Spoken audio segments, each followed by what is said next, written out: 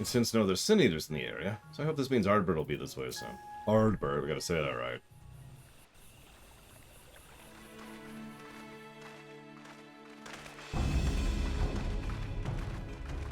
If you were hoping to vent your frustrations on our Eater friend here, I can only apologize. Few as they are now, it took us no time at all to track it down. That suits our purpose perfectly. Now we need only wait for Ardbert to arrive. Weren't you two meant to be attending to the empty? We were, and are, but we can hardly ignore the rest of the world. So we thought we might see how things were coming along. From what we can gather, the answer is strangely. Right now, we think we can do more good here.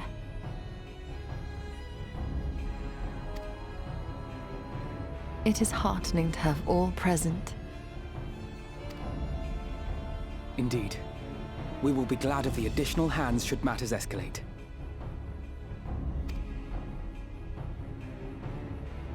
Our quarry has come.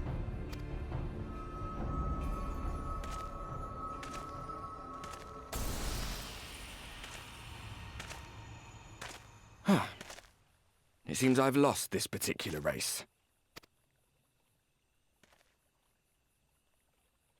Although I suppose it's only fair. When we first met, it was I who outpaced you. Ravana, was it?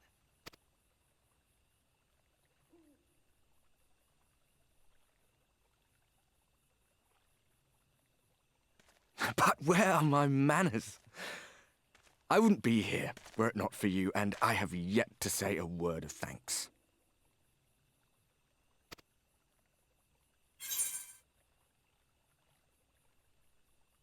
Oh. Do you wish Seto were here?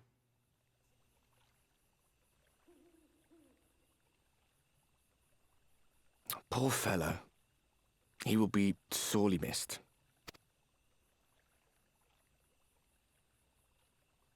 No, wrong. I thought you were supposed to be good at this, Elidibus.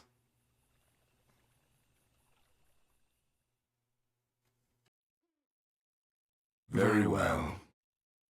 Let us forego this pretense. After all, it was never you that I needed to deceive.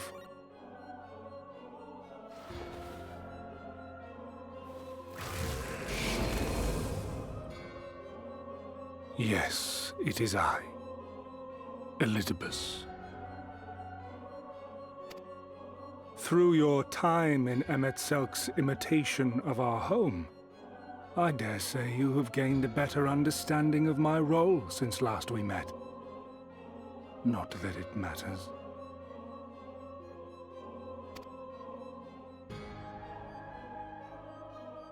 We understand your role, emissary, but not your goal. What is it that you seek to achieve?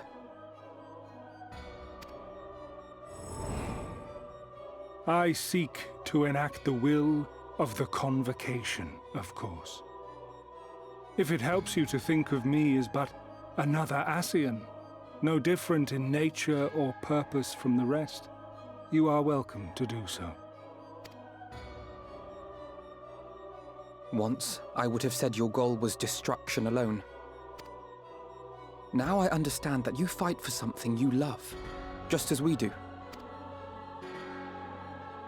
Yet though we seem doomed to clash, I bid you consider Emetselk's final words. Remember that we once lived, he said. Had he not seen some glimmer of hope in our kind, I do not believe he would have spoken thus.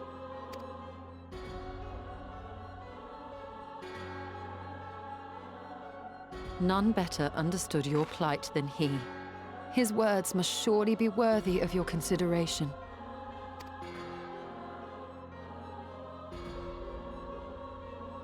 Emetselk.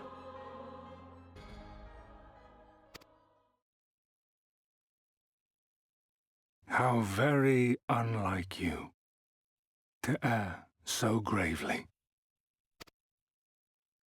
That one should stray at the end of so onerous a path is understandable. But I had thought you above such weakness. Mayhap you thought the same. Would that I had been present to offer correction. Ready, go 210. But I shall do so now, as is my duty, and return all to its proper course. As for you, look at yourselves. Look at your history. Look back 100 short years to how your greatest warriors were undone. And now, at but a word from me, you raise your hands in answer like the puppets you are. Naught has changed. You fail, and you fail, and you learn nothing. Allow that which is most important to slip through your fumbling fingers like so many grains of sand, again and again and again, and you would remember us. You do forget yourselves.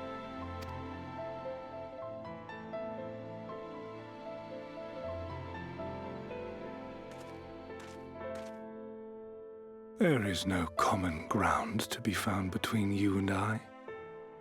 Nor do I require any. I have my duty. Wait! And nothing else, really.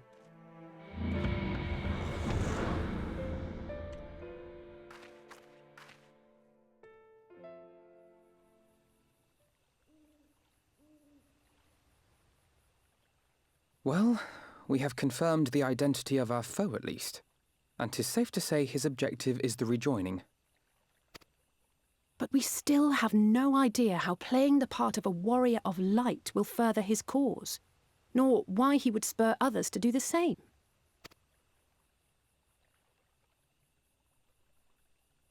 Another visit to the Tempest may shed some light upon these mysteries. Whether we are to exchange words or blows with Elidibus at our next meeting, the fact remains, we know too little. Ere our paths cross again, I would learn more of the world that once was, and of Elidibus himself. In this, we would be best served going directly to his home, much as Selk came to ours.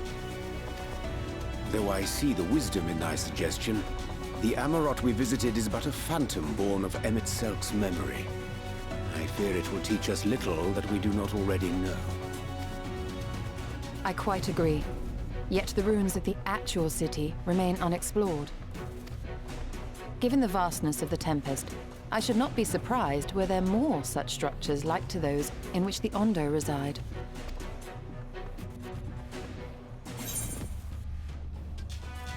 As long as you don't make me do any more chores.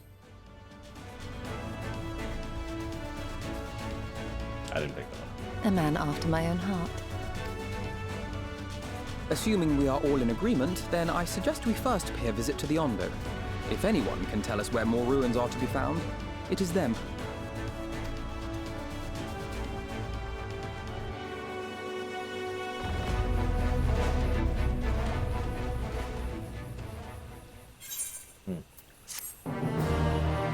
By the way, we're 3 quests from the dungeon.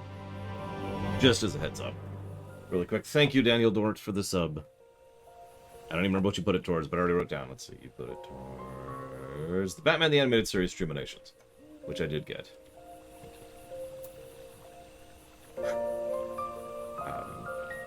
Favorite dish when I get Chinese? I don't have one. I bounce around, like, quite a lot, actually. I am rather fond of Mongolian beef. Anything like dry spice, which is very rare, but it's good when I get it. I like sesame chicken. I like good sweet and sour chicken, which is also quite rare. General Tso's is kind of like a generic dish. You know, if they have nothing else, or if I'm trying a Chinese place for the first time. Disdain and obfuscation. Obfuscation. What is thy design, emissary? That's a good question. Thancred told me what La Habrea did to him. I can't imagine how he's feeling right now. I hate to leave him like that. God, they can't even let a man rest in peace. Yeah. Actually, I've had bad beef and broccoli. It has to do with the sauce they use and how gloppy it is, I think is the word I want to use there. Am I the only one who sees the irony in Ardbird calling his puppets? Would that I found the words to deny Elidibus. We're so much more than he believes us to be. Well, he's not the one to try. So, to the Undo. Man, I haven't had good sweet and sour soup in forever. Another thing I tend to get is the thing I can't think of the name of.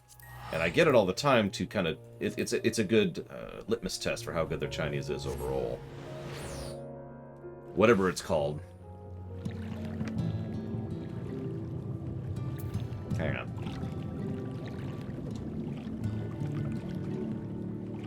Crab Rangoon. There we go. Rolls, I tend to not get until a place has already proven itself to me. Because, in my experience, rolls are much easier to screw up. So I need to have a proven place before I even try getting rolls. This place feels much less ominous than the last time we were here. Then again, we did have the shadow of your impending death hanging over us. Don't be shy now. Oh, sorry.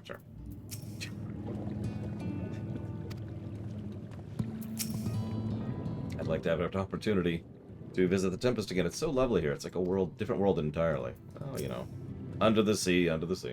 Mayhap we shall find the secrets we seek in these depths, should their keepers consent to aid us. Last time we were here, the Ondo sent us to slay a massive creature. Twice as large as Leviathan, twice as angry. Yes, I jest. It was only half as large. I have sent for no finless ones. Maybe you seek something of us. Well, you know, maybe. Something.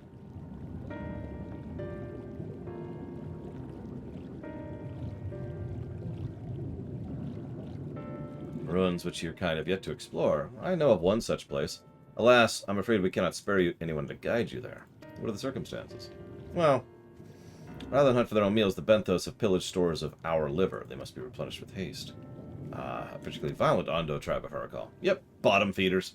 We all lost much in the flood, but while others work to rebuild, they resort to thievery and murder. Yeah, they're called bandits. Revenge, they call it, when they would prey upon your kind, but do not be fooled. They care not for whom they harm. Would that we had the warriors to challenge them. Anyways, whatever. We've got to go kill things. Or we could get the livers for you. I thought you said no chores!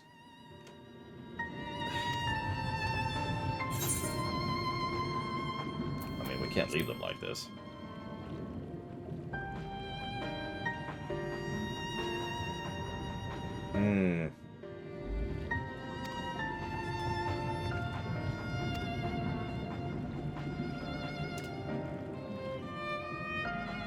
So, when the teriyaki bowl first came out at Jack in the Box, I fell in love with it. I used to get it every time we went there. I loved it so much.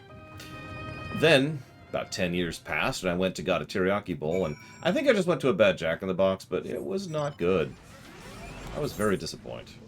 Of course, it's way over there. So while we're on this trip, this is a good time to talk about WoW, which is the greatest tip. No, alright, so what I really want to talk about with regards to WoW is their approach to storytelling. Now, I've complained mightily and often about the, shall we call it what it is, flawed storytelling of World of Warcraft. But that's not actually what I'm talking about. I actually just want to compare philosophies between World of Warcraft and Final Fantasy XIV. Because FF14's cutscene approach is the BioWare approach.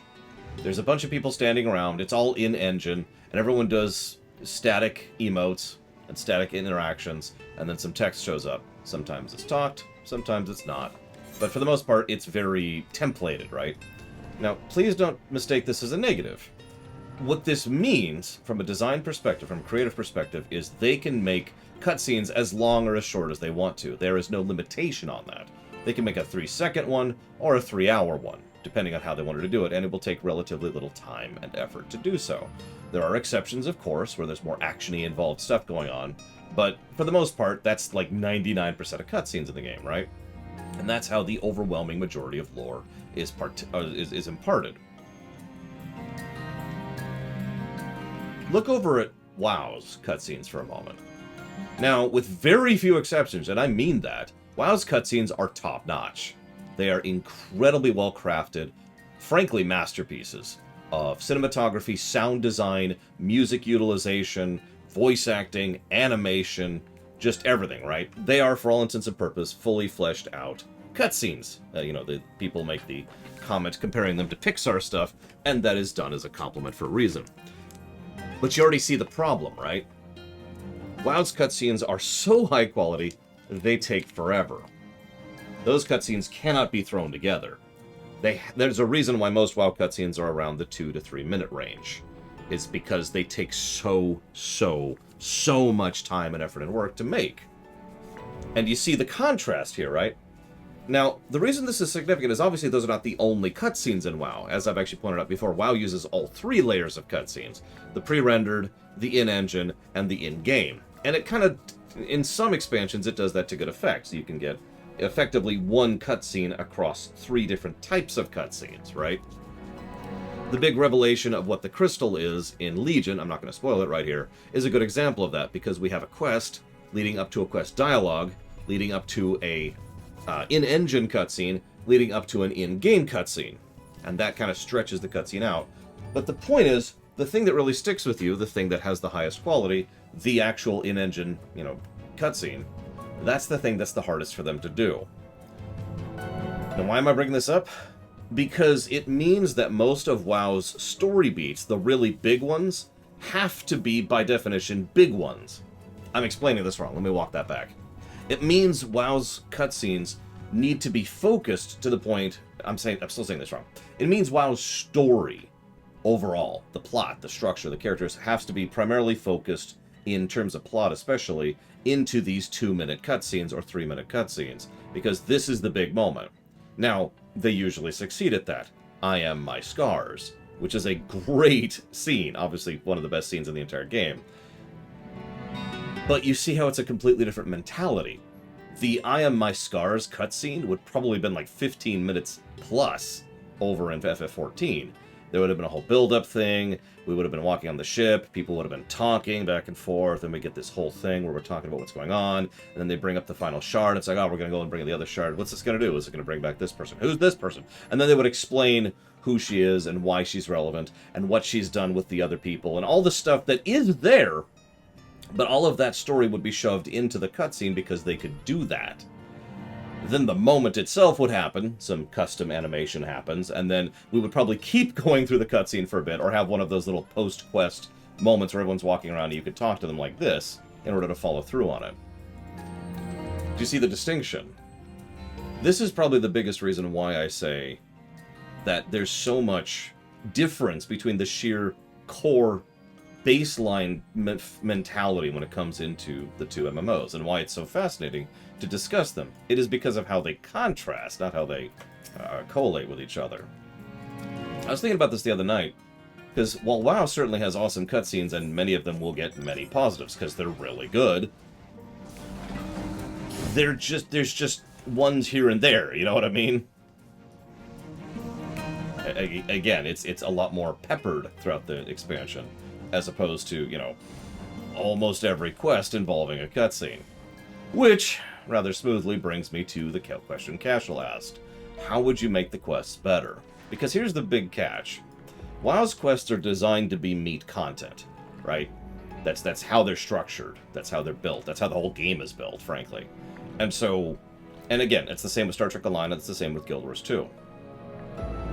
So, here we go. Let's go ahead and do our whole thing. Let's go in this room, and there's these things, but there's these enemies. And they've got stealth things, but it's okay, because I've got a rock I can toss over there. I'm going to go ahead and go up here and make sure I don't step on those. Those are going to actually trigger some enemies, so I got to move around here and try to do this, and blah, blah, blah, blah. I'm just making this up off the top of my head, but you get the idea, right? There's a whole thing. There's a whole series of gameplay involved with every quest, and as you're going, people are talking to you. And then they're talking to you, and so they flesh out the quests much more because they can do that. And frankly, because they have to. Because they have to put more of that content on the quests rather than the cutscenes. That's why I was tying these 2 topics in together. Which brings me to the core question, can you improve FF14's quests? Frankly, no. Because we've seen what FF14 does when it actually has some cool quest design. It's only happened, I think, 3 times total in this entire run so far. But every once in a blue moon, they have one quest, which is, let's call it what it is, a solo dungeon. That's how you improve quests within the confines of Final Fantasy XIV. Now, you already see the problem with that right off the front. It's Zedslayer over there. If it wasn't for her, this game would have all those quests and it would be awesome. But unfortunately, no, it's the exact same problem WoW had. And again, this is the other way I wanted to tie this in here. It's because, is there a shoe bill in here? That'd be funny. It would take so much more additional time and effort and work. There would be so much extra investment spent on turning a quest into something, you know, I'm going to say it as bluntly as I can, worth the damn, as opposed to walking into an area and clicking a few items or killing one enemy that shows up in a little purple area, right? Now, I'm not trying to sound derisive, I'm just saying it's understandable why they haven't even bothered. Why FF14, amongst most of the modern successful MMOs, has looked at the quest design and said, no, and just walked away from it. And I don't blame them. Again, from a managerial perspective, it makes sense to try and focus on your strengths and just kind of leave the rest by the wayside. FF14's quests is the equivalent of turning the page on the book, whereas quests in the other big MMOs tend to be more like, I don't know a good analogy, but the words on the page itself, to continue the analogy, are the quests in most other MMOs. I think it's the simplest way I could phrase that. And again, none of this is a positive or negative in any direction. It's just a completely different approach, different philosophy, as Rax just mentioned. Now, would I change that? In feasibility land? No. The manager in me agrees with the overall concept. Go ahead and focus on what you got. Focus on the dungeon design, focus on the raid design, and the boss design. Focus on the story. In Unlimited Magic Land, oh yeah, totally. But, you know, we're not in Infinite Magic Land yet.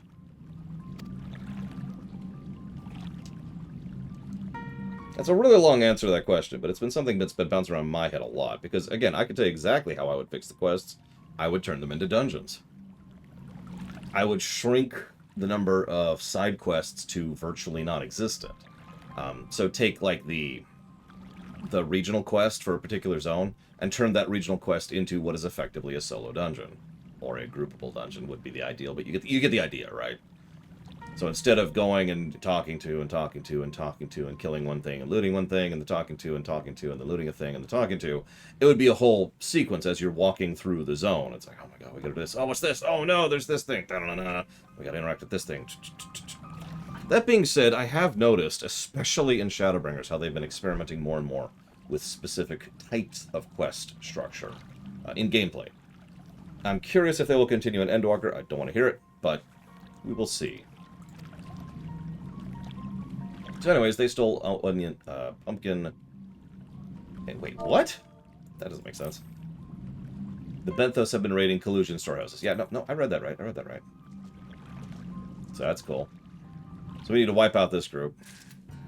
Marauders cannot be suffered to live, as I like to say.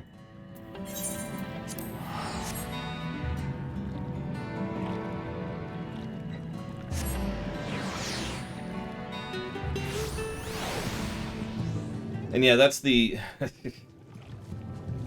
I don't want to sound high in the sky, but that is the detriment of living in, you know, real life. Any MMO has to be shackled to the concept of being financially successful, which will always inherently limit that MMO. That's true for all of them. No game escapes that, you know. Did you happen to see a bird while you're in the caves? I was trying. There really was a bird in those caves. Venture ashore and steal from the collusions until consider unconscionable risk. There's no denying the truth of it. So the Benthos have been stealing from the collusions. I have a feeling there's more to this. I'm glad you had better luck than me. Yeah, that's fine. I'm relieved to see you unspeared.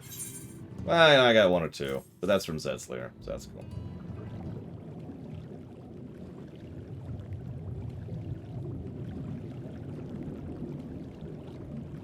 Our precious livers, I knew you would not fail. I also found all manner of foodstuffs from Kalusia. Tell me, does that seem odd to you? It is brazen, to be sure. I'm reminded of rumors I've heard recently concerning a rash of thefts from collusion warehouses. Perpetrators enter in the dead of night and are gone before anyone realizes what happened. The Yulmorian army has been investigating, but to no avail. Perhaps the reason they have struggled so is their quarries of the sea. The true question then is what we need to do about it. Much as I would like to proceed to the ruins without further delay, we cannot allow the Benthos to carry on as they are. I believe the ruins are in fact the key to their plans. Is that so? These ruins, which lie deep in the illuminated land, are a recent discovery. We have seen signs the Benthos are preparing to claim them with all haste.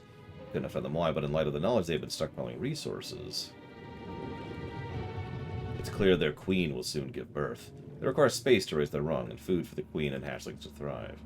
I can hardly fault them for that. Under normal circumstances, but the conditions of the Tempest are far from suitable for spawning. Its resources barely able to sustain current population. There's only one reason they would disregard this. They seek to build an army, and take revenge on the Finless. It's not a surprise. They came to us not long ago seeking allies for the cause. We rebuffed them, of course, because we're not morons. Their queen, however, desires only bloodshed and will gladly send her children to die in our stead. Well, let's go kill them all then. I mean, let's go kill them all then. Speaking of which, this is a good time as any to ask people to roll for joining us in the upcoming dungeon, the Uniter. Yep. Uh-oh, it's Savacom. Quick. We're not having a queen send her children to die. Don't worry, Savacom. Everything's cool. Everything's cool. Play it cool. Play it chill. We're all fine here. Thank you. Fly casual, you know, just...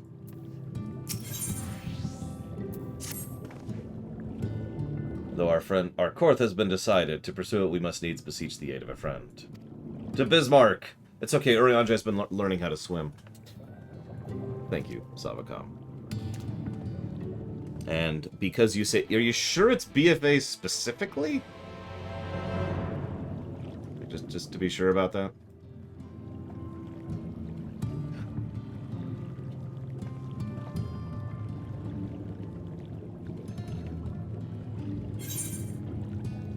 Well, I'm gonna just go ahead and go with that group.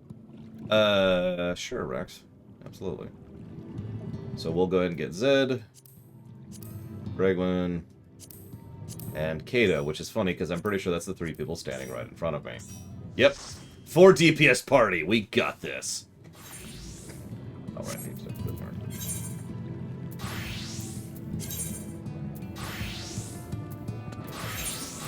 I assume you get it a lot, US and Corp, in roulettes. Oh, gotcha. Yeah. This will be the second time I do the Hero's Gauntlet. So, what is that? Cosmetic, or that... Ah, and it's gone. Oh, whatever.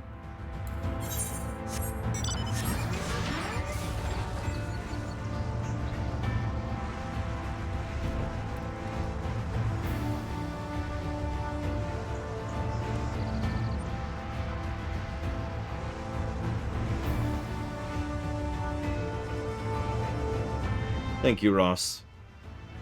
As always. I suppose you know the question.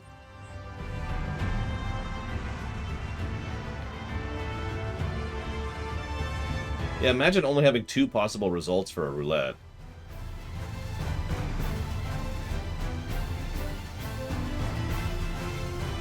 Cough, cough. Alright, anyways. Avatar... Okay. Discriminations, I think. I was actually referring to the MSQ queue, but, you know.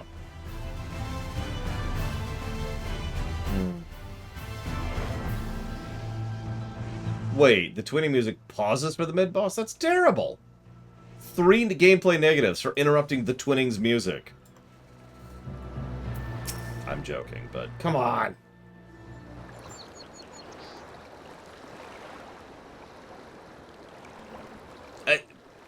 I asked for clarification, not more money. Anyways, from here we shall press forward to the island of Ken. It's not... There's not... Okay. You perfected your technique, then. Just so. The water will be as glass beneath my feet and provideth purchase, fragile yet true. Watch closely.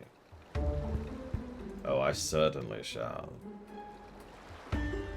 Forgive me, but would it not be easier for you to perfect your swimming technique? Ah, it would be pity if you drowned, truly. Oh, hush, I'm sure it'll be brilliant. Well, we're all waiting for you. My brother from another mother.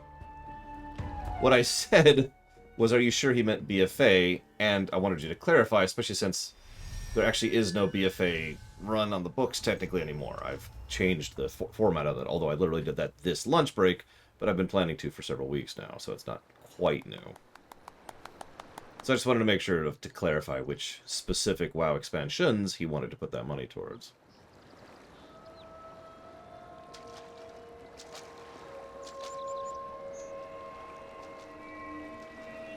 Got it. So that's just going to be 16 spread out across 4, I think? No, 3.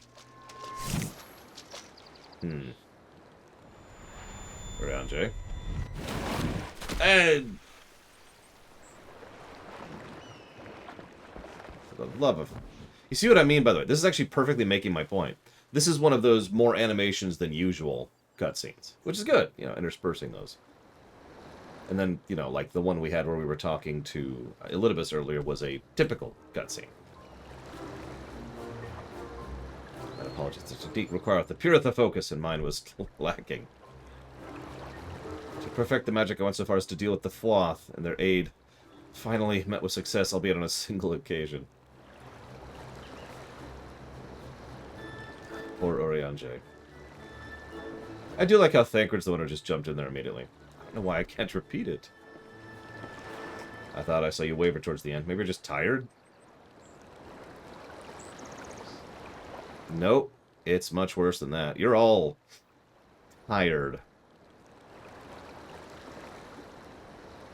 As I mentioned before, I think I was inspired a little bit by this series of effect when designing soul magic and how soul magic works within the extant. In other words, it's really, really finicky, and it's really, really easy to screw up.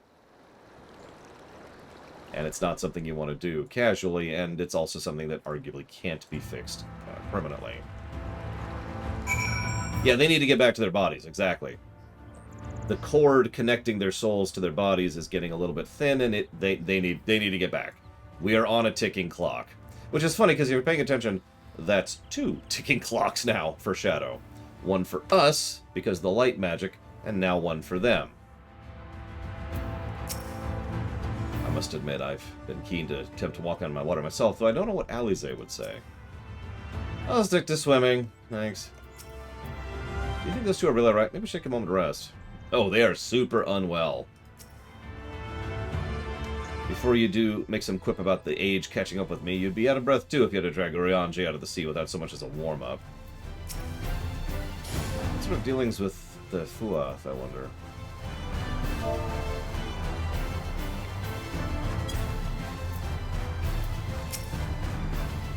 That is... Yes, actually, Dream Whisperer.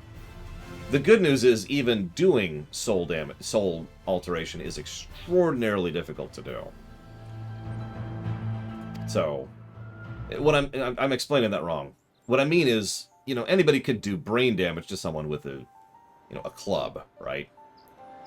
But you actually can't even affect the soul unless you really know what you're doing. It's just an immutable force for most people. It requires not just great strength, but a tremendous amount of precision as well. I sort of had to do that, otherwise everybody would just run around with soul guns, so, you know. But it makes sense to me, too. The whole difficulty in this concept is simply accessing the soul at all. By the way, Bismarck is itchy, so we're gonna scratch. We're gonna give Bismarck scritches. So, did he agree? Aye, though I agreed for a favor in kind. So, he's itchy. Yep, okay, I get it, Oriange. We'll swim down there. Heaven's sake, Laura and I are more than capable of that. Come on. With the Kojin's blessing, we'll have it done in moments. I'm better than the left of you standing here listening to this nonsense. Let's go! I can't reach dive. I'll give Blue scritches. Scritches for Blue. I'm in your debt. Yeah, he said he did the scrubbing off camera, which means probably between 5.0 and 5.1. My apologies, this venture has not proceeded as smoothly as I hoped. None of us are a match for Alize when she's like this, aside from Y'shtola, perhaps. Psst, I think Thancred's embarrassed. It's a minor miracle we accomplished anything at all, wouldn't you say? Yes, I'm perfectly well covered, thank you. Anyways, I need someone, and by that I mean Bragwin, to volunteer to bow out for Lune Ruth, if that's okay.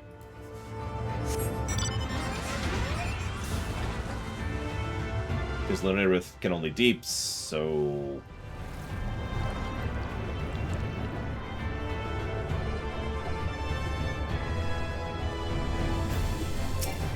Ah. Come on, there we go. I will say this. As much as I defend the quest design philosophy of FF14, and I do, I hate the interaction bar, and it needs to go to hell. There is no goddamn reason for this every time you interact with something. Now, in some cases it makes sense, like when you sit there and you're like, you know, wait around for this person to show up and, you know, it's doing a thing, or dislodge, like occasionally they use it for story purposes, is what I'm trying to say. But for the most part, it's just there for straight up padding. Nothing more, nothing less. Slows the whole process down for no good purpose. Thine efforts are most sincerely appreciated. I will inform Bismarck we may depart without further delay.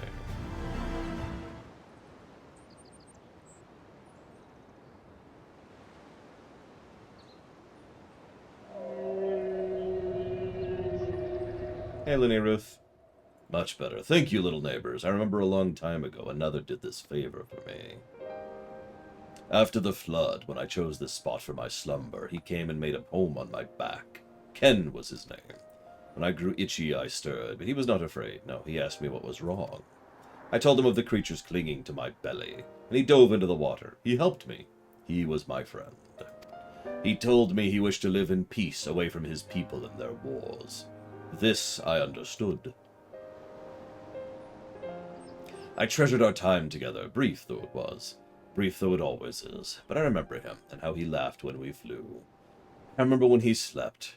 I slept that day, and many days since.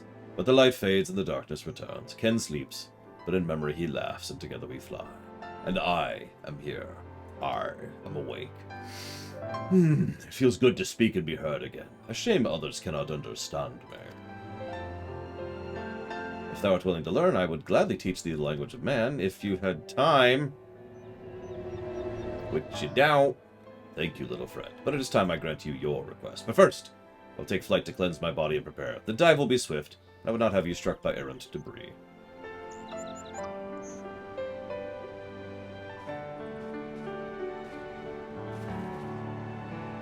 He says, hold on. So this island was named for a man. How easily the past is forgotten. He passed not even 100 years ago, yet the truth has slipped from history like so many grains of sand. Might I have some explanation of what he just said, or should we all stand about making vague and mysterious allusions? He maketh ready to deliver us to destination, bade us waiting for him on the shores of Kalusia. That's all. I feel like there's more to it. Indeed there was, but it hath no bearing on the task at hand. I should be glad to serve the rest of you anon. Fine, later then. By the way, this is a typical cutscene, going back to the template concept I mentioned earlier. Animation, animation, dialogue. Animation, animation, dialogue. Animation, dialogue. The BioWare template. And again, that's not a dig. Witcher 3 uses the BioWare cutscene approach. It just matters how you use it. As with most things. You too, Lore. You've been running yourself ragged. I'm fine. I'm not the one literally dying. Just go quietly, Lore. Trust me. I haven't even done the Eden stuff yet. Yeah, I'm actually here, physically, unlike these yahoos. So we need to get back to the source, and then we need to talk to Sid and be like, hey, Sid, invent space travel, okay? We need to get to the first. I mean, have you seen their fashion sense, Kick and Pudding?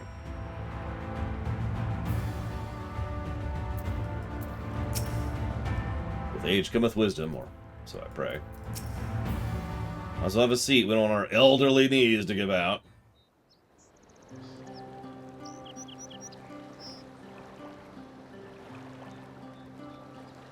Possible Zedslayer, which would make it much trickier.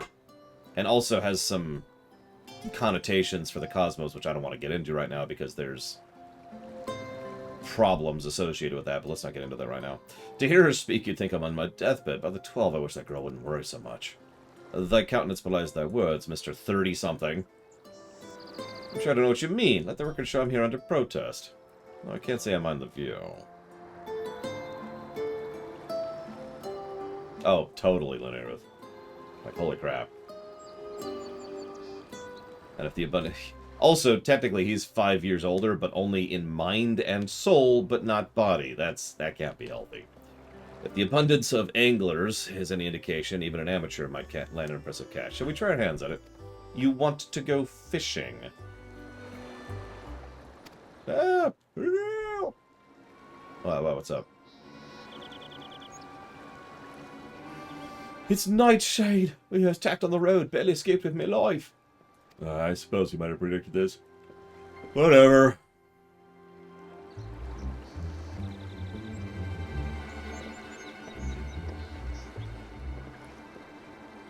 Mean you'll help for free? Yeah. Nightshade is a local band of outlaws. Okay. I doubt they'll trouble us overmuch, no more than they've already interrupted our relaxation, at least.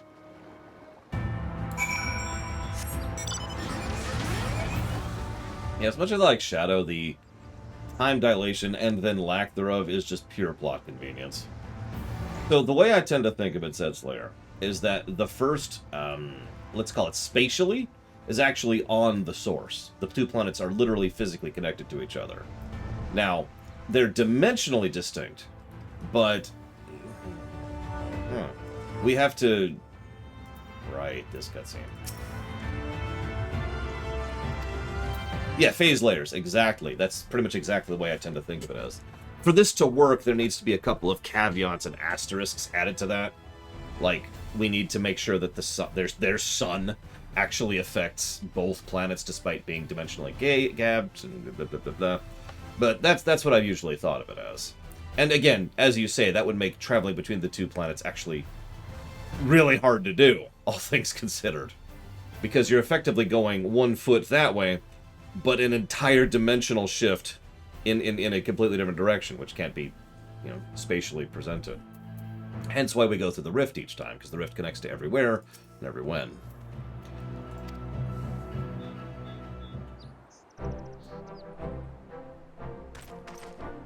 I shall not forget this kindness. May we meet again.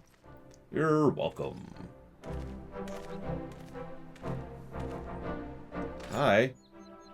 Is that you? Oh, don't tell me we just deprived that poor fellow of the honor of being rescued by the Warrior of Darkness. We had no idea we were in the area. Fancy meeting us again so soon, huh? Oh, I believe I even recognize your companion. Ah, yes, from the infirmary. You had a message for the Crystal Exarch. Good to see you back on your feet and on patrol. Oh, it's nothing as official as that. Strictly speaking, we're off duty, but we had a free moment and thought we'd give some of the less traveled roads a look. The guard doesn't have enough hands to patrol them regularly, you see. That's admirable. Few are so devoted to their duty in Lakeland or beyond.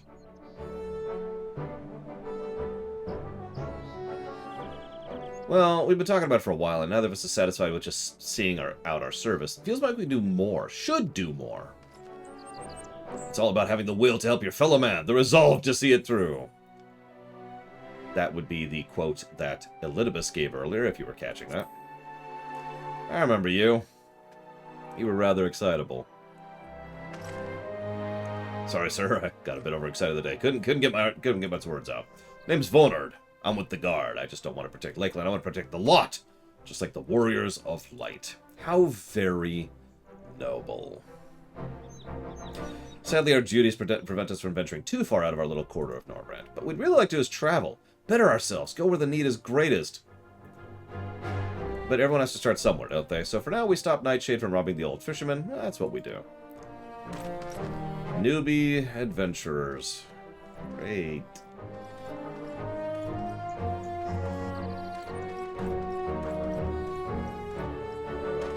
Future heroes of the first, do you think?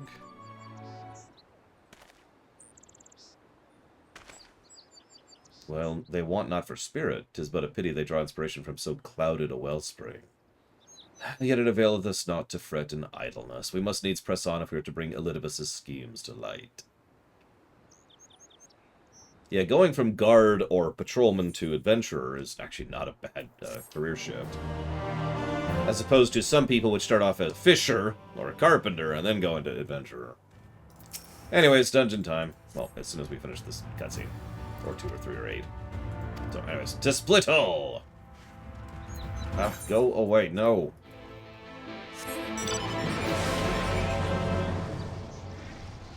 You don't do the Y'shtola thing? You get a sub from Lineruth? Admittedly, I don't naturally pose when I'm thinking. I tend to do it for the stream, like I'll think about it for a moment. But if I'm actually thinking, all that happens is my expression goes away. Where am I going? Way over here. Pay attention more. Ah. And thank you, Lineruth, as always. If you happen to know where you want that one to go, please let me know. Oh, it's the anniversary. Right. I do remember, once you remind me. No one would ever sub to the lore runner.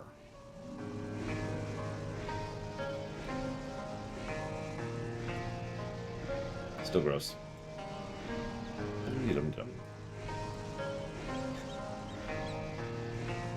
So to talk about WoW for the fit... No, I'm joking. Whoop! Tell I'm paying attention.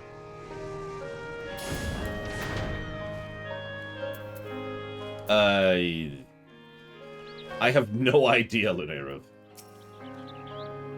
So how much of a respite did you actually enjoy? Half a moment's? I like to close my eyes for about 30 seconds at a time. That's a lie.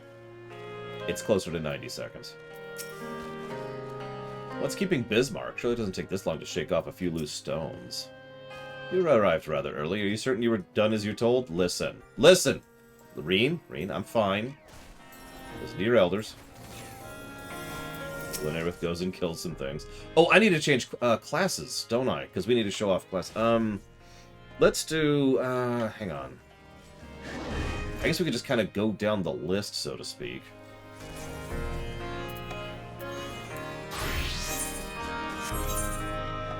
'80 will have Stardiver. I actually don't have Stardiver. Do I have Stardiver? Yeah, I do. I have High Jump. What do I got? I've got Curth and Torment, which is my V. And High Jump, which I don't actually remember how it's different other than the animation being faster. Stardiver, which I think I need a thing for. And it looks like we get... That's just that. That just buffs everything. And Life of the Dragon is getting buffed. Well, whatever. No, I know, Rex. I'm looking at what's changed, right? Trying to be a little efficient about this. I don't think I've ever used Stardiver ever. It's right there. I don't think I've ever had an opportunity to use it, because I don't think I've done any Dragoon 80 stuff since I hit 80.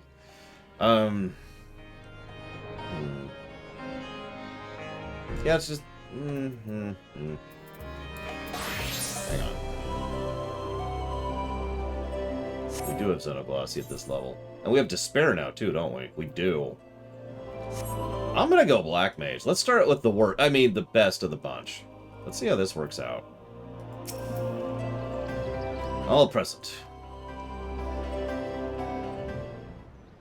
This is a terrible dungeon to do Black Mage on, too.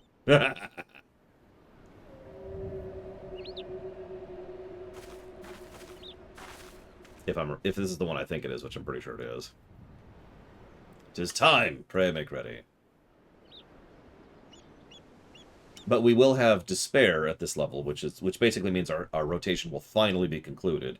And we'll have xenoglossy. That's right, we'll have triple cast as well. Okay, ready, check. Speaking of which, did I ever do that? I don't think I did. You know what? Let's rearrange a little bit. Let's put this over here. There we go. All right, let's do it. Animus, niminimis, and Eider.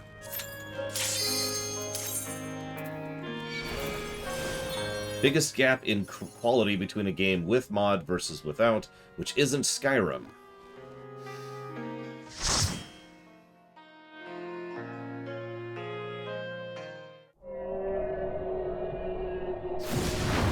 Morrowind.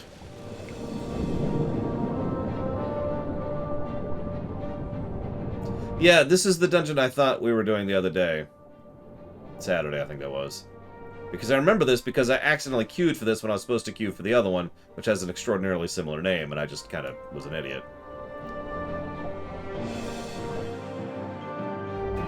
So, this should be fun.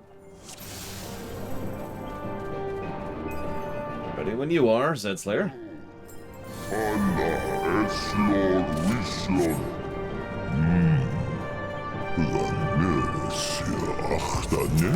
so let's see if I remember how to do this. So we start off with this, and then we jump into this, and then we get 2 stacks going, and then we switch over to some weird freaking music. Pop 2 of these. Flare, because we already have flare. And then we switch over here, switch this way, get another 3 stacks.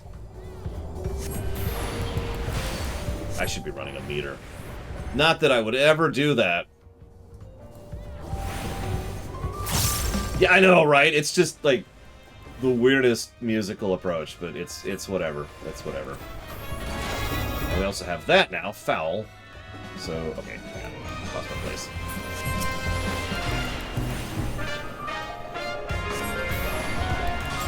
Try this for a second. Because, yeah, they're going to keep coming. Switch to single target, see how this feels. Fresh. There's a glossy. Just looks like that. Very cool looking. And we've got Despair now to finish. Oh, I did it early, but I'm just kind of getting a feel for it. There we go. And then we switch over to here. Yeah, this is the in-game music right now. Sorry, I'm talking a lot because I'm trying to figure out Black Mage at this level, I should clarify. Like, Black Mage is easy to figure out. The problem is figuring out Black Mage at the level you're currently at.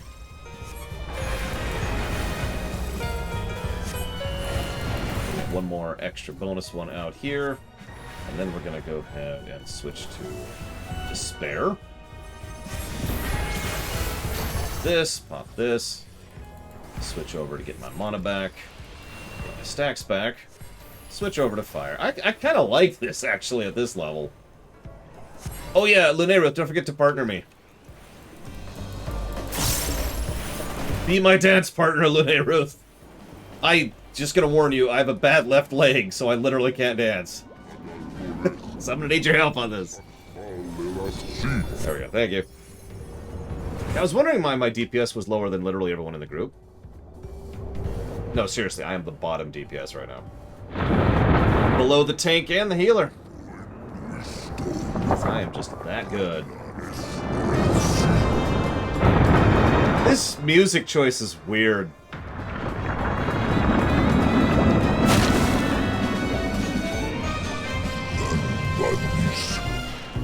Uh-oh.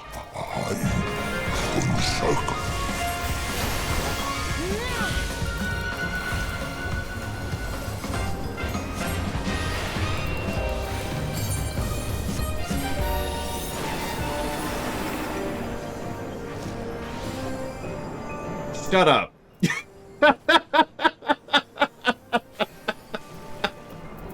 Shut up. Right. Right. I'm leveling Black Mage right now. It is actually my current leveling project. You can see it's 80. It's on the. It's inches, millimeters from 86. I won't even be here. I'm just gonna chill for a minute. Yep. My contribution to the group has not changed.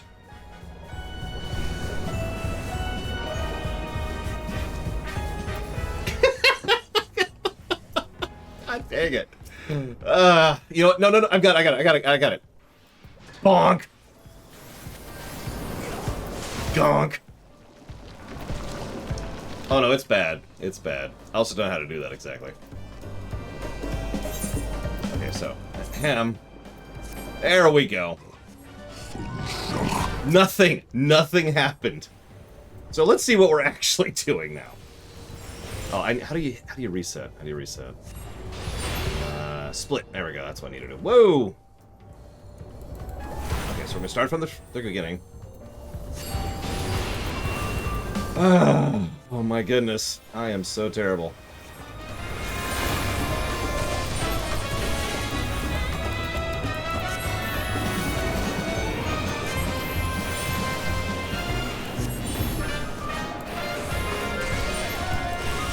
Yeah, don't look at my HP. Don't look at my HP. Nothing to see there. So that's interesting. I guess Despair doesn't do fire damage.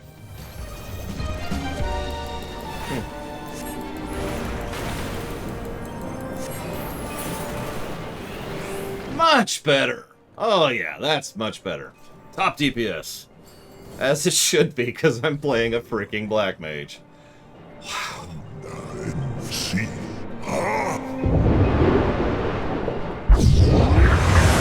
Well, but Despair wasn't using up one of the spikes. Yeah, I specifically do it for the leveling roulette. Especially for certain classes. I don't do it for most. No, yeah, most is accurate. But for a class like Black Mage...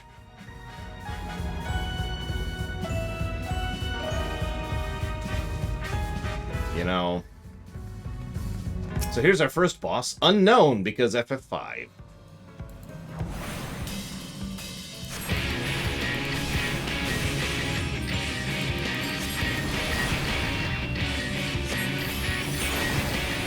Yeah, it should be fun. Oh, wrong button. Wrong button.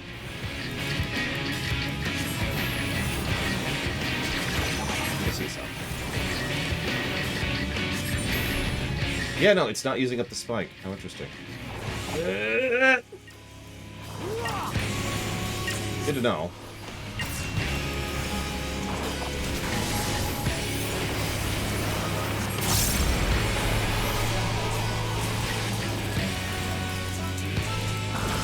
So instead, we're going to do something a little bit different.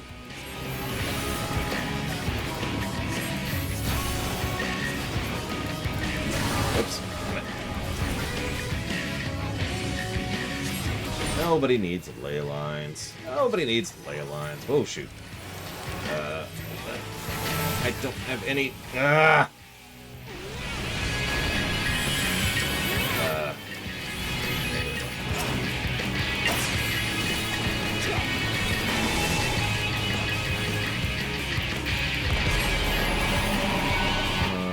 There we go.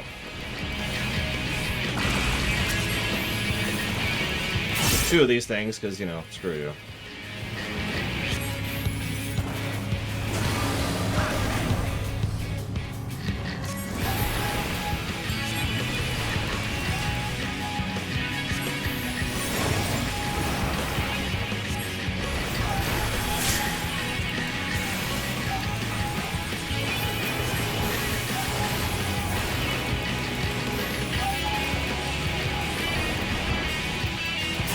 No, you're right, Rex. You're absolutely right.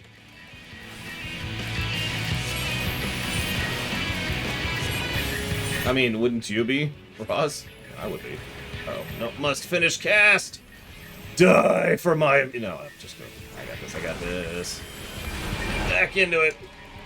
I'll put it on 7. Need to remember that. Oop, hello.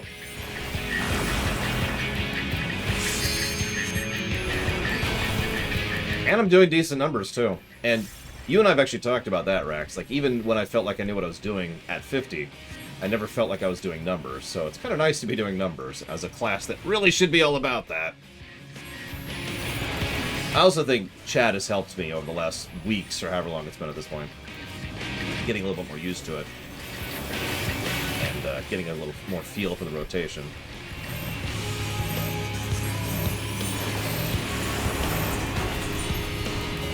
I'm even not even being optimal right now because I keep forgetting to put up thunder. Oh, bullcrap. Oh, whatever.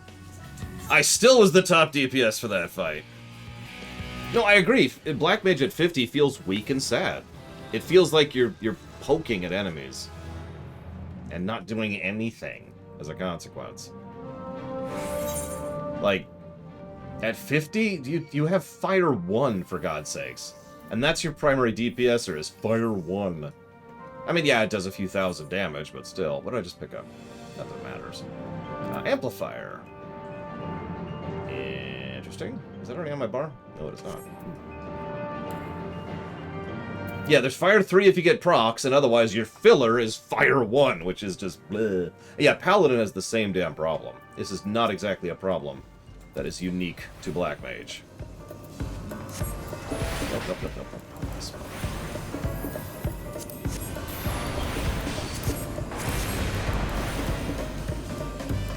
Yeah, Bard has that problem too. You remember, I didn't like Bard. In fact, I was pretty vocal about my dislike of Bard until I got to try it out at a higher level. I'll try something different next round, actually. Gotta keep out DPS and Kato over there. Glare Mages, I'll tell you what.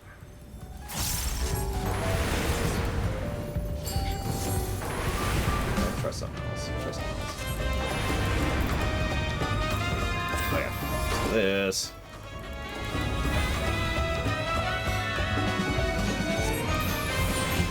Okay. I think I could have optimized that better. Let's try something else.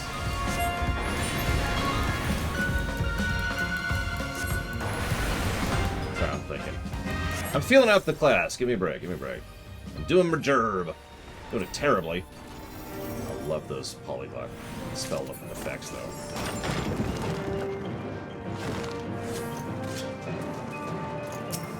Oh no! It's evil people. Die, evil people.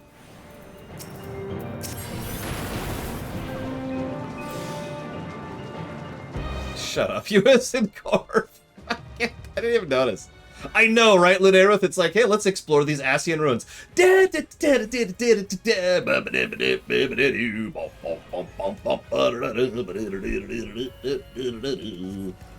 don't feel like being attacked, but I'm gonna get hit anyways.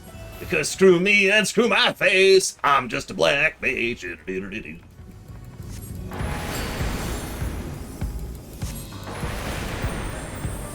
Dumb idea I'm gonna try out here.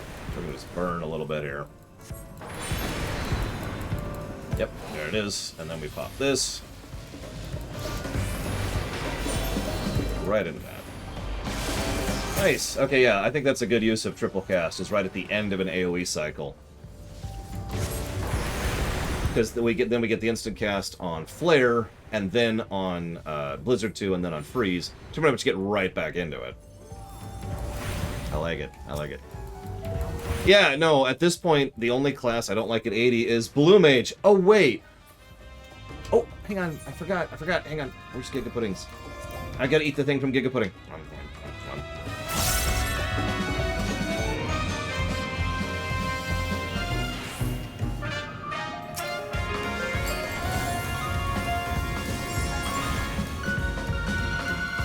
I mean, I gave Scholar 2 positives, Reggie. I don't know if you saw that earlier. I should probably burn this because I'm wasting charges. Speaking of charges, good question. Tim asks, I have praised having charges on spells, and a statement I stand behind, I feel like adding. Is there a con to having all spells on charges? Kind of, but not an overt con. What I mean by that is there are detriments to having all spells be on cons, but only in the same sense that there's detriments to having all spells be on any mechanic, regardless of what that mechanic is. You want to have at least some variety when it comes to your class design. That being said, charges are an excellent gameplay design decision for many reasons, which I've already outlined. So, honestly, quite a few spells can be put on charge concept and work. In fact, if you pay attention, both Xenoglossy and Foul are, for all intents and purposes, charge spells. Oh, this fight. I remember this one. Let's do a split. I'm curious how I'm doing here. Alright, so let's start off here. Get it's going. This. Here. This.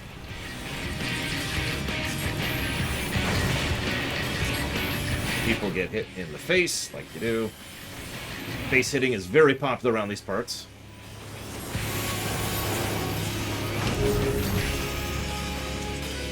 Okay.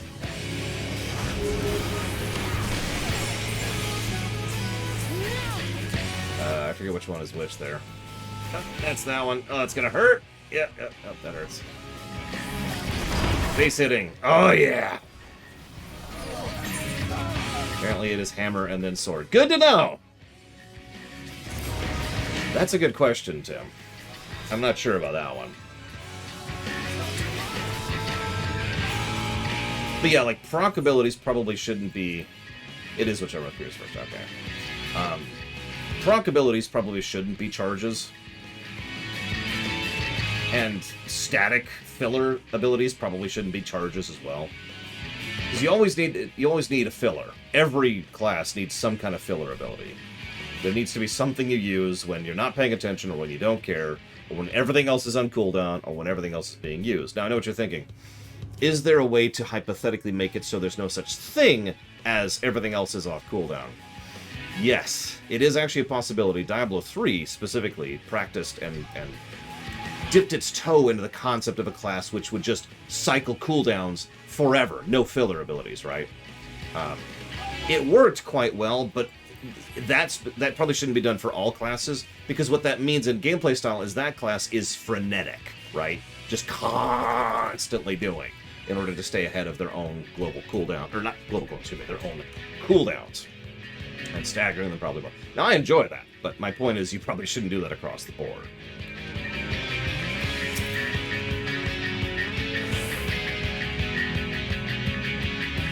Okay, take two. We got this. Hang on, let me do the... There we go. Alright, we're good, we're good. We're gonna win this time. Or die. Yeah, the reason I remember this boss is because I remember dying to him. Because I don't remember anything. Okay, so... He's gonna do an attack called Swing. Get out from that. He's gonna lay stuff down on the ground. The first one he lays down will hit first. The second down he lays down will hit second. I think he actually has another mechanic, which we didn't see because we died immediately. He has a cone attack, so don't be in front of him. He's got a cleave, so don't be in front of him. He's got a stack marker, and a line attack in direction of a player. And it looks like that's actually it. So there you go. We got this.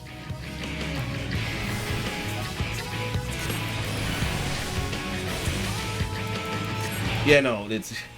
Boss's cleaving is not exactly new, so...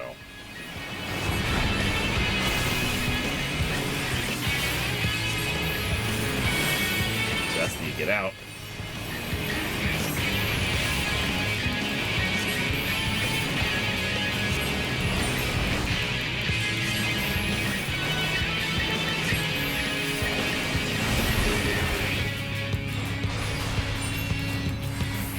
Same trick I just pulled.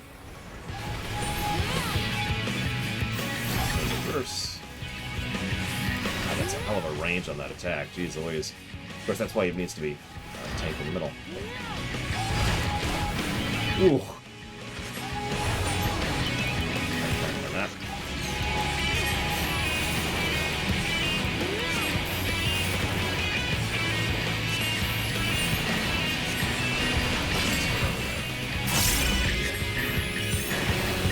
Playing around with class a little bit, I apologize.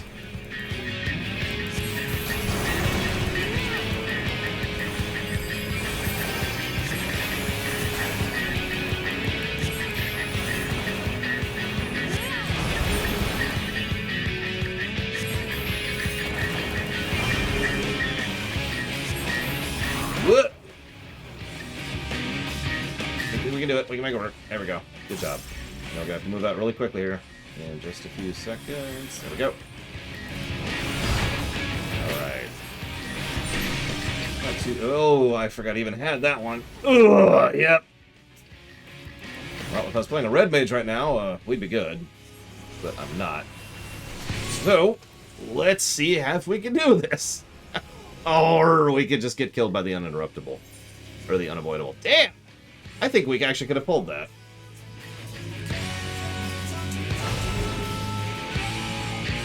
You got this, Zed! You're a warrior! Do it!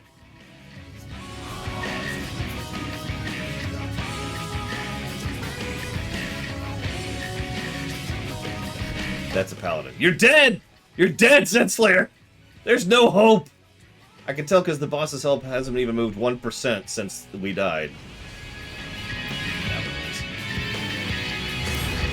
You're not a warrior, you suck! No, I'm joking, I'm joking.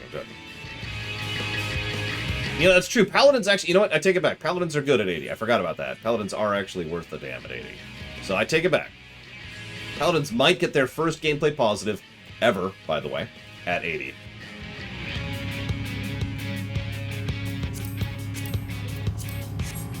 I'm sure I do have my gear on. Yes, I do. What is that? Oh, okay.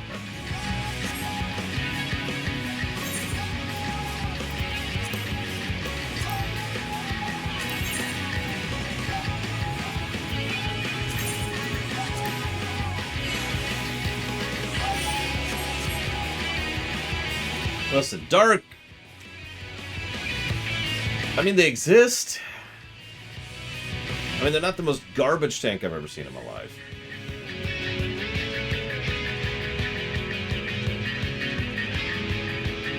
There's so many directions to take that joke, I don't know where to go. That would be Monk! There you go. 2!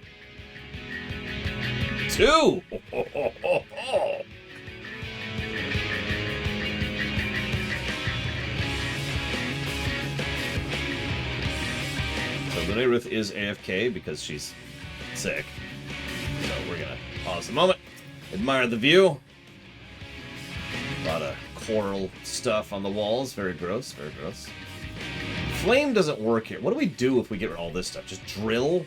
Just bring in a group of machinists and they all just go... Okay, let's get in order of height. There we go. Kata to Zed to me.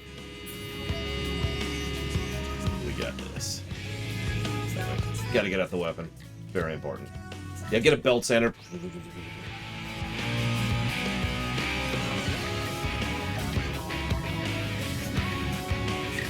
Look, I'm wearing pants now. You know what? I could use a bite to eat. There we go.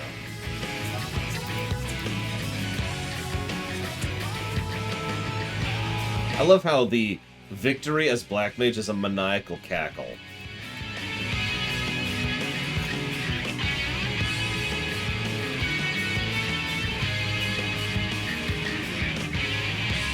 Meanwhile, Kata's trying to get some money.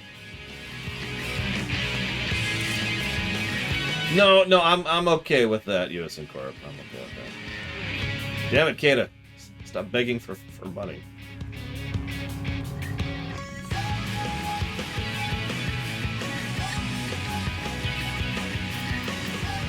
Hang on. I have mastered Black Mage! Every Black Mage main out there. What?! Okay. We got this. Lunarith is hopefully feeling well. Let's go.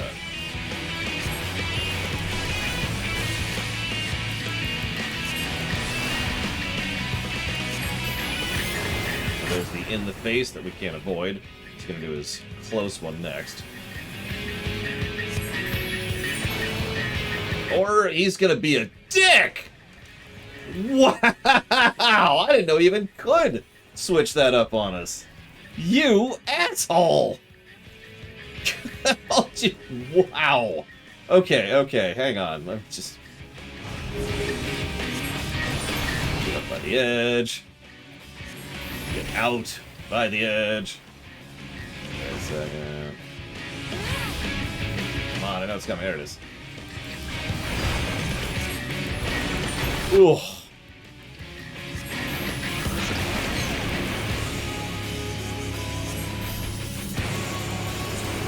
Listen, there's only one way to play ranged, and that's as a dancer, which is in the melee. I'm not even joking about that.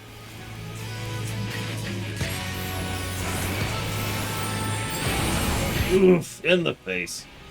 Like you do.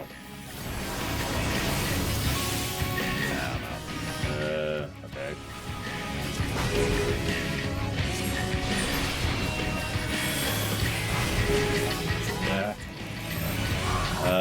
Sure. That sounds like something that should happen. Yeah. Just stop DPSing, that's what I'm gonna do. I think that's gonna hit me. Oh.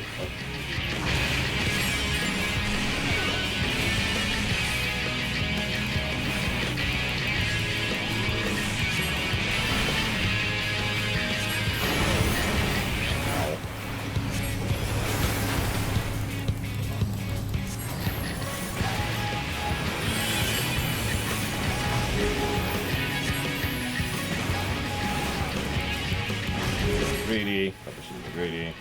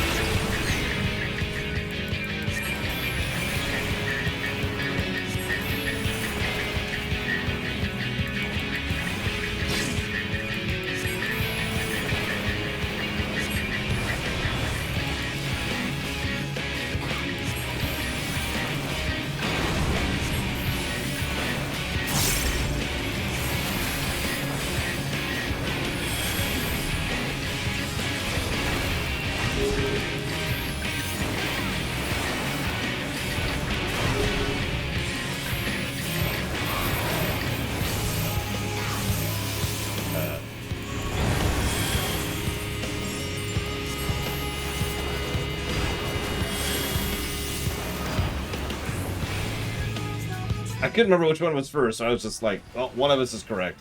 So one of us is going to live.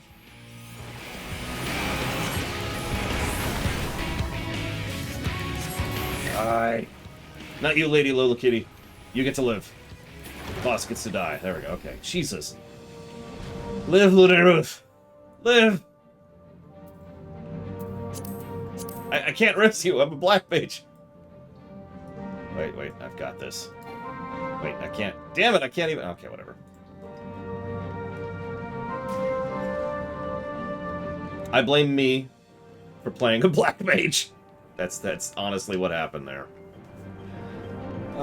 So hey, we're inside now, in more of like the actual library section.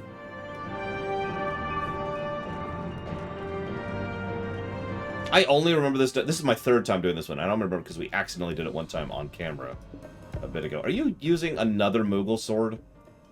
Why are you using a Moogle sword? Explain yourself. I mean, you're right, Rax. If I had just gone ahead and brought Reaper like I almost did on accident, we would have just smashed through that. But instead, I was like, no, I want to test out Black Mage because I'm a dummy. Hello, it were so. I was, in fact, dummy thick.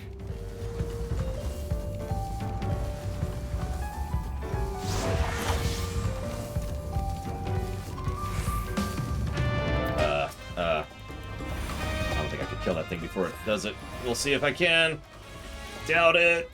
Doubt it. I should have hit that button first, but I didn't. No, that's not. I'm not even at half. No. As expected. You're elected.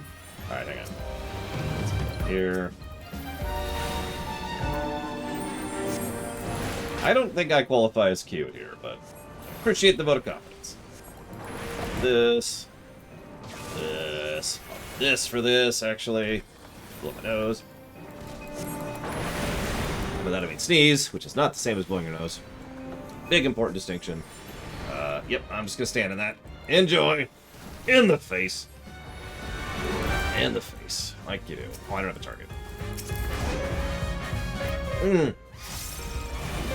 As my nose is like, I hate you. And I'm like, why? What did I ever do to you? My nose is like, you know what you did.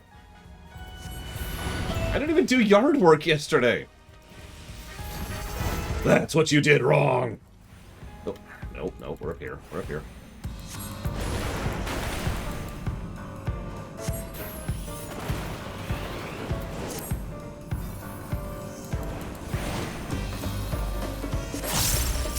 Okay.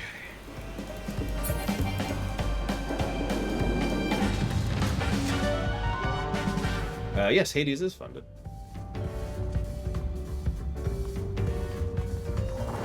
Well, we're not... We're definitely in some spoiler territory, but, like, not right now, Lady Low-Kitty. If that makes any sense. We're just doing a dungeon right now. A dungeon which is getting 15 negatives to gameplay for us wiping on that boss fight. I'm gonna try something different this time. Flare. Flare. Right back into it. I kind of like that lineup. Yeah, I'll go ahead and drop some Xenoglossy on their faces. But yeah, in all sincerity, in a few minutes, once we finish this dungeon, we will be right back into mega spoiler territory. So you picked a good time to poke your head in. Relatively speaking. I timed that wrong, but it's okay.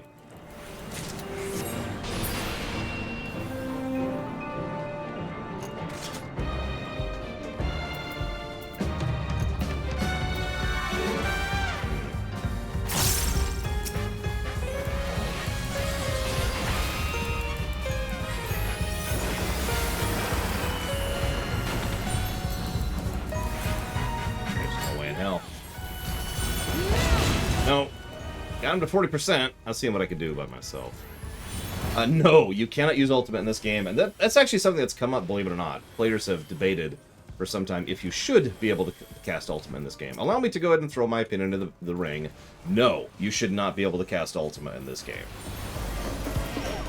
Ultima is kind of its own thing. It really, really, really should not be in the hands of players for normal combat. Maybe for like a specific thing for a specific cutscene, but that would be in lore, not in gameplay, which is very different.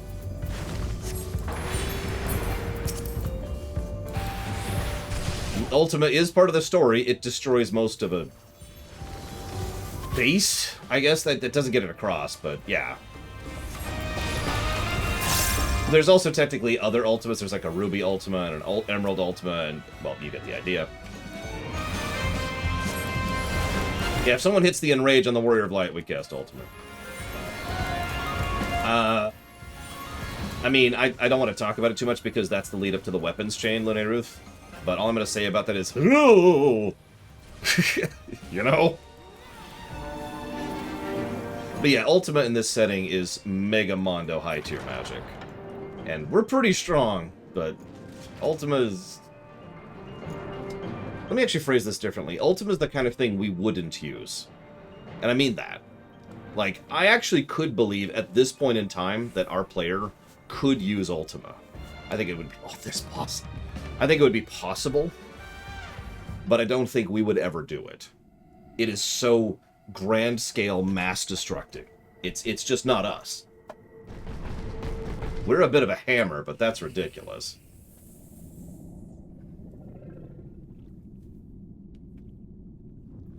Yeah, this boss. We got this. We got this. Yeah, exactly. Gaius would never actually want to use Ultima. And in fact, frankly, did not want to use Ultima. Alright. We got this. Yeah, imagine casting Ultima with the power of the Crystal Tower battery, just to use a random example of how ridiculous that could get, and how quickly that could go just wrong. No, I did not, Lune Ruth, although I've done that fight before, so I was kind of ready to go on it. So, unfair advantage, as they say.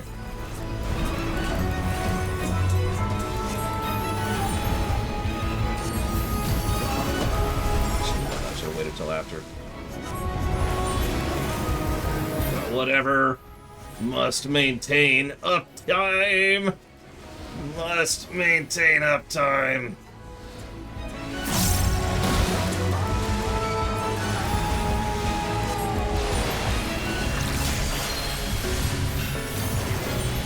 Push a little bit.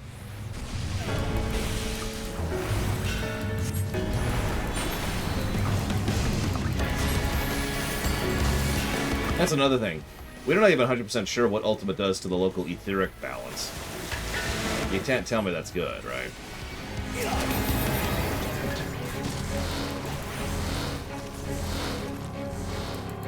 Oh, there we go. That's one to cast. Okay. I sense that our healer is dead. I don't know where I'm getting that sense from, but it's definitely there.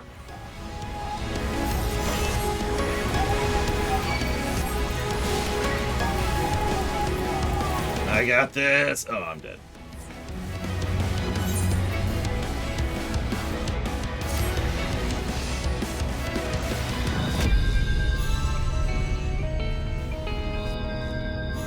Listen, you and Corp. All I'm saying is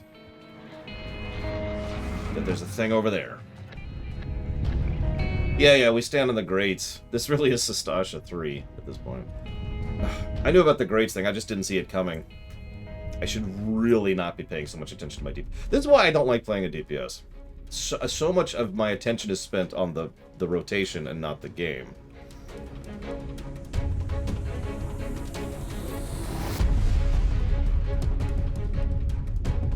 Slowly walking back down. Like, I even knew that we were supposed to stand on the grates. I just didn't even see him. Oh, assuredly, Rax. I'm telling you, once they add the HUD option, it'll be good.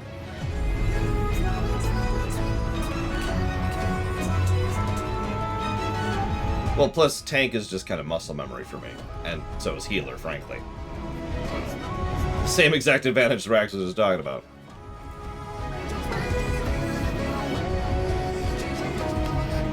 I agree with that, US Corp. Running back to a boss is kind of a completely unnecessary artifact design problem.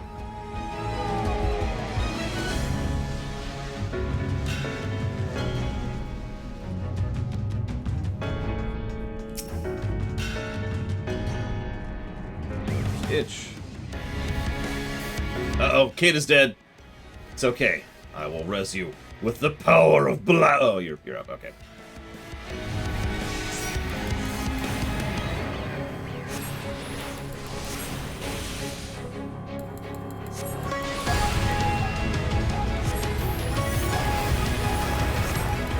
Dancer's awesome. Probably my favorite DPS class. Well, no. I don't know. It's really hard to pick a favorite DPS class because they're all great, but Dancer is up there. Way up there.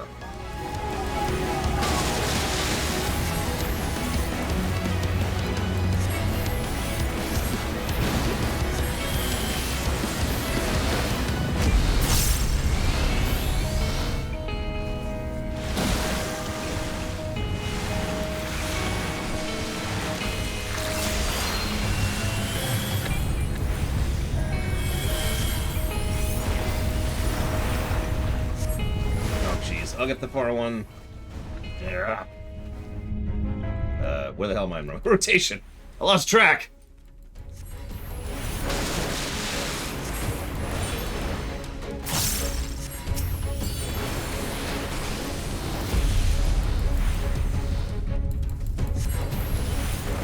I enjoy Gunbreaker best, but yeah, that's interesting. Warrior is probably the actual objectively best tank.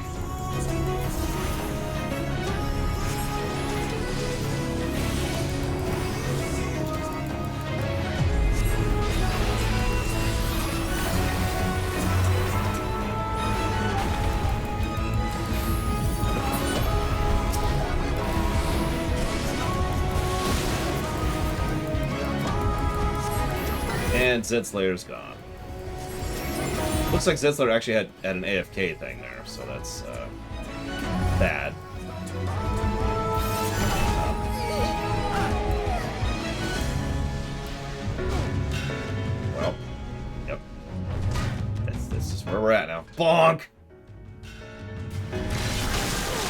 Now, Red Mage and Summoner are the ones with reses.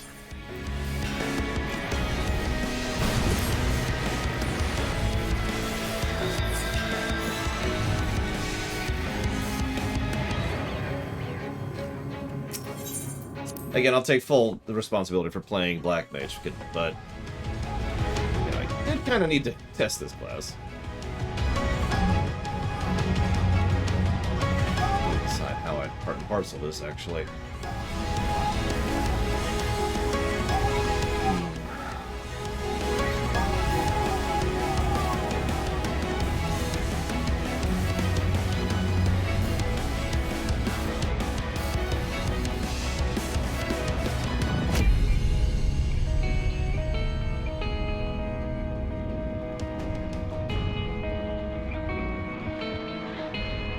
No, yeah, Zedslayer just went offline, so we have a bit of a problem here.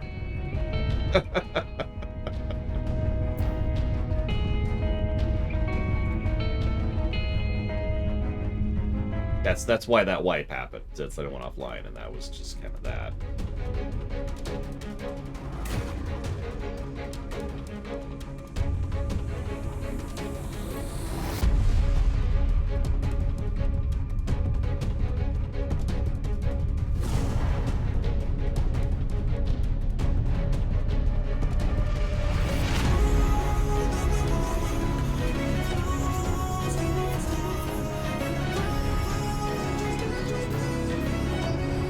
Damn it, Emitselk. We talked about this. I thought we were cool. Hey, Zedslayer. Oh, hey, something I didn't want. Great. Just gonna delete that right now. Get it out of my inventory. There we go.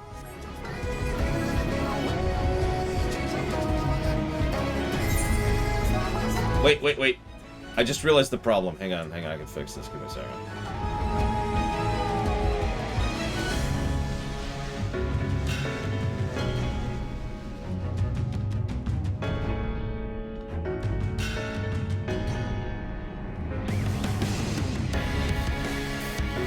Any minute now.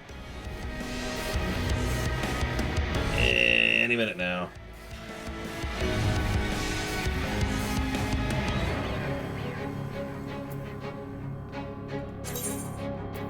There we go. There we go. Okay. So, I did have the boss theme queued up here, so this is going to be appropriate music for this, I do think. Overall, maybe. We'll wait for now. Here, I'll get you some, like, chill music while we wait. Hang on, give me a second. I got this. We'll do... Alright, some WoW music. I think that's the most appropriate possible thing I can put in here. The first time or the second time, Lunative? Oh, I need to buy the soundtrack for Kirby. See if it's up yet.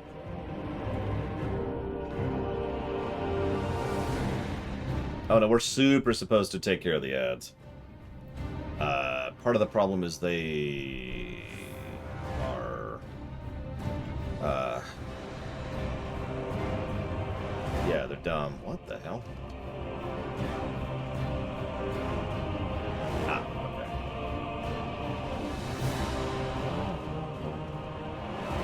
It really irritates me how much of BFA's music is legit. Because, you know, it's BFA.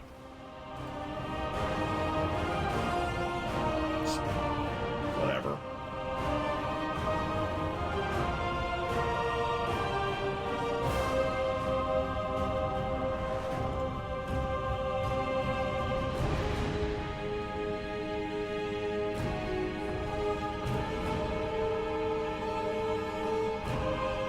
Yeah, true enough, Casual. You're right. BFA has issues, but it's actually still a good game overall if you really zoom the camera out and look at the whole expansion. FF14 1.0 is total garbage, so... Plus to visuals, plus to music are the only pluses FF14 1.0 would actually get.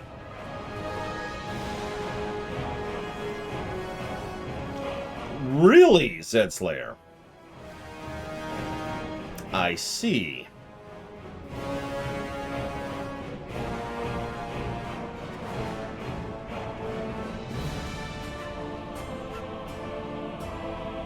Yeah, Zandalar is awesome. Can I just say that?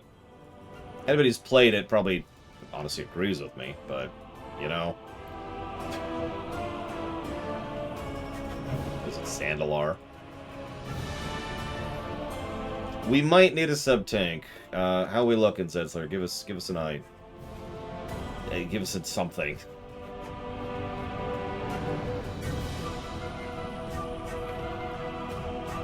And thank you very much, Mike. As always, and as ever. I will jot that down for Fallout New Vegas, if you give me a moment.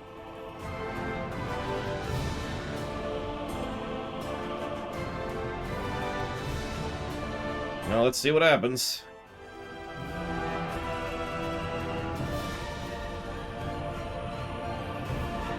Yeah, that's another thing. I'm not sure. Like, in WoW, I could just invite Rax and we're good.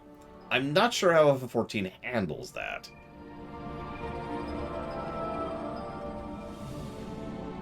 So...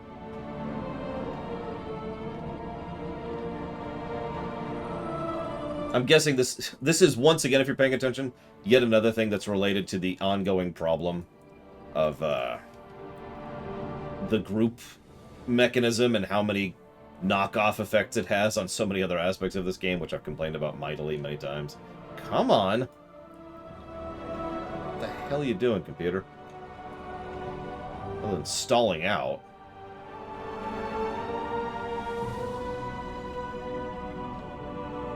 There you go. Alright.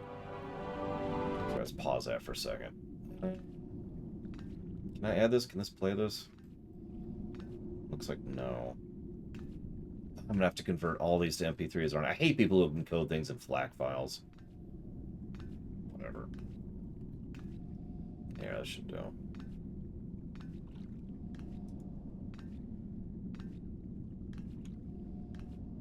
Maybe. Maybe not. Come on. Come on!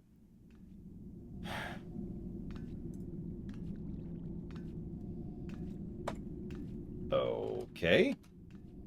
Did this not run FLAC files?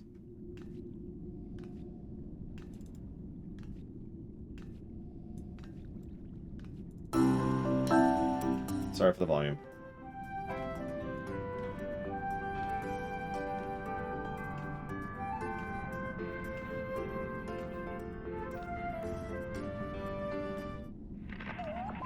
Nope, nope, nope. What about this one? It's like one of these songs has been stuck in my head for like a day. Is it this one? Yeah, it's this one. It's this one. This is one of the stage songs from the Kirby Forgotten Land. Just grab the soundtrack. Of course, it's a FLAC. Yeah, you know what? Here's what we're gonna do. We're gonna give Zed Slayer a few more seconds.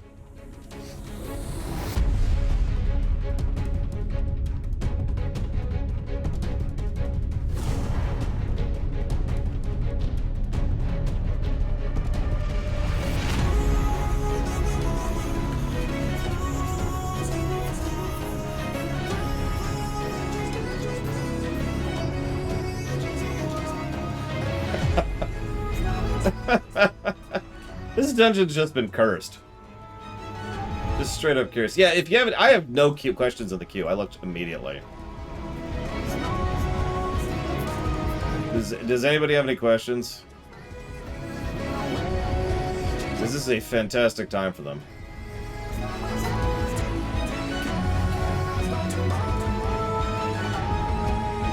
A suggestion when it comes to the DLC in Outer Wilds.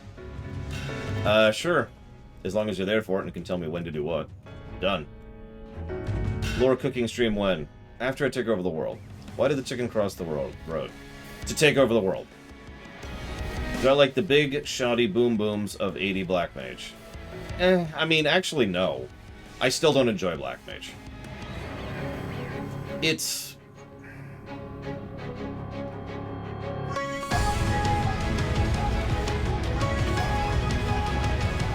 How do I explain this? You remember how I mentioned the other day? Shut up. Remember how I mentioned the other day that when it comes to quality in speedrunner or cook or whatever, but also with regards to players, whether a DPS, healer, or tank. I prefer someone who can be dynamic and adaptive and malleable and move through the moment. Black Mage is like the total opposite of that. Black Mage is the, if everything goes fine, it's amazing thing. Now, yes, I know a truly skilled player could probably move through a fight and still be dynamic in a fight, but you get my point. Black Mage feels entirely too rigid, and therefore doesn't really gel in my brain, which is pretty much what I've been saying since like level 50 at this point. So, even now, even having understood it, even having given it a positive, I still don't think Black Mage is a class that I enjoy, and I don't think I'll ever really play it after this. Thankfully, Zedslayer has returned, which is good, because the alternative was not fun. I mean, that makes sense, Rax. Because, yeah, no, another thing about Black Mage is it requires a lot of foreknowledge. You need to know where you're going to be, not where you are, not where you have to be. And that's, I mean, it's its own thing, and it's fun, and it's cool, but, again, Black Mage, how do I say this as non-insultingly as I can? You know how there's those statics people keep telling me about in Japan, where the whole point is to do the fight in a very precise, exact way every single time? That's not me. I don't play that way. I don't think that way. I am much more of a broad plan, specific adapter than a specific adapter and broad, or a specific planner and broad adapter. And so I substantially prefer any other class, and I do mean any other class at this point. So, shrug. A good reason to not do Savage, USN Corp. Okay, so let's kill this stupid thing.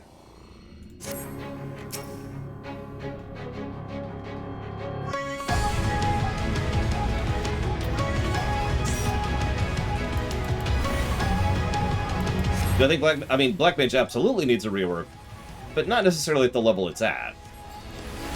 Black Mage needs a rework for the levels below. And again, it is not exactly the only class that has that distinction, now is it? What? Oh my god, it's out of range. You dragged it out of range of my ley line! You dick!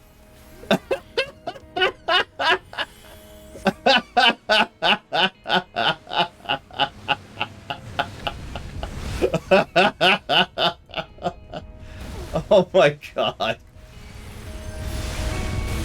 Okay. Oh, that's great. That, I am amused. I am amused. Okay, back into it.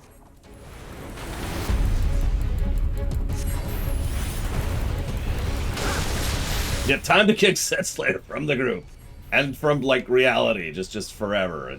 You're gone. Oh. Die. There we go.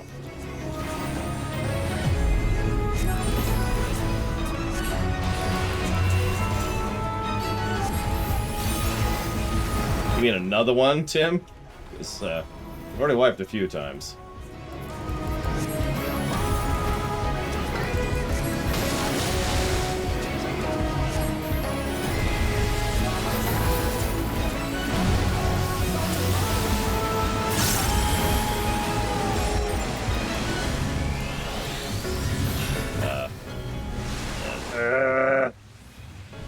Can't believe I made that.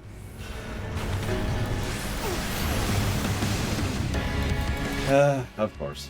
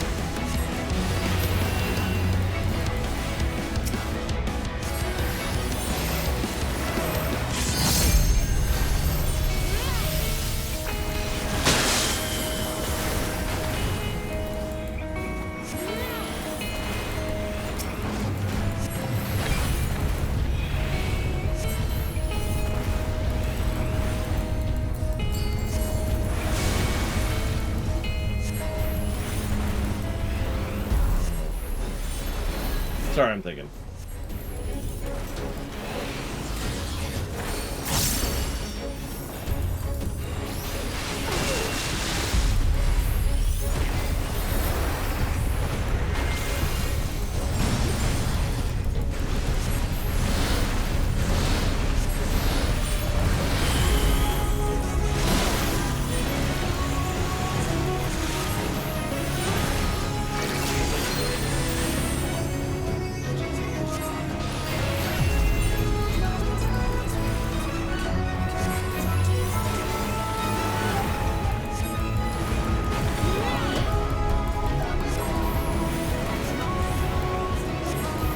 I'll tell you one thing, at least black mages do put out numbers.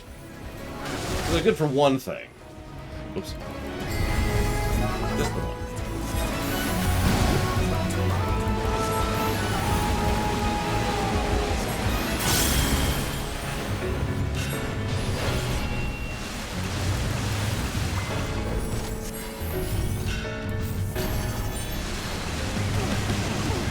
Well, okay.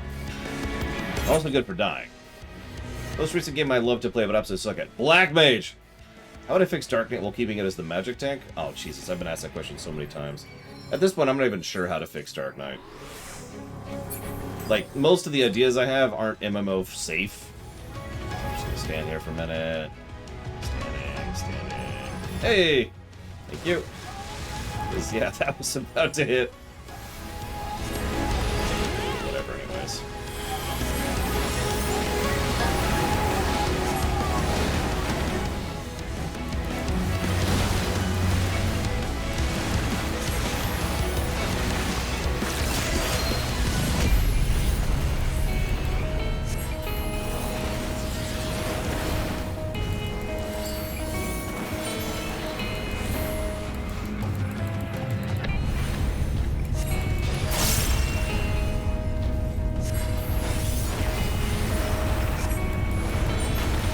I mean, go for it, US Incorp. I don't even care at this point. I'm never touching this class again. Until I review it at 90. This is not what I would call fun. I feel like it should be. That's the thing that actually bothers me the most, I think. Like, the idea of just sitting there playing an artillery sounds really engaging to me. And I mean that. It reminds me of a literal turret class I played back in Asheron's Cult 2. Good job, everyone. We managed to defeat Zed Slayer's internet. I mean, I did literally like playing the siege tank in Heroes of the Storm, so...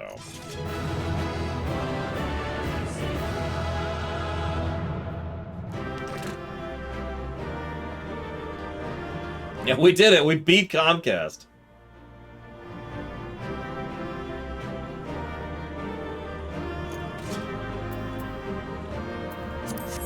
Well, the good thing is, it dropped some pants, so... Oh no! We lost both of them!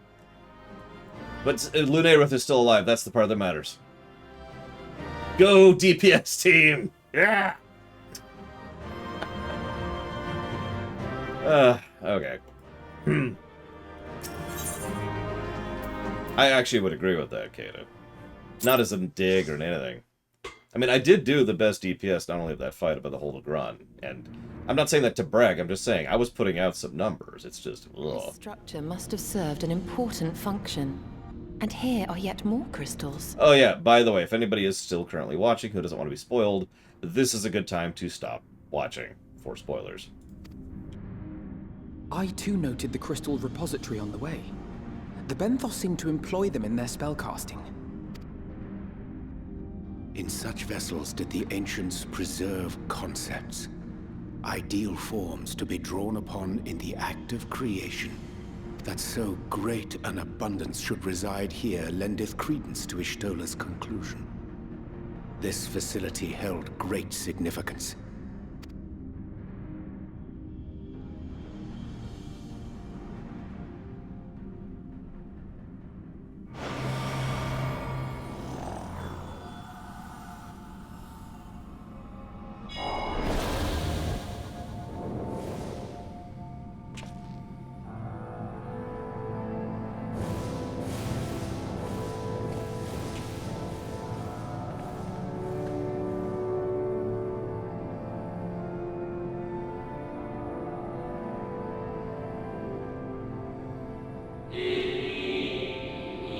Thank you all for joining us at a nighter in these most perilous of times. By the summoning of Zodiark, I have been granted a reprieve, yet immutable as the laws he have woven may seem, they will not serve to forestall our doom. Nay, should we continue down this path, our fate will be the same. I said as much to the Convocation, of course, but the stubborn fools turned a deaf ear to my warnings. I had hoped the defector at least would side with us, but I regret to report our overtures have gone unanswered. We'll attend your thoughts, Vina, and where you lead we will follow.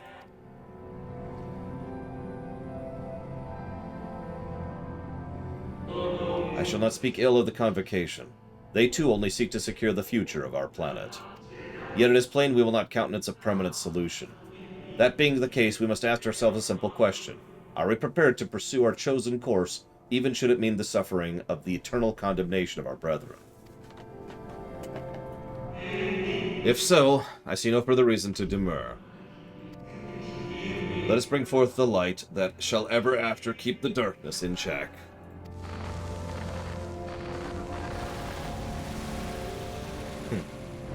Interesting.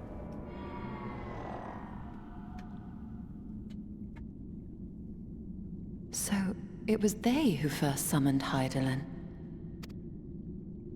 Their discussion did seem to imply as much, yes. I cannot say I have ever heard of this Venar before. For a certainty, Emet-Selch never uttered the name, speak though he did, of the schism which Zodiark's advent wrought upon mankind. Some were of the viewpoint that his power must needs be restrained, and to that end did they call forth she who would serve as his shackles. We now know that it was this Venar to whom they looked for leadership.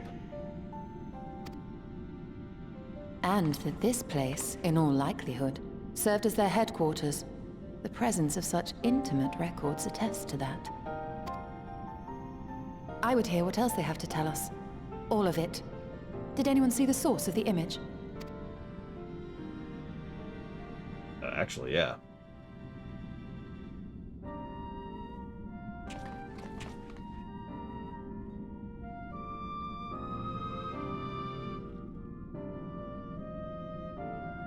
The device there? Then let us see what other secrets it holds.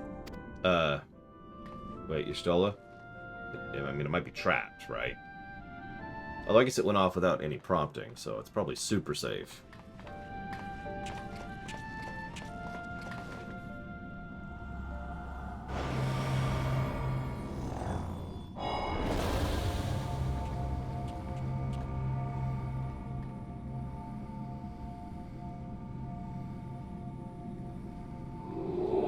Vina, please, why must it be you? If I may speak plainly, I would sooner it be another. Any other. You are our leader. None can take your place. You know as well as I that but few support our cause. Far fewer than those who place faith in Zodiark. If Hydaelyn is to stand a chance of opposing him, I am the only one who might suffice as her heart. Rest assured, however, I shall not vanish from this world. The form I take shall ever remain my choice. And I will press you no more. Only know this, you will be sorely missed. I wonder, is this how the Convocation felt about Elidibus? Dun dun dun! Sorry.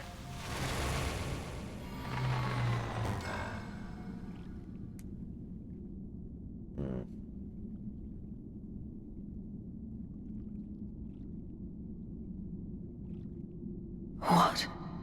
Forgive me, but did that not strongly imply that Elidibus sacrificed himself to become Zodiark's heart? In case you missed it. 7 hells. Then who or what are we dealing with?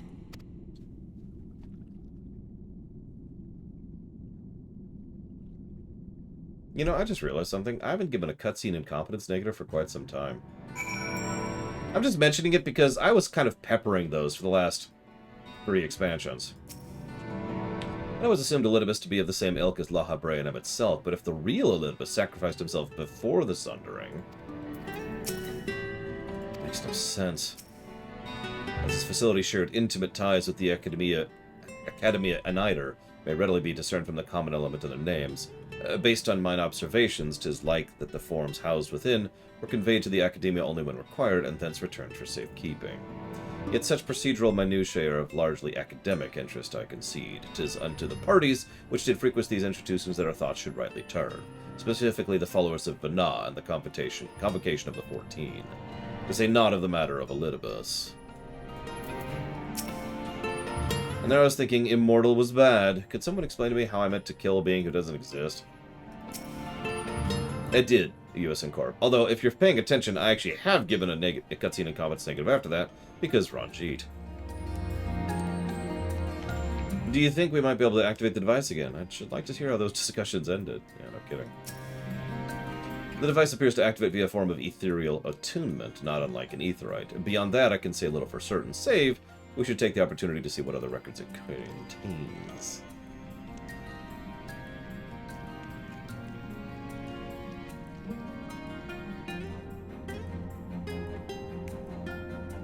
No response. Confounded.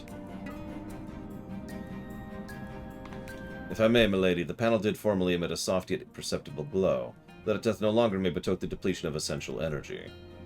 Given how long it's lain dormant, I think it's a wonder it functioned at all. That may be, but if we can't get it worked again, we'll be leaving with more questions than we have answered. The white-robed emissary hath ever named himself Elidibus, yet if the shade spoke true, Elidibus ceased to be ere even the sundering came to pass.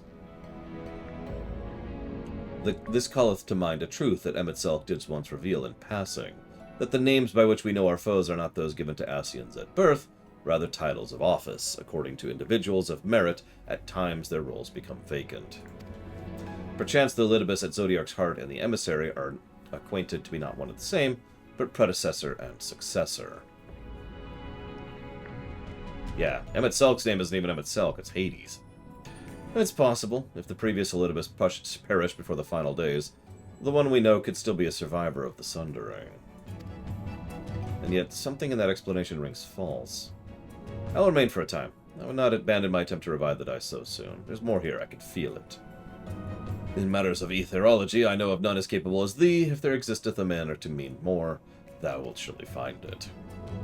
Whilst thou art thus engaged, we shall attend to matters on the surface. Yeah, we're about to be at the end of 5.2. By which I mean, we are at the end of 5.2. And then it's time for 5.3. You think we're going to hit the Seat of Sacrifice today? Because I do. Who do I bring for that?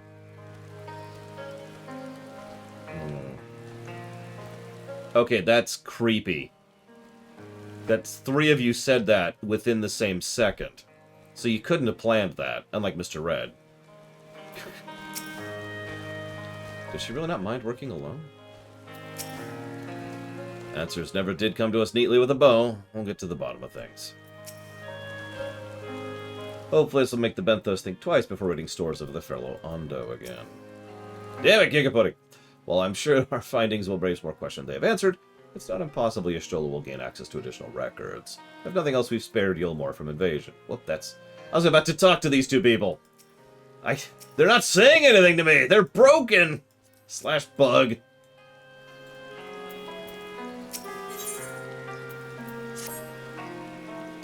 Can we yet uncover Elidibus' true origins, we may yet come to understand his designs. To that end, Y'shtola must needs be afforded time. So, wait until the next patch. Ah, that's true, Gigapudding. Makes sense. That'll explain Mr. Red, too. God damn it, Rex.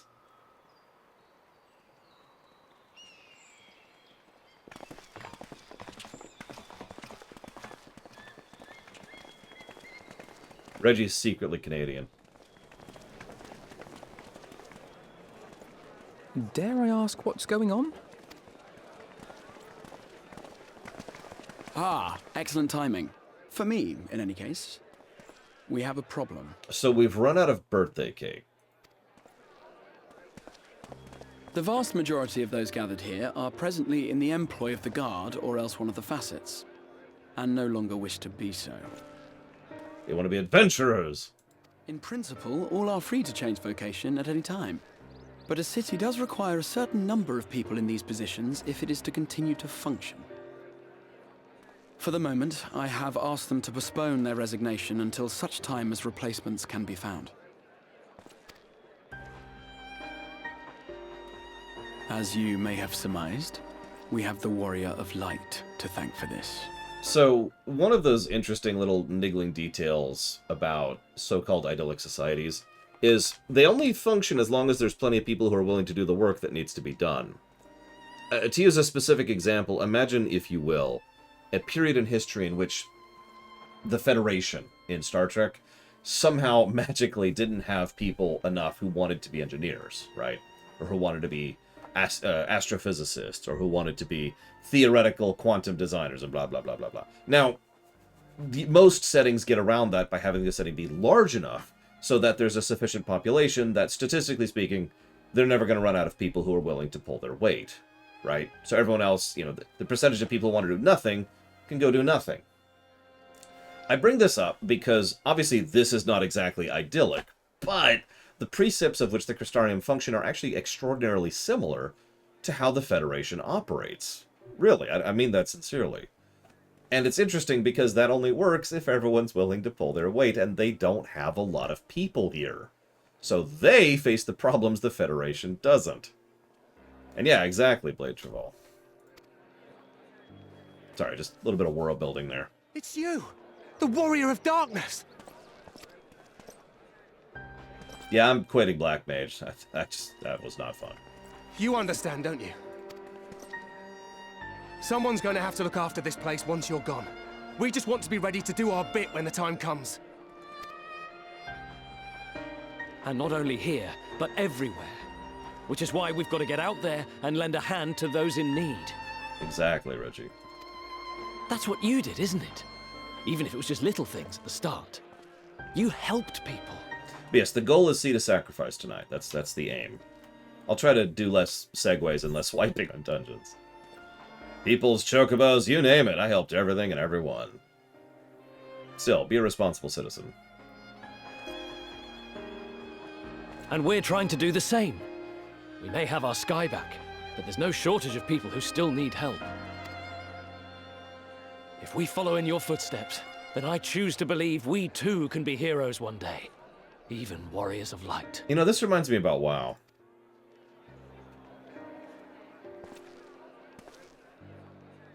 You know, that's literally true at this point, Gigapudding. The only side quests I have not done are 2 I've been saving, and whatever's an Endwalker. That's it. What are we to say to that? We can hardly tell them they are mistaken. We could just be honest. They seek but to do good, as you have. But no more can we stand idly by and suffer a paragon's scheme to proceed unchallenged.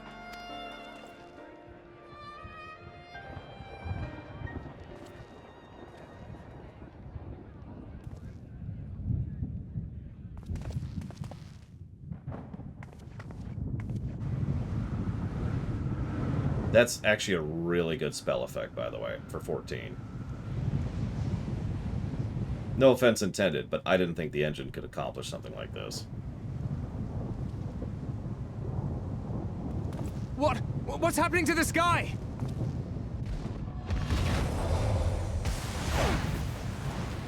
Bad things.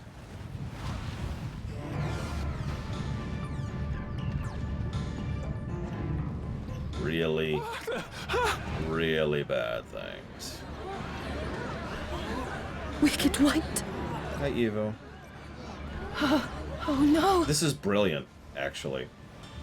And horrifying. By the 12. A star shower.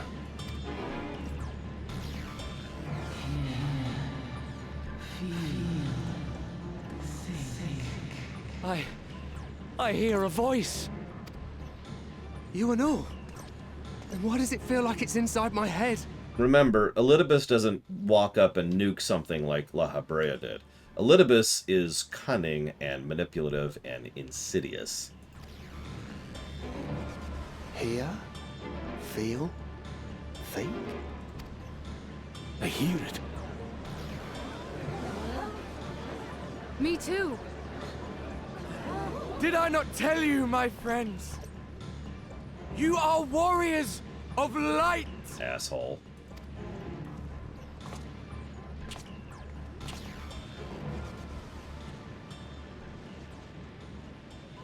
You're back!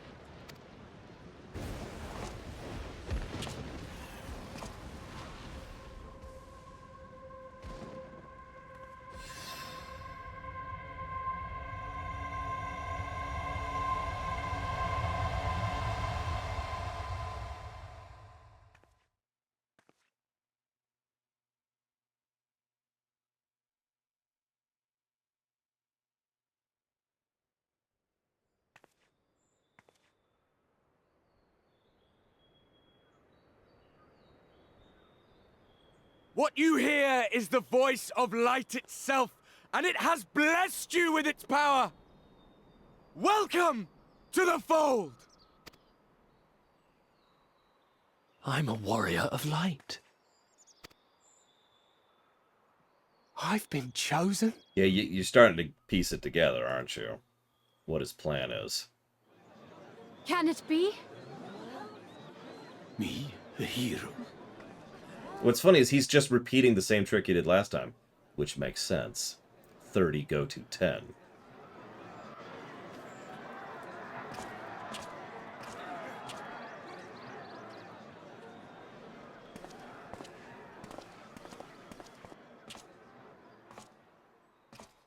Wait!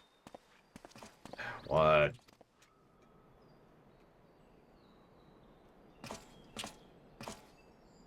The falling stars, were they your doing? And why do you need warriors of light? What, am I to reveal my plans simply because you asked? I mean, Hades would.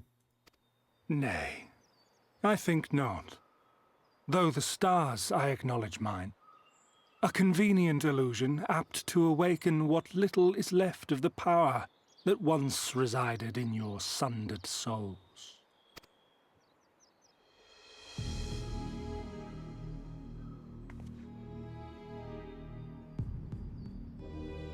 That which you and yours call the echo.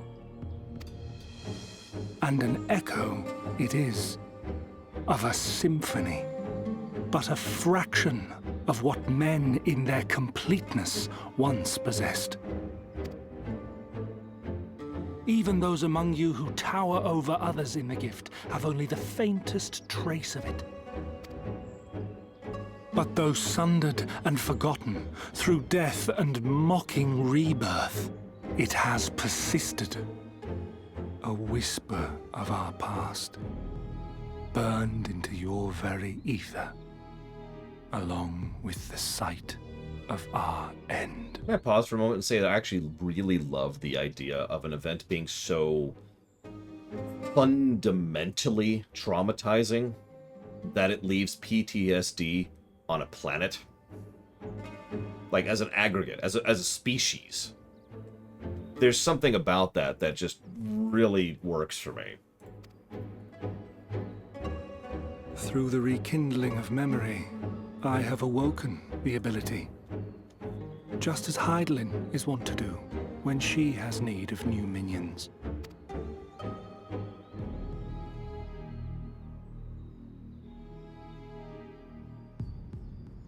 The Echo hath ever been thought a gift from Heidelin, a boon granted solely to her chosen. Yet thou wouldst claim she merely awakeneth the power that men should hearken unto.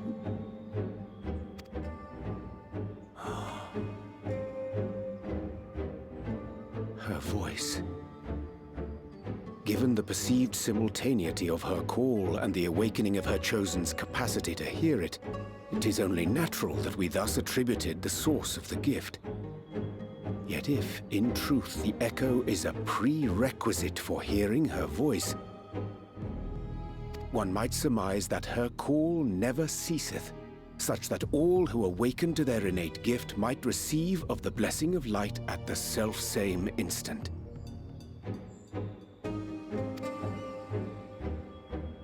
In sooth, we bore witness to this but moments ago.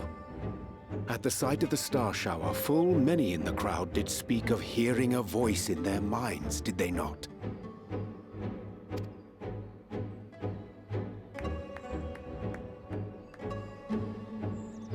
Just so. And whenever Hydaelyn has need of new servants, she is quick to pluck comets from the heavens or create illusions of the same. Why then didst thou conjure this vision, full knowing that thine age-old foe would thus claim those awakened to the gift? Foe? You must be mistaken. As you see, I am a warrior of light. Wah wah. And together with my comrades in arms, I shall save the world. Just like you.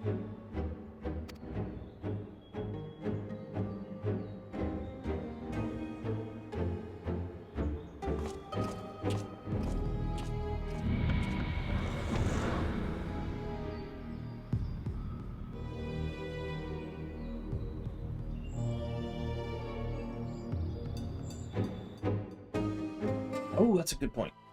I'm gonna refresh my cookies.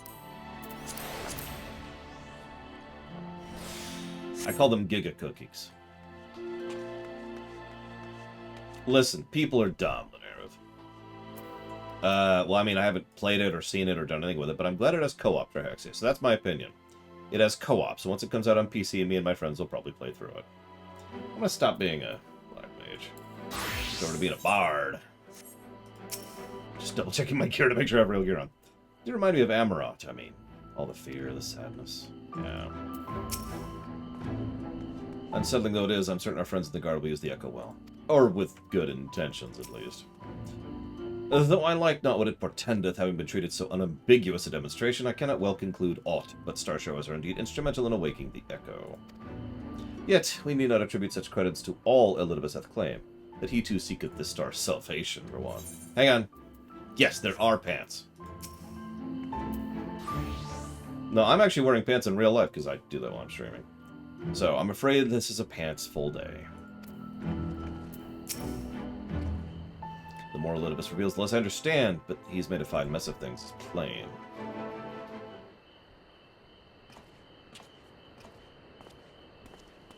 Well, there's pants less, and there's pants full. It makes sense.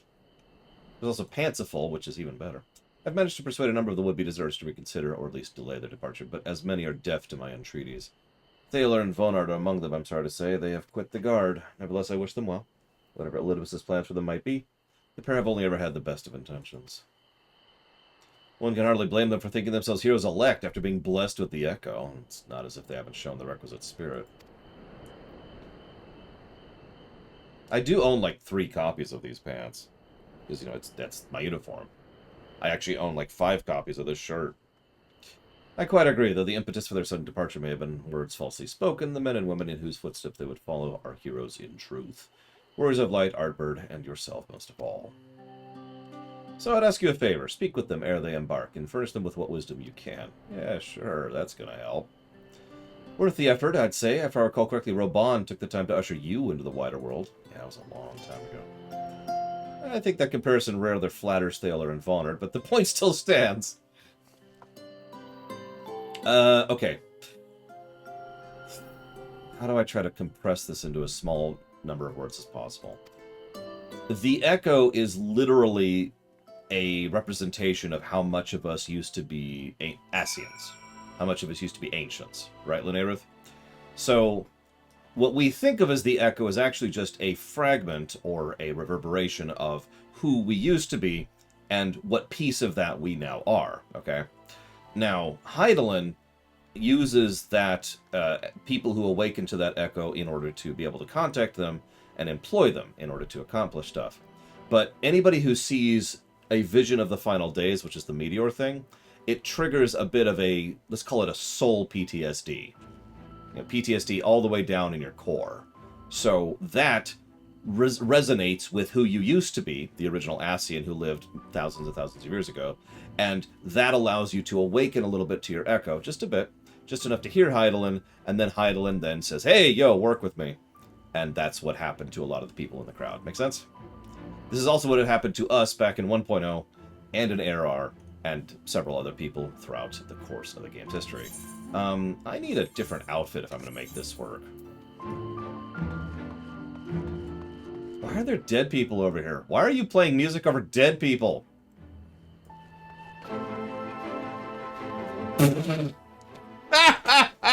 That's the dumbest thing I've ever heard, Evo. Listen, listen.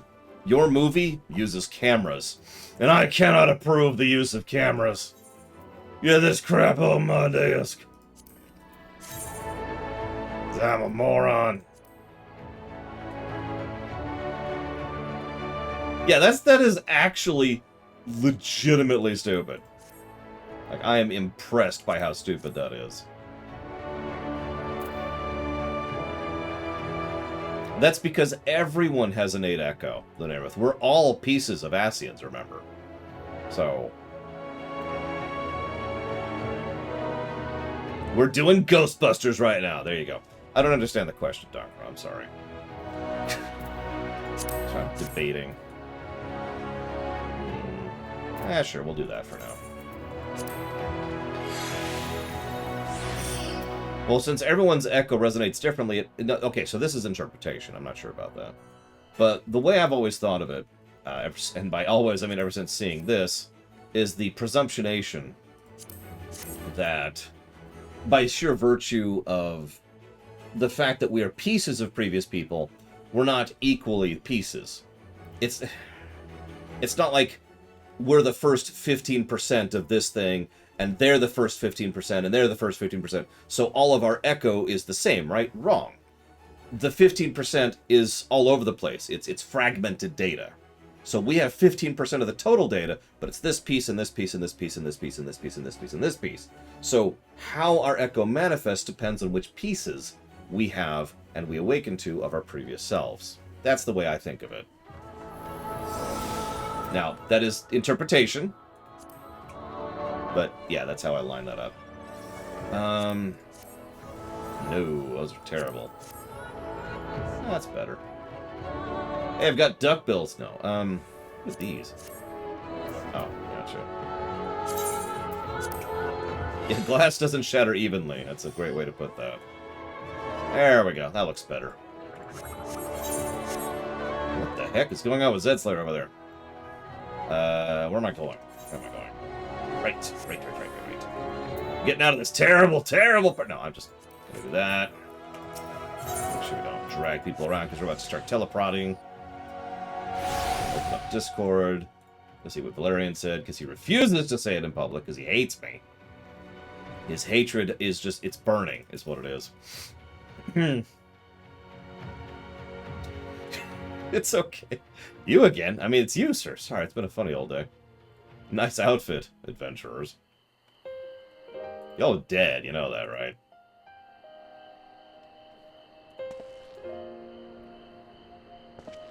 Got it. Classic first. That is actually what I wanted to know. Alright. This way. We can be sure we'll take your words to heart. Wait, did I just tell you y'all are dead? And you should take that word? Okay, whatever. I swear I won't let you down, so long as it helps someone will do what needs doing out there, no matter the cost.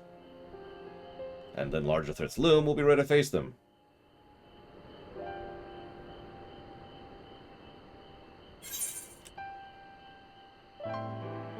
I'm gonna not tell them to be bold, because that's not a great idea.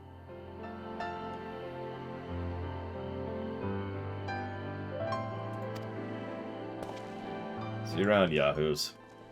Try to do some actual good and not just, you know, waste a lot of people's time by diminishing the abilities people and capacity to function. And so, look, society needs janitors, okay? I'm just going to say that as bluntly as I possibly can. Society needs janitors. And nope, not everyone wants to be a janitor. But y'all can't go be adventurers if we don't have janitors, okay? I'm just saying. That's just life.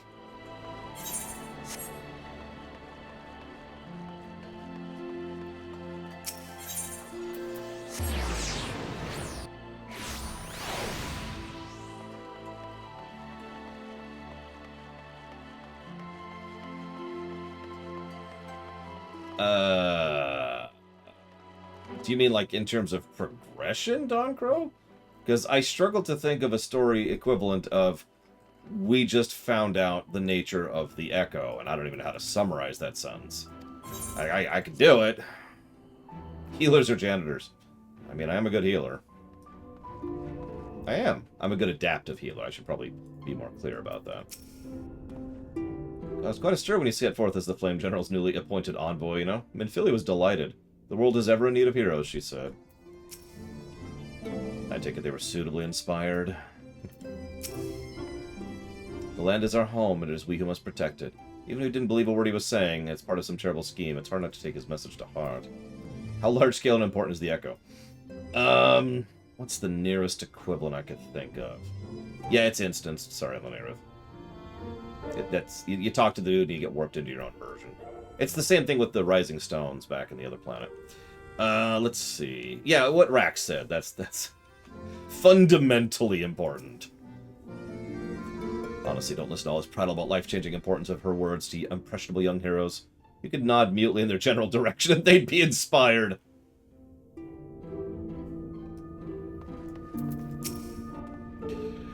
Thou art returned at a most opportune time. We have but this moment concluded our account of all that came to pass in the deep. I was so deeply immersed in my research, I failed to notice the star shower. That's probably a good thing. Thank you for making the effort. I'm certain your words will be a boon to them, but we have to discuss what to do next. Yeah, you're still dying! That's still kind of priority 1 here. But your findings raise important questions. We are no closer to divining his design, nor do I know any other potential avenues of investigation. For which reason we must entrust to Y'shtola's ingenuity and wait for her efforts to bear fruit. What if I were to attempt to follow the emissary? Elusive as he is, his plan compels him to court public attention. He shouldn't be impossible to find. Especially for one of your experience. I'll come with you. Safety in numbers. No. That's not how stealthing works. And he actually says that! In combat, perhaps, but where stealth is required, the opposite is true. Happily, I don't plan on getting myself caught, so don't worry. We'll keep doing the Eden quests. Okay. I look forward to your return. And it sounds like the rest of us should avoid doing anything which might prompt Elidibus to look too closely at our movements. Insofar as it's possible, I recommend we limit our activities to the Crystarium. Speaking of which, Exarch, might I ask if you made any progress with the Spirit Vessel? Of course! Less enhearteningly, practice trials of transference methods suited for the vessel have yet to yield satisfactory results, to put it mildly. But there's many promising possibilities, so go wait another patch. Okay. Garaha, you better rest in between finding one. You need your sleep. He just said... Oh, okay. I will help you. I will help you. Yeah, can we all, like, help? And we all, I mean you all, because I'm apparently a moron. With a bow. Of course, evidence of a threat. Maybe you should go retire to your room. I guess. You know, I actually had a random thought. I don't remember when. This is a while ago. That what if sleeping is in this setting, in this universe, is actually a way in which you can regenerate your ether naturally. Hi, Bregwin. Damn, you look good. Mwah. All right. And so, if you were somehow able to just kind of artificially drag more ether into you, you could actually avoid sleeping. Like, think about that for a second. So, like, there's so many different directions that could go, and they're all awful. Obviously, Garaha just has the Crystal Tower, but what about, like, a quote-unquote normal person?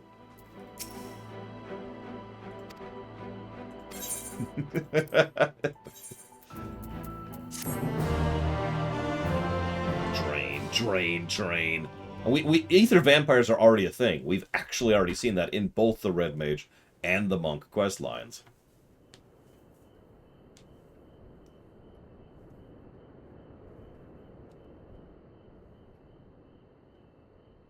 Well, this isn't ominous. God, that bed looks so uncomfortable.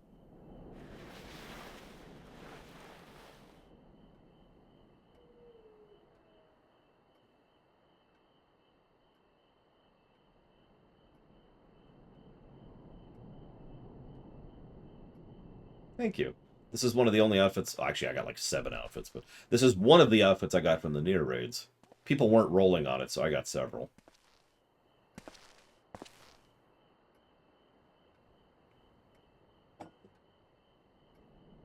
Wait for it.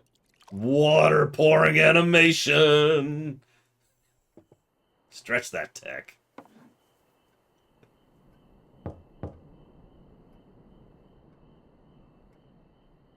Who goes there? Mr. Runner, it's Glennard from the Wandering Stairs. I apologize for calling so late.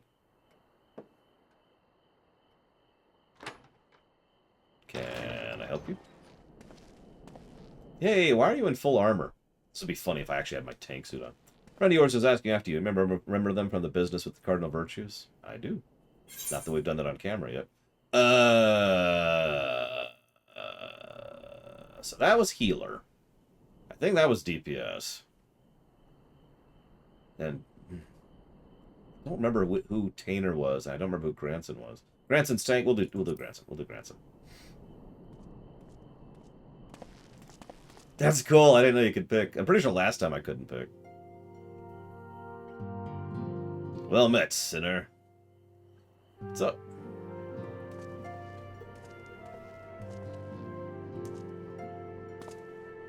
Looking forward to a welcome respite here in the Crystarium. But the mood here is not exactly conducive to relaxation, as I'm sure you've noticed. But I have completed the Void quests. Pillars of Snow. Like, I did that on camera last time I streamed this. I'd wager you know more about what's going on than anyone else in the city. Care to share? That's bad.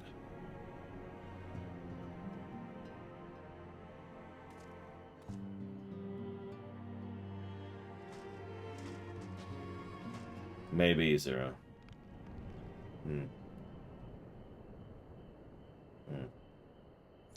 Can't say I envy you your prey. Dark work, this twisting of the Warrior Light's legacy.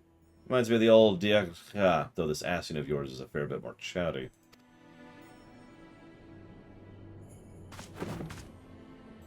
I'm tempted to silence him myself. Brandon made his mistakes, I'm sure they all did, but the past is the past. They've earned their rest.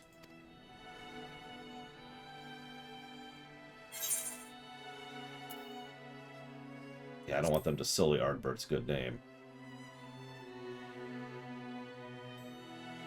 What, you want me to leave it to you? Well, no, actually.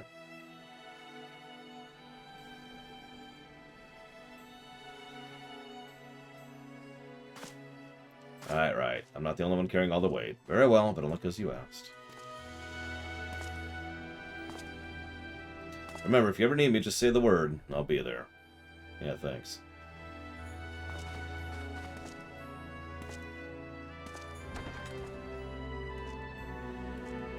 I'm actually a little upset I didn't get her. I'm gonna have to figure out why I didn't. That's gonna bother me. I did the Void Quest on camera, for God's sakes. Oh! You mean I need to do the final step in Revenant's Toll, don't you? Pillars of Snow. The one I've been deliberately saving for the stream. If I'd known... Whatever. Meanwhile... Yeah, that's... I mentioned 2 side quests I've been saving. That's one of them.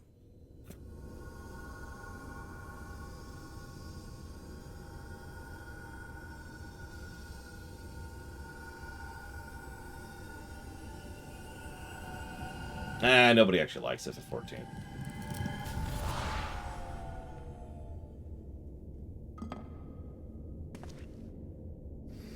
Foiled again. Poor Graha. If I cannot imbue the infernal thing with my power via magical means, we may need to devise a way to infuse the vessel with my blood after all. Speaking of which... Art thou unwell?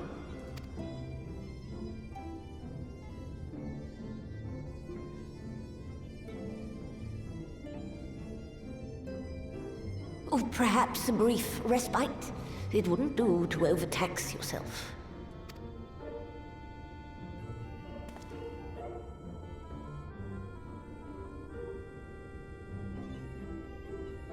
I'm fine. And given to stubbornness, I'm afraid. Especially when I have a stake in the outcome. He dies at Kata.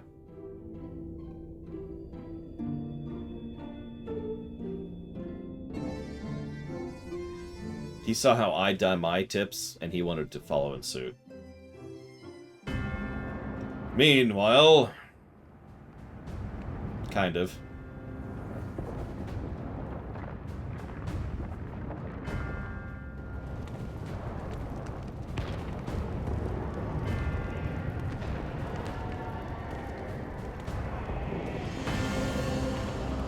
New outfit, by the way.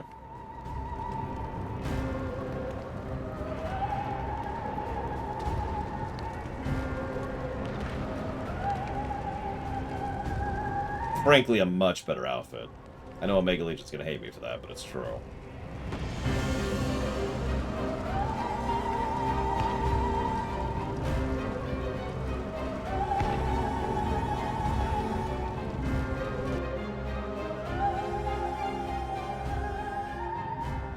I almost feel like the game's like, you remember Xenos? He's still here, I swear. The dream again.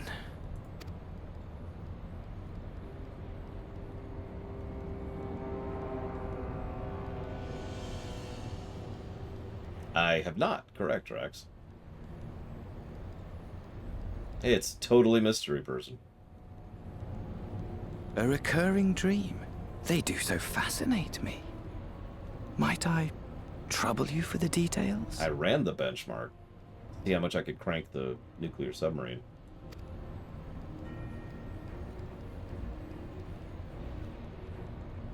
I have always dreamed of it. Fire falling from the heavens, and the city, nay, the whole world ablaze.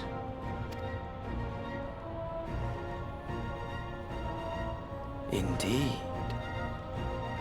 Could Emitselk have found a way? Precious few possess memories of the final days. The final days?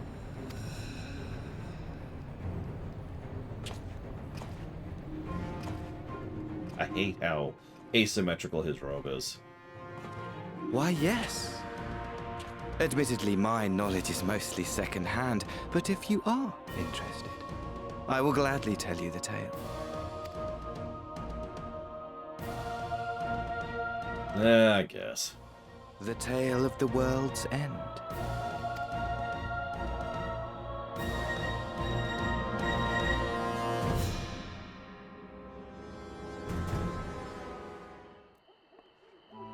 End of patch 2. Moving on to patch 3. Oh, but really quick. Let's suspend this just to test something real quick. I'm just curious of something.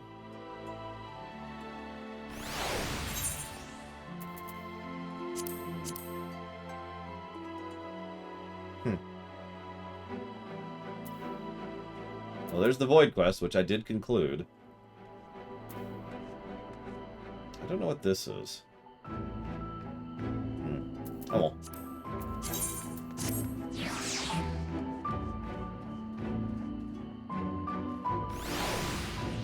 Well, I'm perfectly safe here, and nothing bad will ever happen to me, ever. Oh god, assassin. Oh god, wait, gotta get the quest first. 5.3. We are 5 quests from the Hero's Gauntlet, by the way. Do be sure to take care. They say the Star Shard was harmless, but you can never be too careful. I concede it's not for me to tell the Warrior of Darkness how to look after himself, but old habits, you understand. Hello, how very opportune. Greetings, do you have a moment to spare? Sure. What's up? Wonderful, wonderful. I wanted to thank you for everything, for revealing the truth. After all these years, your tale set the record straight. Finally, people see them as the great heroes that they were. Or the great hero he is, in case of Ardbert. You were surprised to see him, I think. Yeah, a little bit, you know. At the time, I wasn't sure to make of it, but I could see the effect his words on those around me, and the stars, and, well, you know the rest.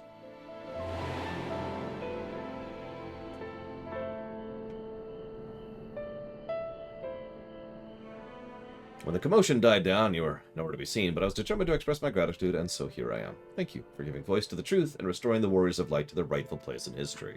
Should you perhaps wish to have your account of these matters committed to writing, I'd be more than happy to be your scribe. I'm a little busy, but I'm going to make it a point to do so at some point. Put it in my to-do list.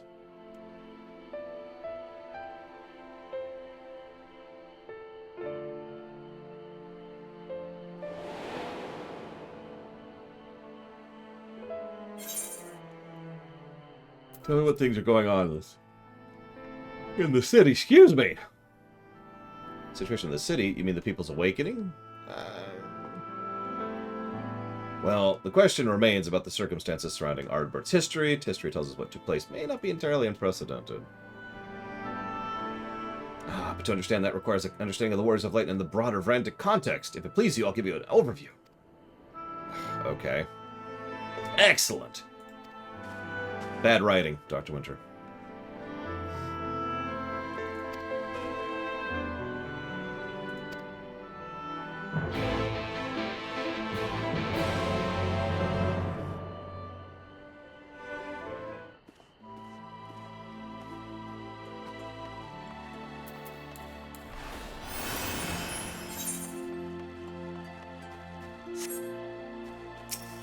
It is an opinion. I've given this game 3 negatives for it. By itself. A fact I stand behind, I feel like adding. The odds of me changing my mind on that are actually 0 at this point. As of the moment in time we're at, it's already bad writing. If they ever turn it into something good, then it'll be positives, but they will not erase the negatives.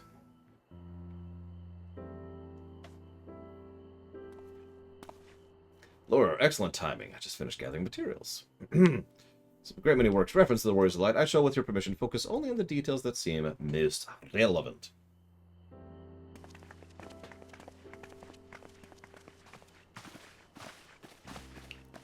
Oh yeah, I keep yawning. Ugh. We've been keeping a watch over the Crystarium, but it appears business as usual. Thought I'd brush up on my knowledge, and, well, Alphino's here. And Rain's here on a different errand, but she wants to know about the Warriors too. Okay. Come on over, kiddos.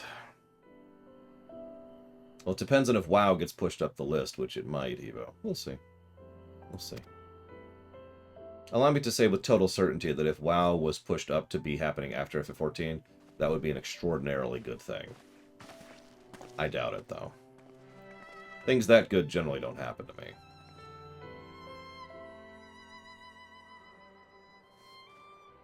That sounds darker than I meant it to be, but it's still true.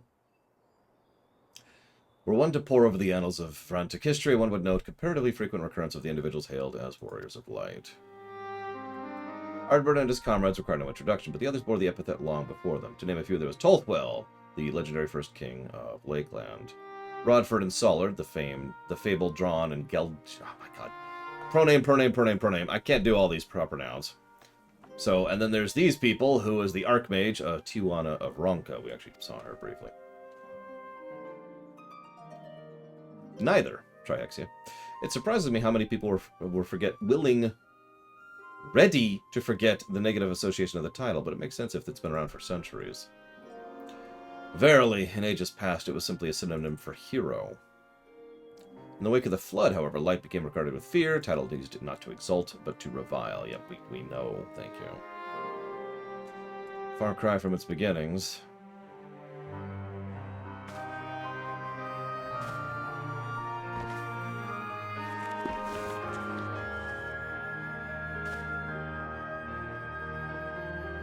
Hey look, it's the picture of the Warrior of Light from Final Fantasy I.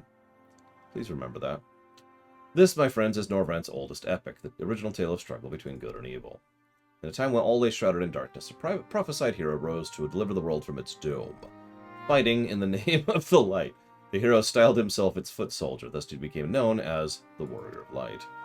Curiously, in the centuries that followed, no other heroes appeared who claimed the selfsame epithet, despite sharing no discernible connection with their predecessors. And in time, Warrior of White became according to all men and women of uncommon skill and valor. I like playing as the Warrior of Light in Dissidia, but he looks ugly. Well, well, the plot thickens. As you know, the Warrior of Light is also used in the source. Yup. Though the manner in which individuals have earned it are many and varied, heroes have thus been honored since antiquity. Nor does the custom show any sign of dying out, as you can well attest. Makes you wonder, doesn't it? It surely can't be a coincidence. Indeed not. Wait, you like to play as Kane? Lore shock. I forget which outfit I used. Where's my PSP? I can just pull it out. Let's imagine a man who has wakened to the echo and is able to hear Heidel's voice. As she styles him, so does he style himself a warrior of light. Of course, being blessed with the echo does not make one a hero, and conversely, there have been no few heroes who are not blessed with it.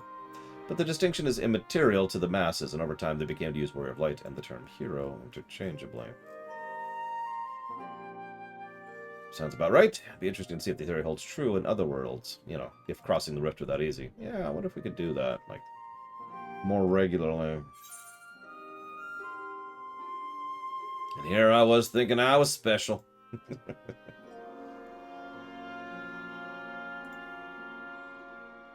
But you are special. How many Warriors of Light are out there? There's no one like you. At any rate, assuming all this is true, there's a common thread behind the epithet. Oh my god. I doubt the Asians have been amused. To have the world at large associated with light, and by extension Highland with good, must have added insult to injury. Here we go, here's the outfits.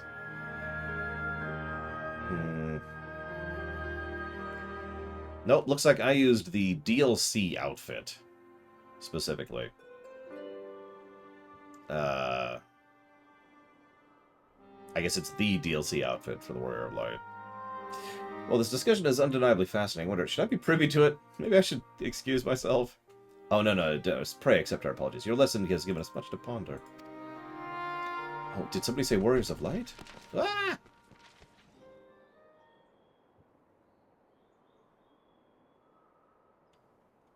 Okay.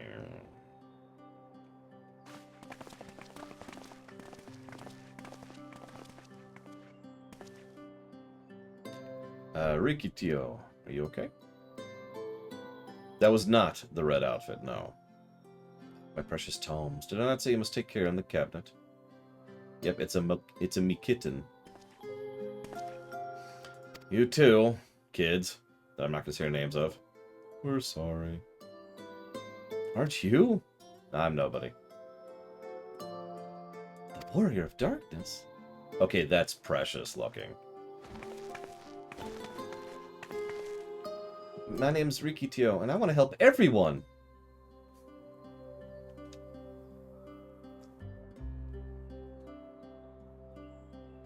Oh, that's so cute. Oh my god. Oh my god. Okay. Alright, I've decided to kill the entire world to save this child.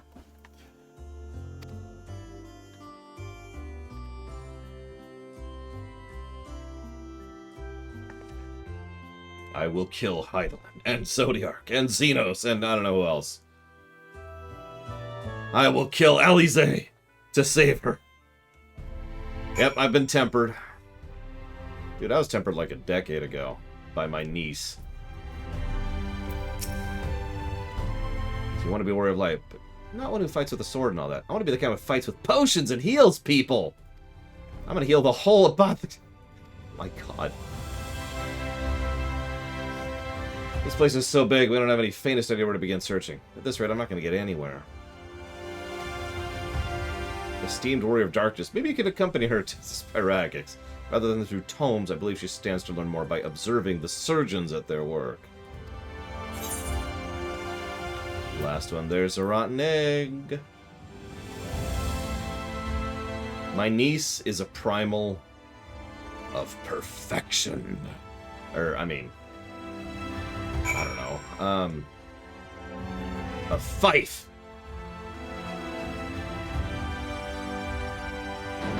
I was gonna say, I'm pretty sure I made a chemist joke the last time we did this, because, you know, they're never gonna add a chemist class. I'm pretty sure that's actually specifically what got me thinking about the eventual design for a chemist class I wanted, which I've shared several times on camera at this point. And I stand behind, by the way. So what do I have that's new, speaking of which?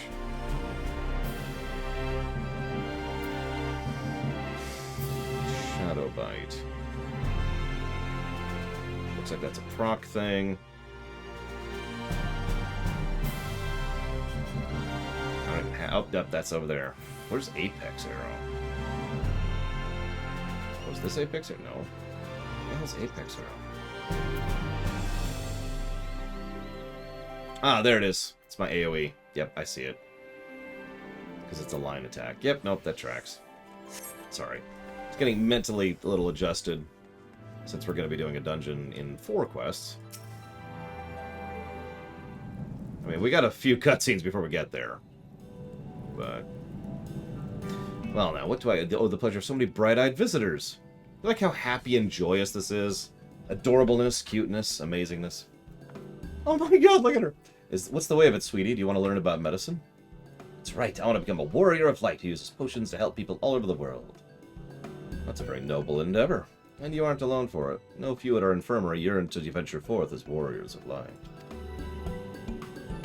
But ultimately, they have decided not to pursue that dream. Why?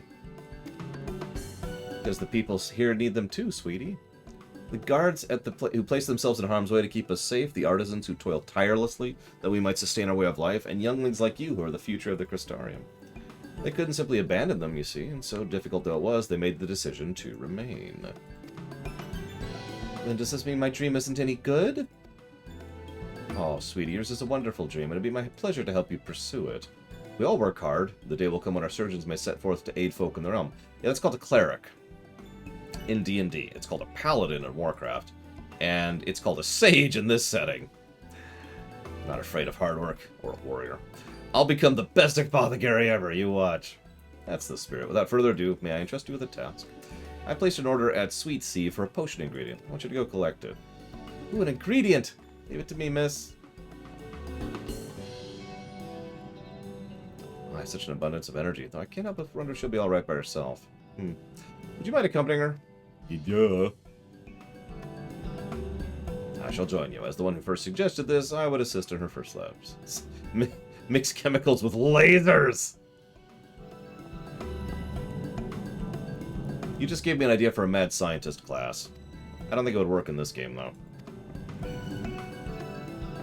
We'll wait for you here. When you return, teach us how to fight! I mean, blitz. I mean, shoot.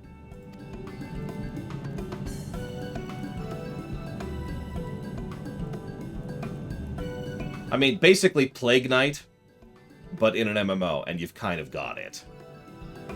If you've never played Plague Knight, well, don't worry about it, but let's just say there's a lot of nuance and complexity to that job. And by job, I mean game. It has to be the Sweet Sea, and I assume the ingredient is some manner of crop. Won't move an ilm until you return. I know you're busy, but want to be just like you. Alright, first you have to grow another 4 feet or so. Maybe grown-ups would only diminish her sense of accomplishment. We'll stay here. Oh, that's... I was trying to talk to Linnea Ruth. Alright.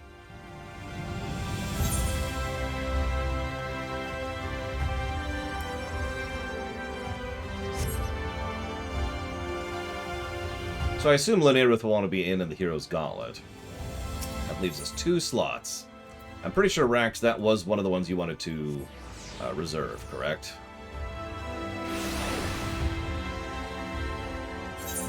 Yep, that's what I thought. So that leaves us with 1 slot. Party chat does exist in this game, although it kind of sucks, if I might be so bold.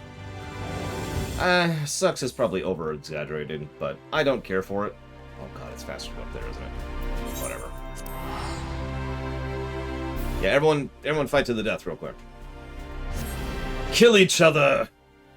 For the right, we're gonna... You can say we're gonna have aggressive expansion, and means we're gonna need some tridents. Saying party chat is bad might be a bit too much. It's more like party chat is completely vanilla. There's nothing good about it whatsoever. Now, that doesn't mean there's anything bad about it, which is why I have to correct myself. But it is extraordinarily basic. It has almost no actual convenience features or customization options or settings or anything. So, it's just kind of there. That's why I call it bad, because I'm spoiled by other games. Right, Celeste, you wonder Chestermill's order is for grapes. So, could you... Okay, I'll go get some grapes. And yeah, there's a solo instance coming up. And then I believe the dungeon is immediately after that? If I'm remembering correctly. I'm fine with getting Zero in. Because they've been busy as crap with work and whatever's going on, which is not my business. I just know that you haven't been available. Oh, you're here too? Picking little grapes. It's quite fun. Here, I got you some too.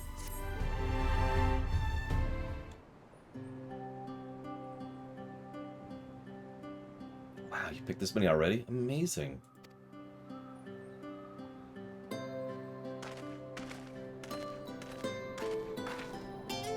I dare say we have it up between us. Shall we take them back to Chestermill?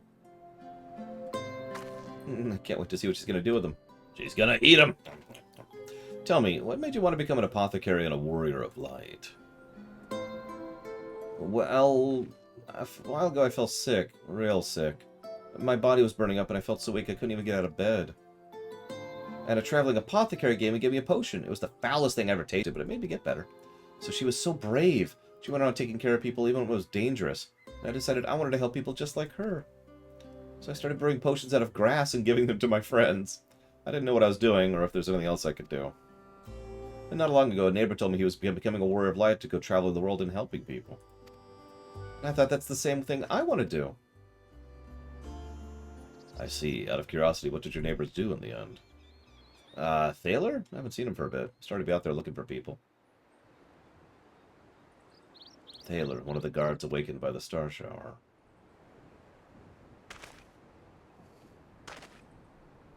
Thank you for sharing your tale with us. I myself took inspiration from one not unlike your traveling apothecary, and I hope her good example will spur you on to realize your dreams.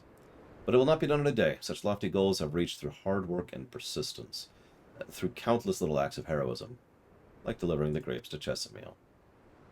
And frankly, he's right.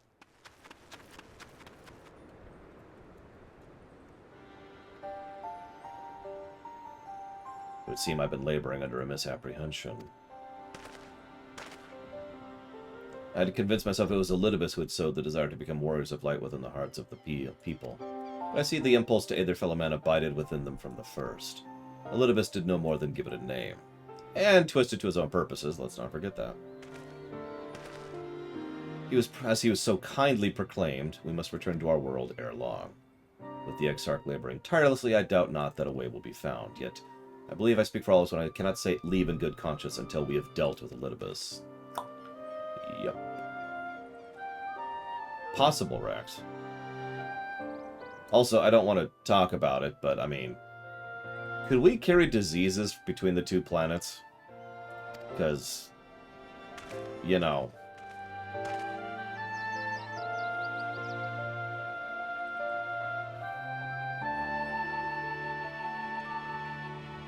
Well, say, hang on. This is when you get into the nitty-gritty of ask the GM, because what goes with us is what we consider ours. So, which things within us, as part of our bodies, do we consider ours? Because we don't necessarily take our whole body with us. And I could actually hear an argument that, you know, we would leave certain things behind, like, say, the lunch we just had, to use a random example.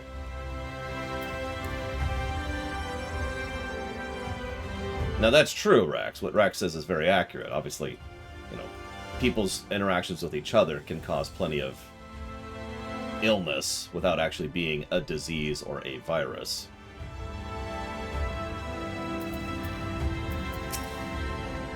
Thanks for helping with the grapes. I promise to brew you a potion one day.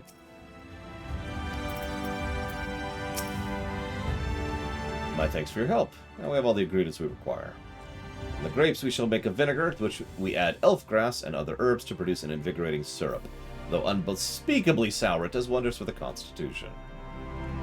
As part of her studies, I'm going to have her have a little taste.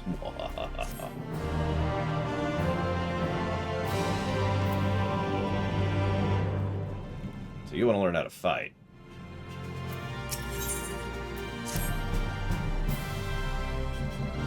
Warrior of Darkness, you've just finished helping Riki. Won't you come help us fight? This actually reminds me of an idea I've seen before. I've seen it in several works of fiction. The idea that teleporting innately costs the teleportee calories. It burns part of your body's energy reserves in order to function. Now, most fiction does that with your mana. This very setting had anima as its own thing for a while. But I've actually seen a couple of works, I think 3 total, where the crystal here, the receiving spot, has like food stalls all over the place for people who poured in because they're going to be immediately hungry. I don't know, I always found that idea kind of fascinating.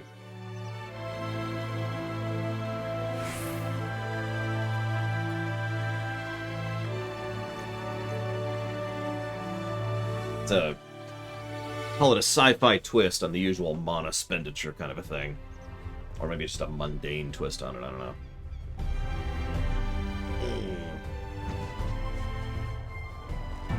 Alright, Zira. Draw. No, okay. In a hurry. In a hurry. Gotta remember I'm in a hurry.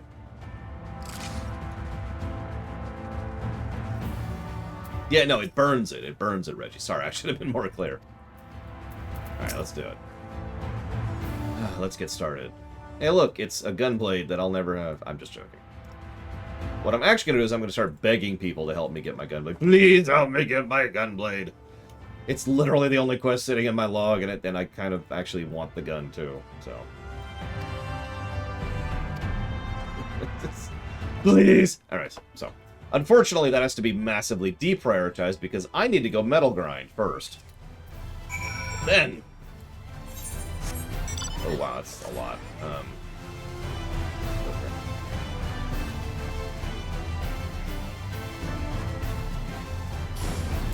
Getting to Delibrum actually doesn't take all that long. Although, let me walk that back. I don't remember the metal requirement for Delibrum, so if anybody actually knows the answer to that question, feel free to tell me I'm an idiot.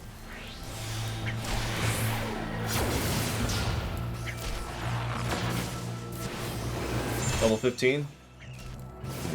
That's actually higher than I thought.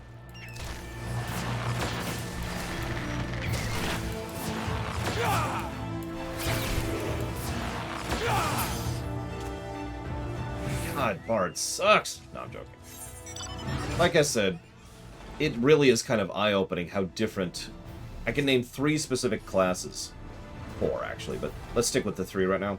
That I really actively disliked, that are just loads better, at 80, specifically 80. Those are Dragoon, Black Mage, and Bard. Now, I know each of those gets better at a certain specific point, but it wasn't until I sat down at 80, it was just like, oh my god, this is completely different. This is actually good. What's going on? You know? Like, I remember, I don't know if you actually recall this, Rax, but I used to just not believe you when you told me that Dragoon was fun, and I'm like, but it's not. Actually, no, we can't, but what I can do is I can wait for you, Linnea. Yeah, Paladin was the 4th one I mentioned, so I'll just wait here. I wait. Hi, Zira. Wait. Hold still. Nope, see, we actually do have different glasses, except I don't have glasses on right now. Hang on. I'm pretty sure those are different glasses, though. Cast Glamour. Glasses. And then this, and then update. Yes. Ah, you're right. It is the same set, but yours... Well, no. Hang on. It's hard to tell because of my hair. My hair is literally blocking the part I was looking to compare. No, those are different. Those are actually different. The shape of the glasses are different. Hers are, or his, are straight, whereas mine are rounded like mine in real life. That's why I picked these ones specifically. Anyways, go ahead and start it. I'm ready. Where's the bats? Where's the bats? There's no bats. Why are there no bats?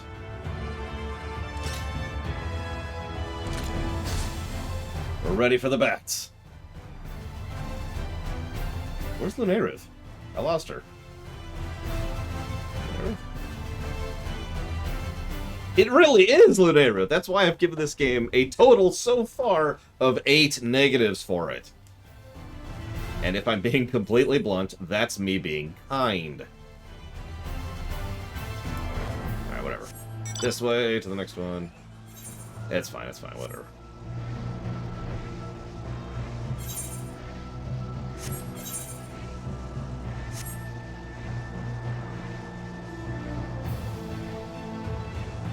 For a bit of contrast, by the way, to get this out there, WoW probably will not get any positives for co-op. Oh, don't mistake me, you can co-op the overwhelming majority of that game, but it doesn't really do anything to support it, if that makes sense. It's just there, right? By contrast, something like both Star Trek Online and Guild Wars 2 are games that will actually get positives for co-op, because, you know, they actually do things to engage and engender co-op. You know, there's mechanisms in place to make it better, right? Oh, yeah, there's that ability. Oh, that's cool looking. Just to establish a bit of precedent for when we push back the Elden Ring run in order to do the WoW run instead, thereby pushing the God of War run even further back.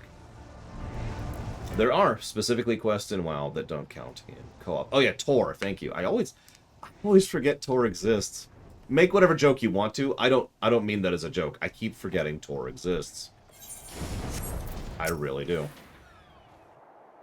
Well, Potlore, the children were hanging on your every move. As I was, to be honest. Though I know the tally. May I see your fangs for good measure?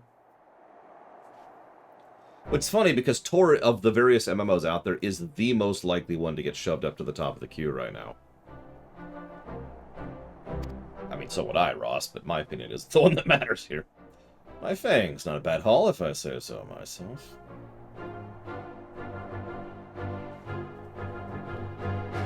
Seven fangs from Alize. Like I said, victory goes to Alize.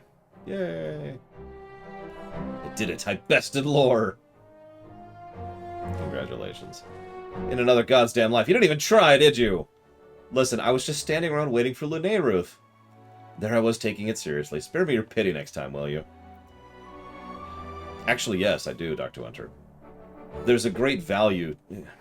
I've said it before and I've said it again. As much as I enjoy your company and your attention and I do try to entertain you, I have to admit that a lot of my desire behind doing these runs is to analyze them, to discuss and dissect them.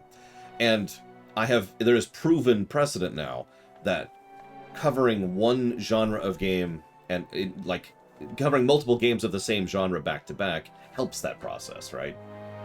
There's a lot of direct comparison and contrast that could go in, and going straight from 14 to WoW would perfectly suit that.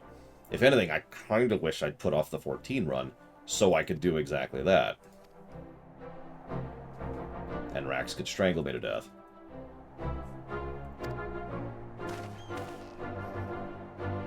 We were listening with everyone when Ardbert appeared, but I wanted to be strong since I came to the Crystarium. The Sin Eaters killed my parents, and my father, and my mother, and my daughter, and my puppy, and my dog, and my beer.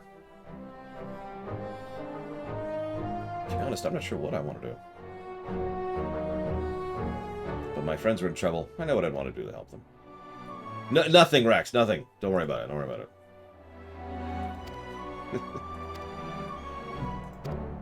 I felt as though something I'd lost. I had to go out there and find it when I saw the star shower.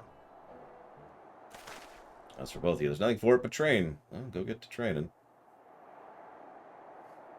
We're not a murderer yet. Yeah. I was actually going to do an MMO block. I was. It was actually supposed to be... I forget the exact order. I think I was going to do FF14 first, so that Rax doesn't strangle me. Then I was going to segue into Tor, shift into STO, and then finish with WoW.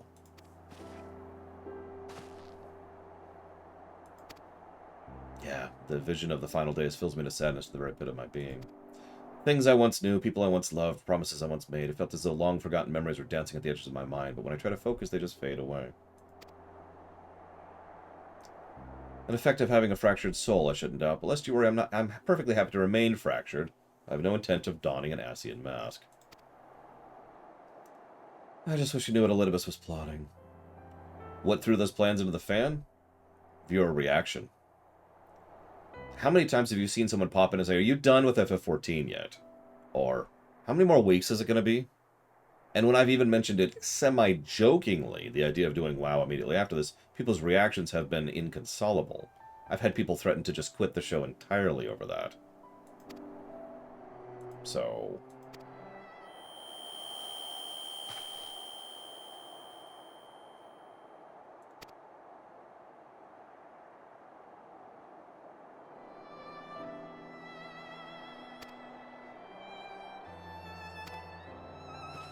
That being said, I have never had a run had more interest than the WoW BC run. Literally. That's never happened.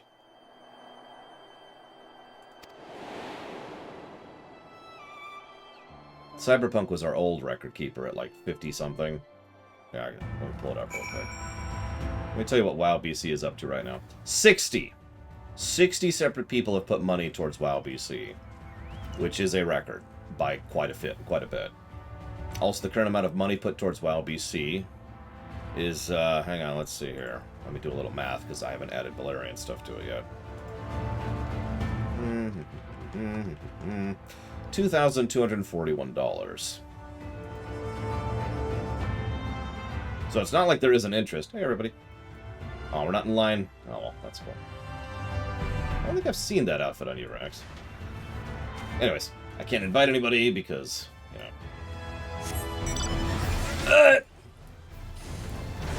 Hang on. I don't see glasses. Pixar didn't happen. Okay, there we go. So Rax has different glasses again. And then, who is that? I don't remember who Serona is, but Serona has different glasses. And then so does Fife. And the... Wow! We actually do all have separate glasses on. That's actually pretty funny. Glasses crew for life.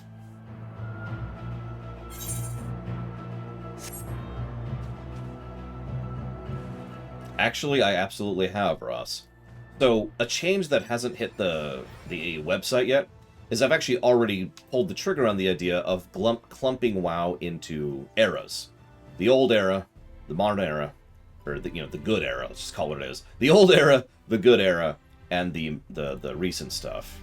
So that's BC and Wrath, which is its own bundle, which will also include a little bit of vanilla stuff. Then there's Cataclysm, this is the big one, Cataclysm, Pandaria, Warlords, Legion, that's the good era. And then BFA and Shadowlands, which is the recent stuff.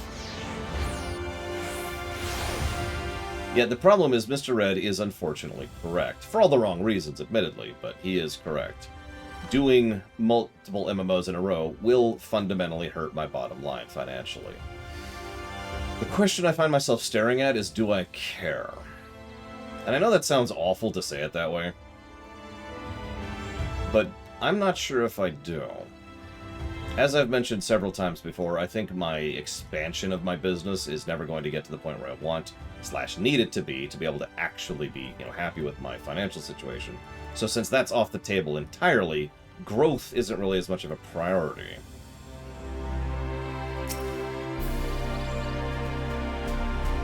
So the question becomes, can I handle shrinkage?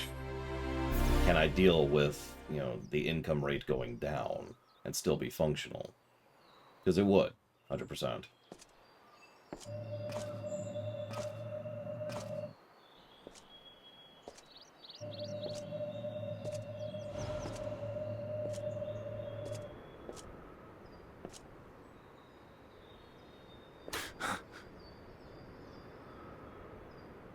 Why am I... Was it you who called me here? Now this is interesting.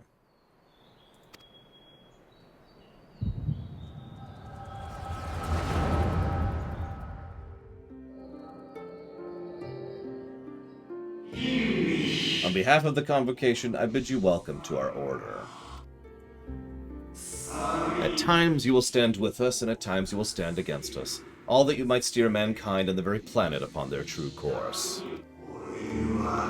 For yours is the seed of Elidibus, the emissary, and by this name shall your every action be guided.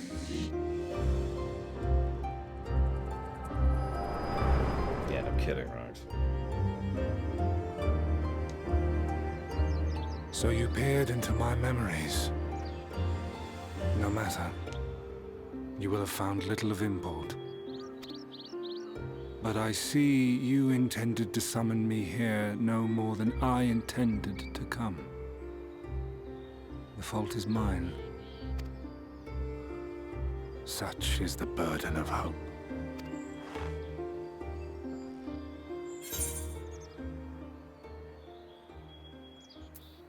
Listen, just let go of the body, okay? I'm sick and tired of you misusing and abusing my friend's corpse. What fool would relinquish his weapon on the eve of battle? That which I do is no different from that which you have done so many times, Warrior of Darkness. I arm myself, I hone my skills, I make ready to vanquish my enemy. You. You who have murdered my brothers, who have taken their selfless labors in service to the one true world and turned them to ash. I see you for what you are. You are death, and only in death shall you serve any purpose.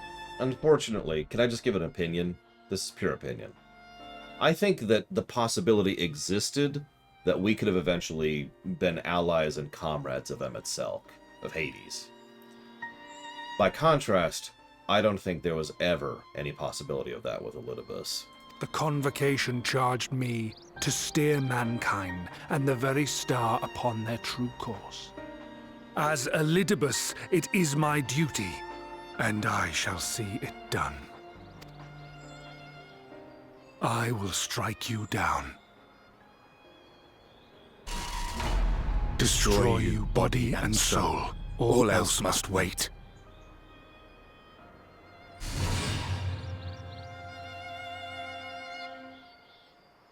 Ere long I will come for you, Warrior of Darkness, and I will save the world.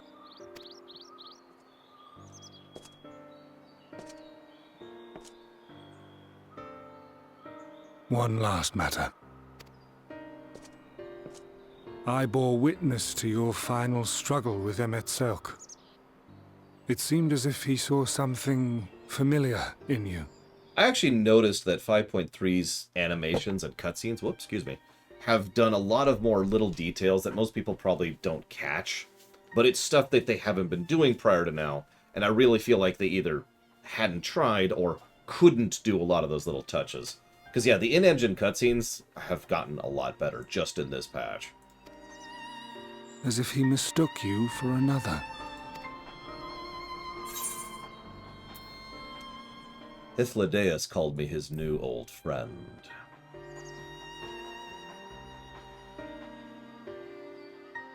No. I recall not of whom he spoke. Mayhap I never knew you. Or mayhap it is another fragment lost. Ah, I wasn't aware you already had a guest. If the conversation is constructive, I shall not intrude. Glow, glow, glow. But if you seek to stir up trouble, Elidibus, then I must insist you leave at once.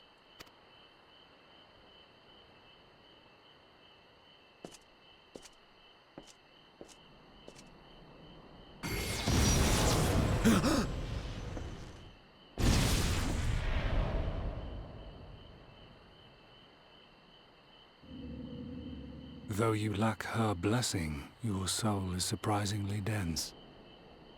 I should probably mention that that would probably kill most people.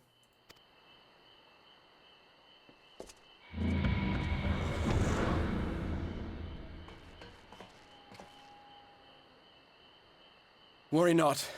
I seem to be unharmed.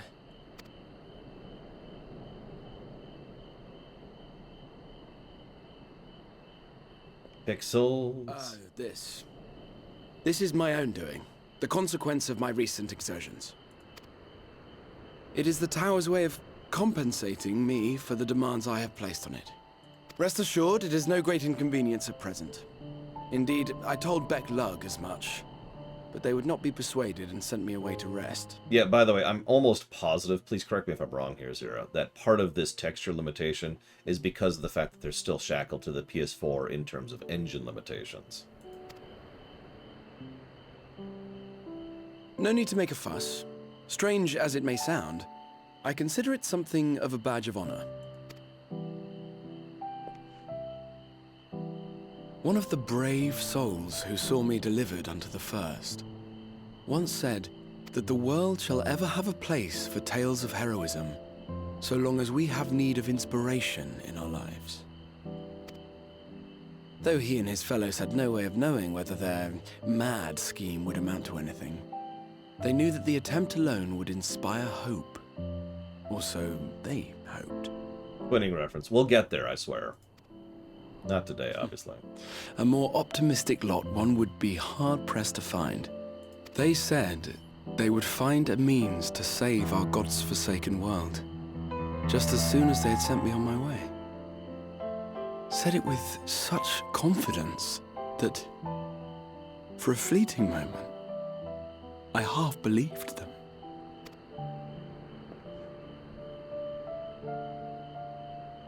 Such faith. Such courage in the face of unrelenting despair. For a long time, it was more than I could bear to remember them. But having come this far, having sent full many on their way myself, I see things more clearly. To take action is to hope. To believe, to choose to believe, is to take the first step towards a brighter future. Hope is a verb. And why do I tell you this? Because I want you to indulge me in a little recklessness. Needless to say, I have a plan. And when all is said and done, I will ask yet another favor of you.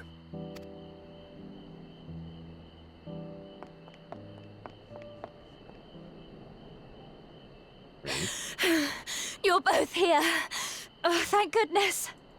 What's up? What's wrong? It's Thancred. He's collapsed. Yep, ticking clock. Continues to tick.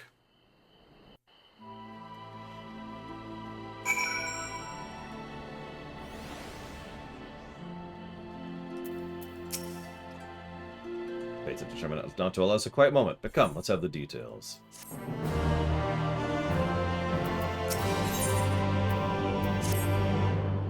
We have not done Eden, no. We're kind of saving Eden until plenty of people can participate. He was in the middle ground when he just crumpled. The surgeons are looking after him. Alphino's there, but, you know, everything's going to hell. Yep, we got it. Cool. It actually is, Ross, yes. Although, if you wanted an exact number, you'd have to give me a moment. So, while I have a moment...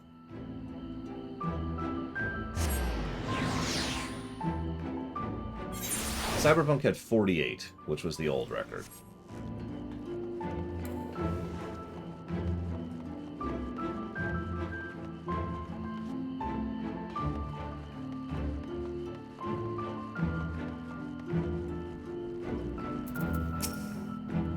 I fear this bodes ill, and not just for Thancred. Yeah, no, duh. That cord is not doing well.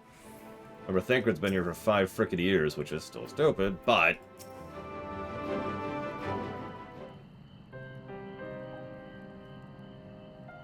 They dragged you here too, did they? My apologies. How do you feel? Embarrassed, but otherwise well enough. I won't be staying overnight. The episode did not result of any injury I could find. His ether is showing his signs of instability, and what I did to calm the I did what I could to calm the fluctuations. It all happened without warning. Not exactly. You will doubtless recall the time Urian Jane nearly drowned and I gallantly went to his rescue. Yeah. Well, we were both spent, on account of which you begged us to retch, which might have been a good idea. But! Fact is, I've been experiencing regular bouts of lightheadedness ever since, but no actual fainting until now.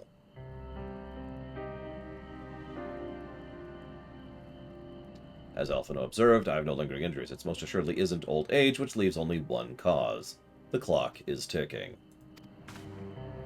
To that end, might I trouble you to make a trip to the source? In addition to looking into our friends' bodies, consult Kryl about our plan. Yeah, alright. In the meantime, we should get back to laying bare Elidibus' plot. Thus far I've learned this much, that in the places he has visited there have been sightings of suspicious black-clad strangers. Moreover, the coming of these shady individuals has invariably coincided with some manner of misfortune, beasts terrorizing settlements, blight ravaging crops, you know the thing. All of which serves rather conveniently to make his call for new heroes reverberate much more loudly.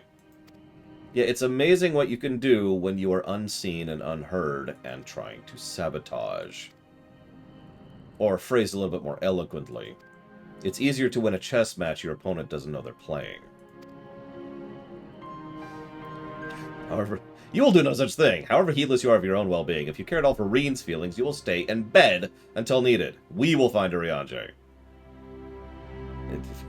Okay. Alright. Safe travels, Lord.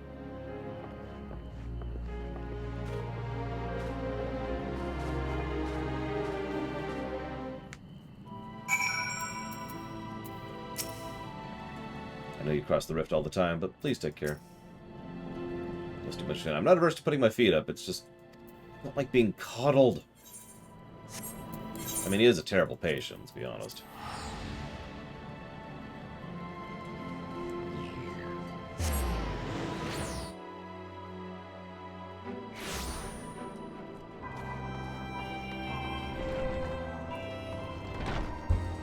Ironically, I think it is simply exactly because of that Y'shtola is fine right now, Loke. And yeah, I keep wondering if Gaia's gonna poke her head in or something, and she just isn't. Like, we've met her and have been interacting with her, and, you know, she's already, at this point, a fairly major part of, Reen's character, and it's like, okay, whatever. Our friends have taken a turn for the worse. Krau's hardly had a moment's rest in the past few days. Yep, their health is failing because, lo and behold, having your soul and mind and body disconnected is unhealthy. Call me a weirdo, I always kind of wish Kingdom Hearts did this. In Kingdom Hearts, you can sever and separate the pieces of yourself, I don't want to say all willy-nilly, but as long as you do it properly, there's really no detriment to doing so. It would have been interesting to think about what would have happened to, for example, Ansem, the Seeker of Darkness, if he stayed disconnected for too long. Oh, and hey, I believe this room actually exists now. True, Rex, but you know what I mean. Kind of a different direction.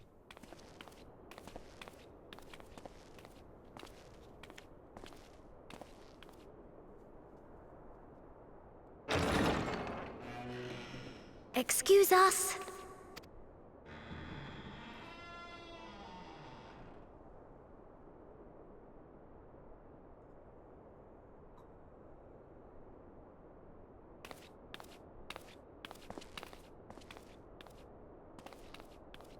This way.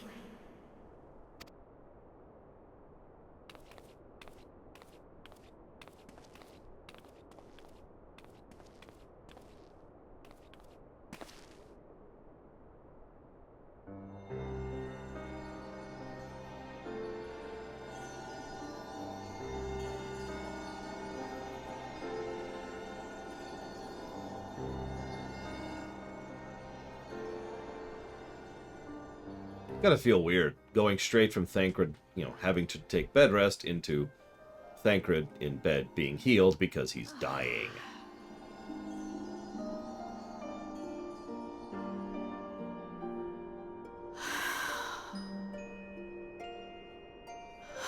I would rather you hadn't seen this. I'm sorry. We have urgent tidings. No, I'm not angry with you. On the contrary, I know full well how hard everyone has been searching for a way to return home. And I had hoped to afford you the time you needed. But given our friend's present state, perhaps it was for the best that you came.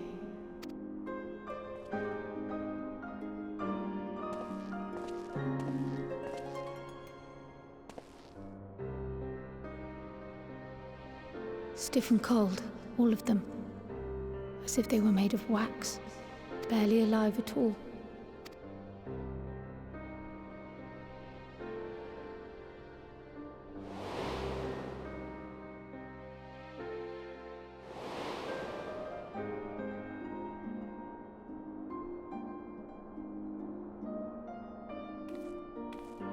And they had been doing so well. Save for occasional signs of etheric instability, they appeared to be in passable health. Then, quite without warning, things took a turn for the worse. A change for which even Master Matoya could offer no explanation. She could only remind me that the soul is yet an unknown frontier, and that much and more lies beyond our ken. But let's not lose heart just yet. At times like these, it is all the more important that we remain positive. Why? I but this moment succeeded in quelling a fluctuation in Thancred's ether. And while the others have weakened, they have remained relatively stable. I believe I may leave my post for a moment. So come, let me hear your tale outside.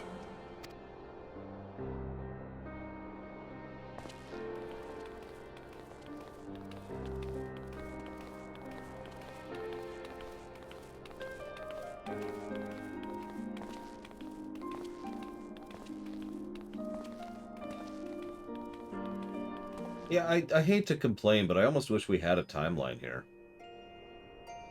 It makes me wonder how long they've been at this state. How long has Kryl been keeping them, you know?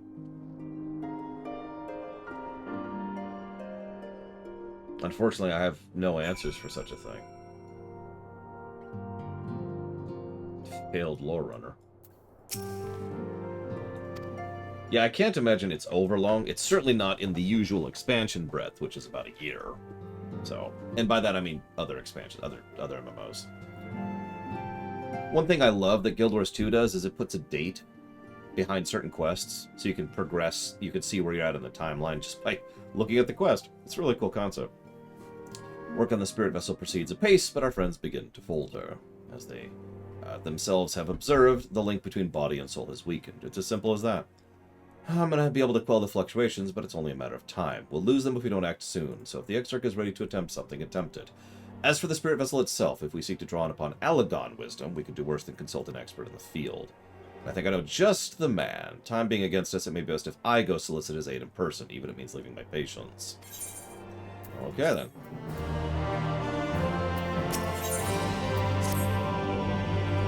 Laura, could you spare a moment? Well, Kryl goes and finds this expert. There's a gift I was hoping you could send to the friends, and, well, you can do it, and everything's cool, so let's go do it.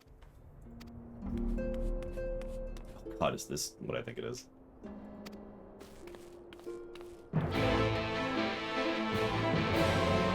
Well, we do know they have at least some kind of time skips, because they reference them in between patches, if nothing else.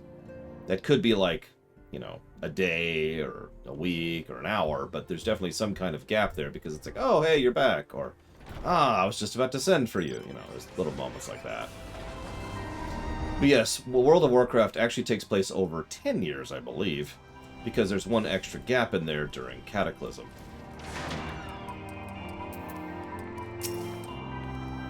Nice outfit.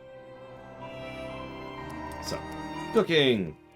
I've been doing the best for the Order, taking this job to keep the coffers full. I've even helped out with the Ishgardian Restoration, which is going on canonically right now. In the course of all this, my culinary skills have come in quite a bit, so I thought, why not make something for our friends? You ready for it? It's the greatest food in the history of the stars. Baked to perfection, even if I do say so myself.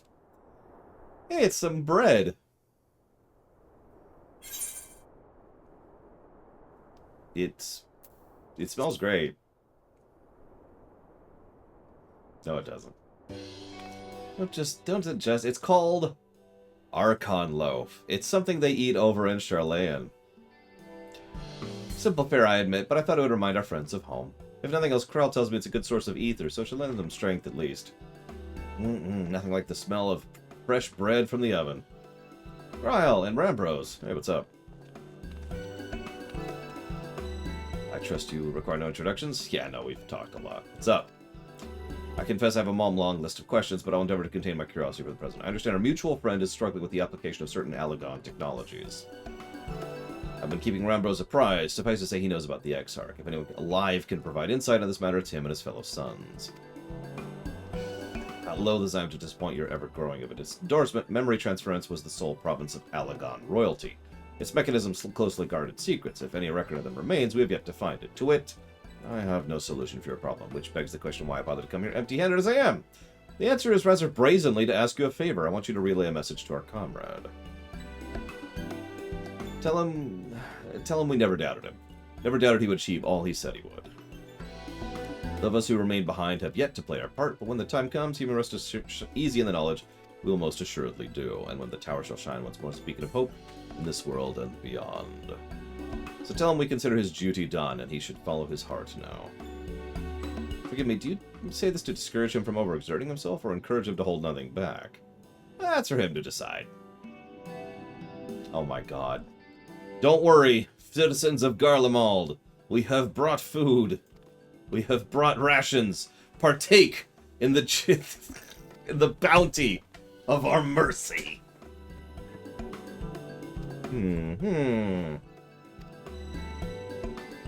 Excuse me, Rambros. As a fellow Charlayan, may I trouble you for your opinion? Well, I usually have mine with a dollop of berry jam. Oh, that's actually worse. Why would you put jelly, like fruit jelly, on that? Oh, I see. Oh no, is it that bad? It is indeed tense and unpleasant, exactly as it should be. Just so, the very taste of home. As you might expect, our countrymen have amassed a wealth of culinary wisdom from every corner of the world, but our native cuisine is, shall we say, a little lacking. In Charlayan, the majority of regard food as a source of nourishment rather than enjoyment. That's just so alien to me. Save for those who actually research culinary arts, we pay little heed to the niceties of taste or texture. It was against such gastronomic landscape we crafted what is now called Archon Loaf, the creation of an Archon who devoted himself to the study of bodily sustenance. In order to maximize its nutritional value, he incorporated copious quantities of pulverized fish and vegetable matter into the dough, with nary a care for the qualities which make bread enjoyable. The result is a flavor that continues to defy description. Yet for its many shortcomings, the loaf's nutritional value cannot be denied, and a damnable convenient way to cater to one's bodily needs. It has quickly found an audience amongst busy scholars. Why, when I was a lad, every meal was a sandwich made with this very bread and whatever ingredients happened to be on hand. There better be an Archon Loaf thing in Charlayan. Don't tell me. I don't want to know. But there better be. I've had MREs. They're probably better than that crap. Oh my god. Yep, I'm gonna bring you back some fish bread.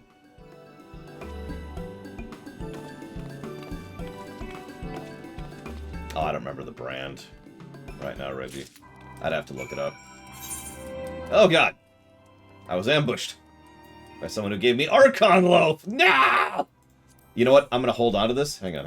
I'm gonna hold on to this Archon Loaf. I'm not gonna eat it until I'm in Charlayan. That's right, I'll just leave it there. Right now I'll have a cookie.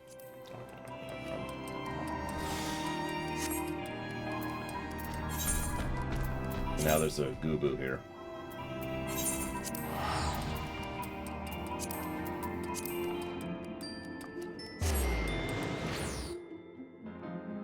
It's true, I'm dimension hopping. I need food to fuel it.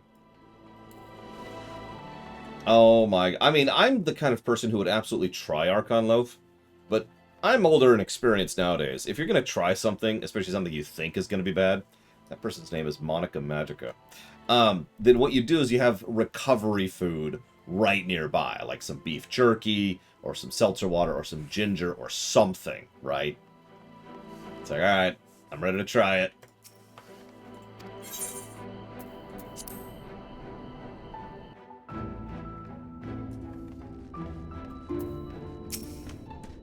You returned. Good. There's much to discuss. Hey, have an Archon Loaf. By the 12 Archon Loaf. How'd you come by this? I'd swear I'd come straight from Charlayan. Rambrose said that, did he? His words are very nearly as heavy as the bread, but I appreciate the sentiment. Yeah, but we have a solo thing, like, right before Ed Zero. So, Rax, if you want to get a group going, which in this case is you and Zero, because Lunarith and I both have to be solo, so there's not much of a rush in getting the group going, is what I'm trying to say. Anyways, the bread I shall save for later, though it's been many years I have not forgotten the feats of mastication required to consume it, nor how unconducive they are to conversation.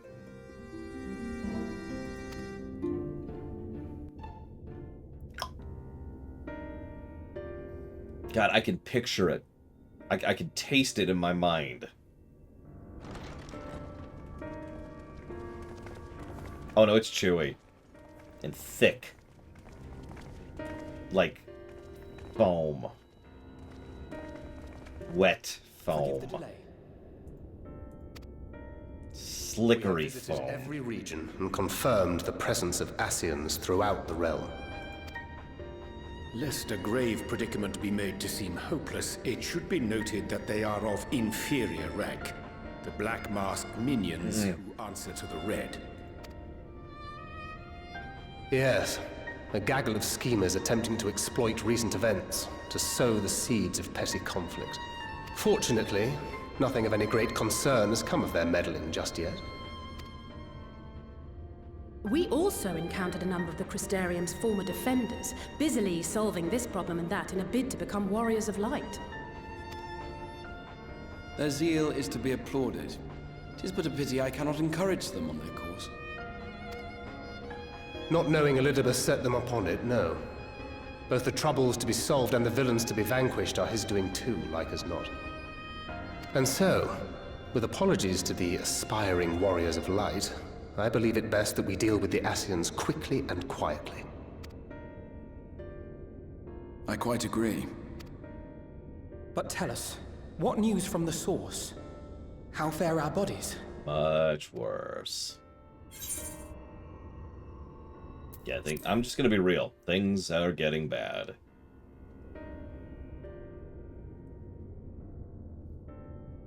Oh dear. Then we must redouble our efforts. Not that we've ever stinted in that regard. This would seem an appropriate moment to ask about the spirit vessel. Tell me you've made some progress. We have, as it happens. One moment.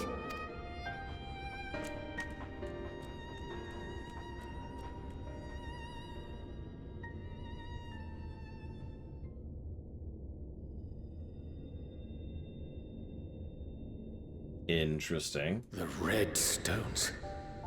Then this doth mean... For the benefit of all, permit us to explain. As you will recall, using white auracite as our starting point, we fashioned a vessel for mind and memory both. Yet, though it served this purpose admirably, the process of imbuing it with one's complete essence proved a somewhat thornier proposition. Simply put, the memory would not accompany the mind. And so, we looked to the Allegan's mastery of memory transference for a solution. This approach was not without its own complications, however, relying as it does upon blood, which inanimate objects, notably, do not possess. I was going to compare it to red lyrium, but very minor spoiler. Red lyrium is actually blood-infused, sort of, lyrium, so...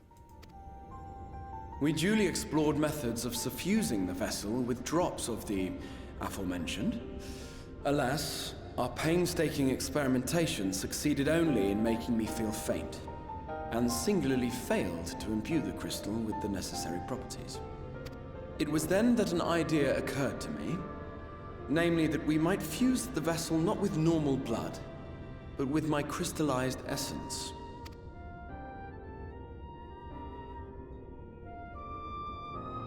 You're doing this for our sakes. So far be it from us to complain. But don't think we haven't noticed what's happening to your arm. You're not blind. It falls well short of offering up my life in exchange for yours. which was your only stipulated prohibition, as I recall. And it is but a small price to pay for delivering you home. Assuming it works. I wonder what his crystal arm tastes like. We shall soon know if this grisly addition will serve as a suitable conduit for the subject's memory. Though not soon enough to warrant your waiting. The test is like to take a while. See, I was thinking like crystallized sugar. But what flavor? Let us be off then. We have Ascians to attend to, among other things. Mint. Yeah, no, I like that.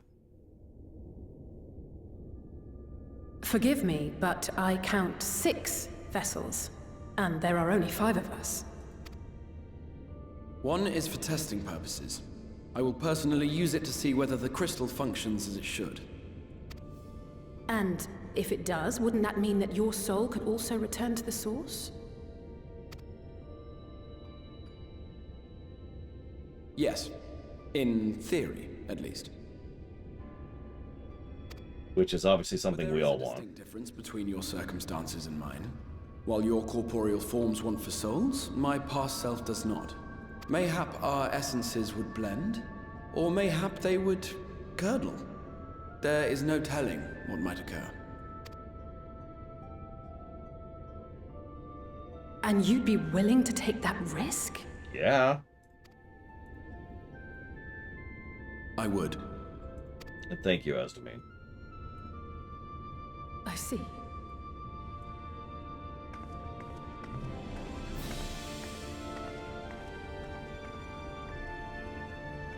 Yeah, he was planning to die like twice over. So, you know? What's the issue here?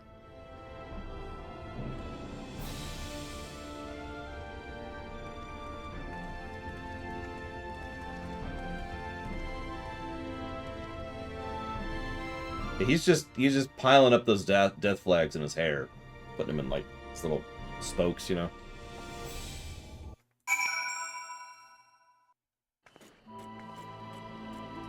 The tower's in our timeline end world too, Lune Ruth.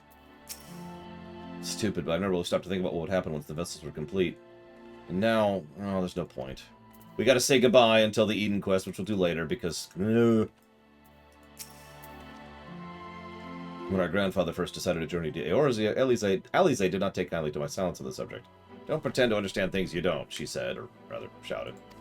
Having oft been the subject of her scorn, I am predisposed to sympathize with the Exarch, but I do understand how she feels. I'm sorry, I know it's childish to storm off like that, and I probably feel the way I do. Ah! Pull yourself together, Alize. It's okay, it's okay.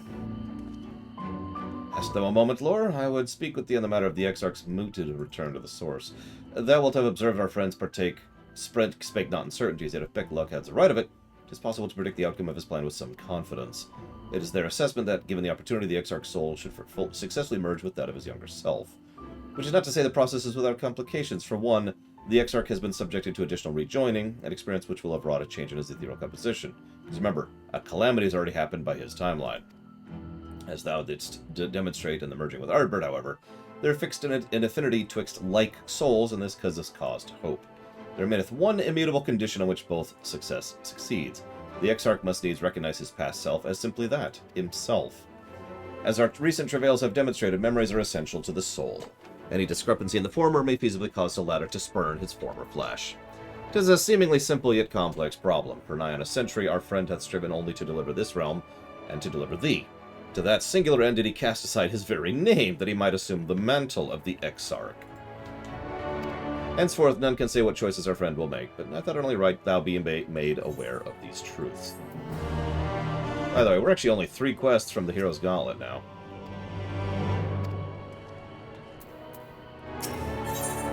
Some very dense quests. Hurry the hell up. I'm gonna read at my pace for a little bit, because we need to hurry the hell up. We're gonna get there tonight. Don't worry, I got this. I know you're all collapsy right now, Thancred. We can postpone, but we're not going to. So, I have a gift for you from Tataru. I should have done the Kupo thing. Ah, whatever.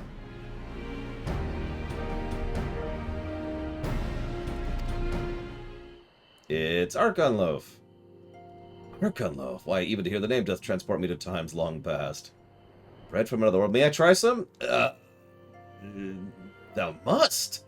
That said, I personally disagree with the consensus. I do nevertheless advise thee to temper thine expectations. Wiser words never uttered. I mean, people have nostalgia for FF14 1.0.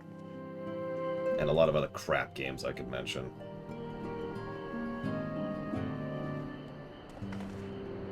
What I believe my colleagues are trying to say is we appreciate the gesture. Tell Tatara will do our best to make sure she doesn't have to seek more permanent re-employment. Now, let's be off. We can try to drink. We can find a drink to wash down the bread on the way. Because you need a drink to get it down your throat. Because of how hard it is to chew. God! Honestly, no. Because Archon Loaf does have a nutritional function and purpose to it. 1.0 has nothing that makes it worthwhile. Hardtack, yeah. I've actually had hardtack. Yeah, 2.0, ARR. That's Archon Loaf. That's a good comparison.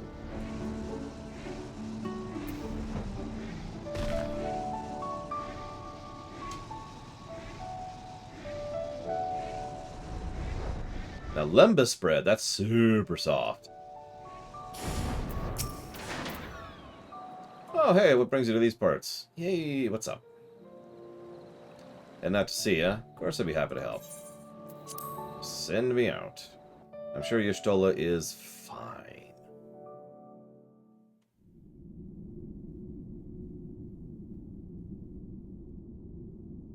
She's all alone in a giant Asian facility. What could possibly go wrong? Oh. Excellent. I had intended to speak with you alone. Okay. None of my doing, lest you misunderstand. The link between her body and soul wavers.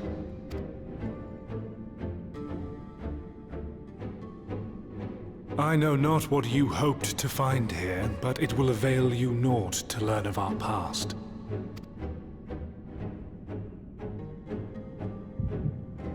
Damn it! Mother!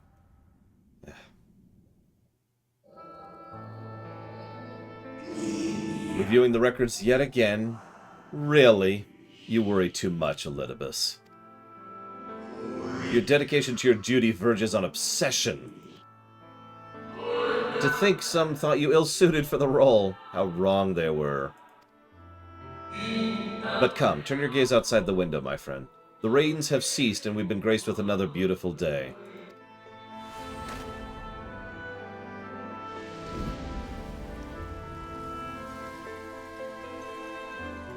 It fades. Fades away into oblivion.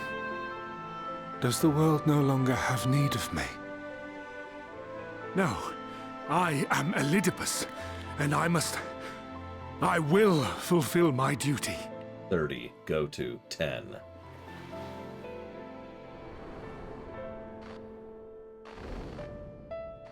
Sundered though you may be, you fought for the world's salvation. For hope. Hope.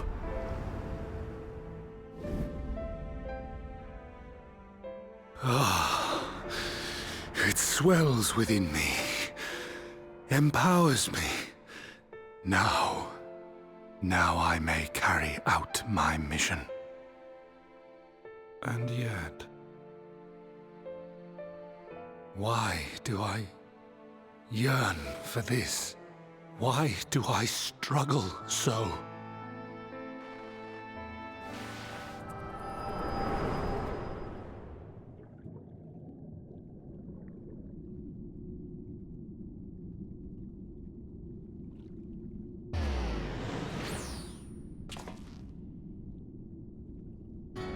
I shall take her into my safekeeping. If you want her back, you will do as I ask.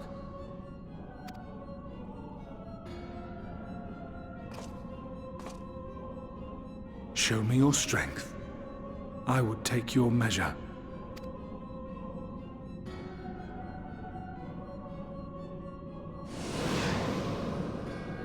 I have prepared a suitable arena. You need but ride the flow of ether.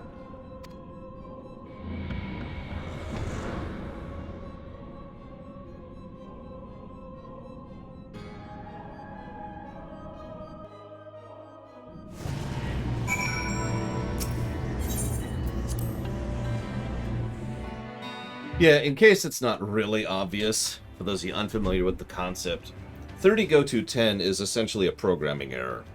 It's one of the first things you learn about programming language. It's a self-fulfilling loop. You go from line 30 to line 10, accomplish line 2, and then go to 30, and then to line 10. And you just loop in this logic feedback over and over and over endlessly. You can never escape the loop. You're familiar with this place, I believe? This remembered Amarot.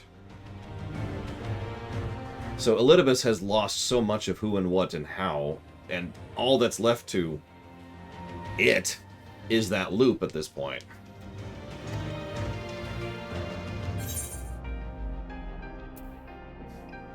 I tire of your games, Elidibus.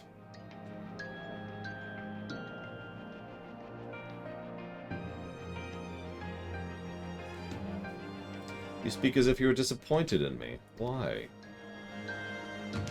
I'm your enemy and you mine. Our goals are in conflict. We are fated to clash.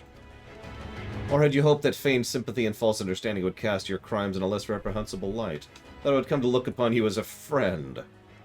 You have slaughtered my people. You who would tear down everything we have built.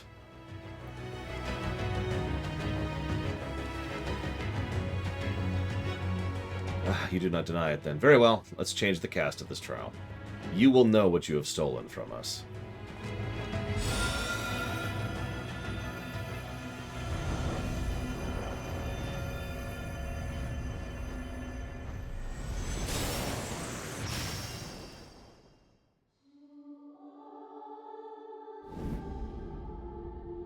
Remember them?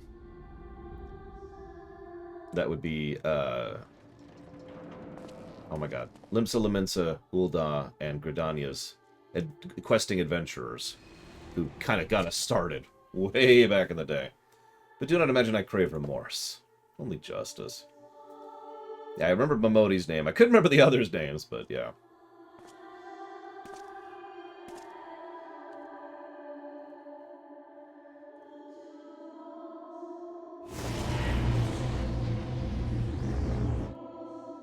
This should be fun. I probably should have come in here as a Reaper, but, you know, whatever. Forward, hero. We shall see how strong you have become.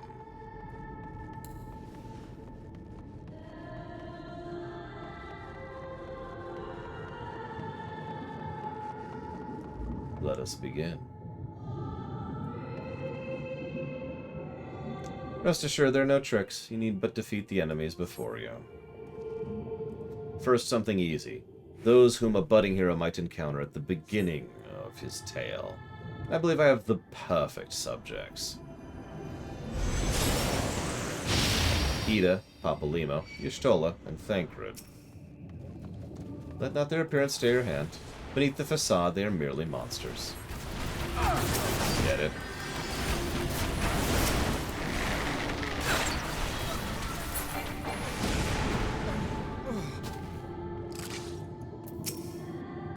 Too easy, I see, but at least you understand the rules. Thus we will make our way to the capital.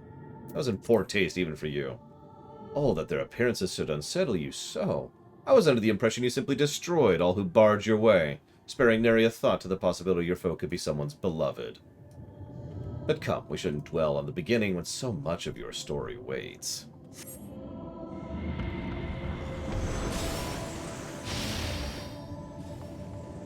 Nymphilia, Moonbreda, Briange,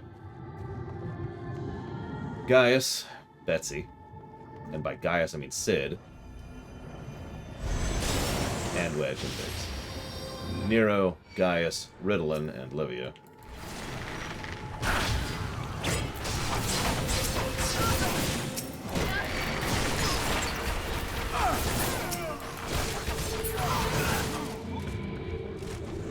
done, Champion of Ours.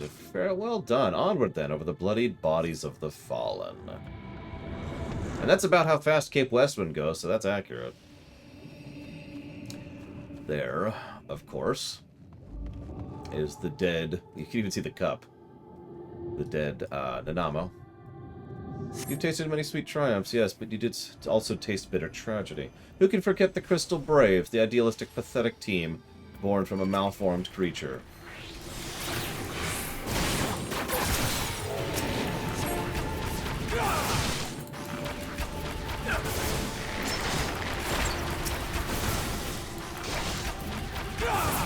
Enjoy the paycheck, Yu-Yu-Hase. With such ease, yet again, you always did grow stronger with every battle.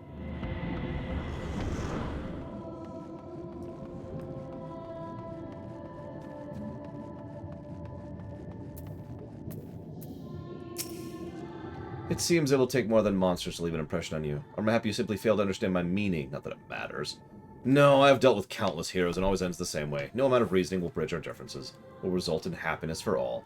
Whatever your reasons may be, I cannot be bound by them. I can but put faith in my own beliefs, and fight for them with my every being. I mean, you're wrong. How very naive. If you're willing to compromise on your beliefs, you can all but admit they are flawed. That's not how that works. And I assure you I have no intention of compromising on mine. Come what may, I will fulfill my mission. Duty. But it's enough talk. It's not your assertions I wish to know, but your strength. So there's Alphino and Tataru, Enchefant, and Dad. Falsely accused of regicide, you fled for the snow-swept fields of Kurthus. Had you and your scions met your demise that day at the Sultanate, La Habrea might have been spared his. But not only did you stubbornly live, you hurled yourself into the thick of the Dragon Song War. Swept along by the tides of events, you pursued and slew those who sought to stop the unending conflict, just as you were bid.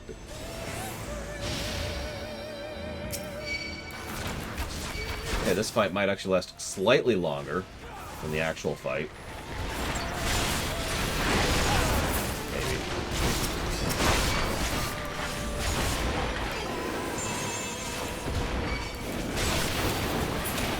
Sickness must be purged.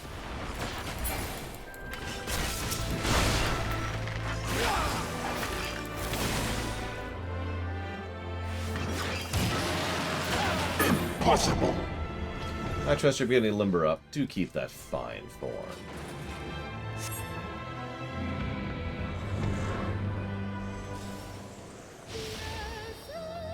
The two brothers.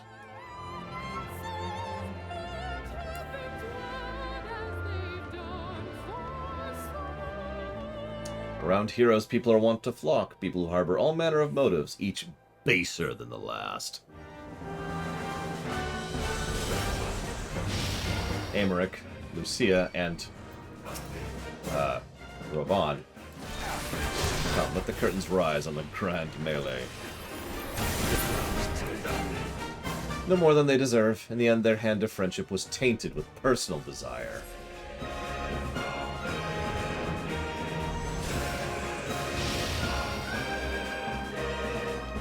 Zale. And of course, Race Velger.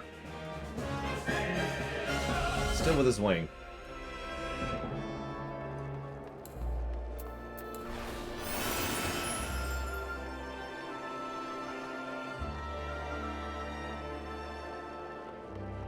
You know what comes next. You put an end to the Dragon Song War.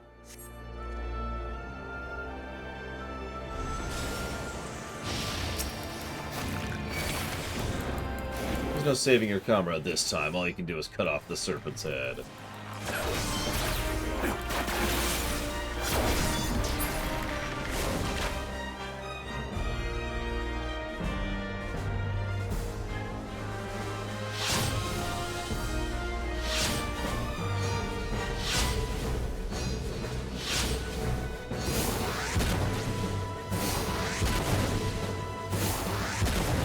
By the way, this is how you make quests good in this game. To go back to our earlier discussion. You see the problem with this, though, and why this probably shouldn't be the norm. And as simple as that, a 1,000-year war is brought to its conclusion. But every end marks a new beginning, and for heroes such as you, there is only ever conflict. A storm, you might say.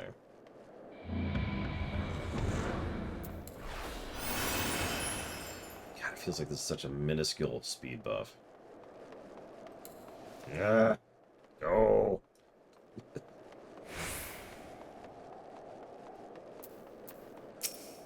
How are you enjoying the walk down memory lane? I dare say there have been a few individuals for whom you harbor deep feelings, whose passing caused you the keenest grief. That is what our people are to us. An irreplaceable existence that can ill be lost. I will save them, for they are my...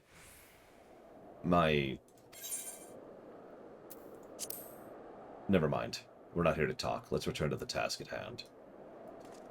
Emperor Solus had enkindled an insatiable flame. Garlemald was its name, and as it raged across the land, it consumed all in its path. Cordola! Following the trail of ash, you set forth from Alamigo and Doma into blood. Again you fought, and again you grew stronger. So strong we could no longer control you. Yours is an unnatural, beastly strength, and we shall lay it bare. In order to gain a foothold in the liberation effort, you journey to the eastern plains.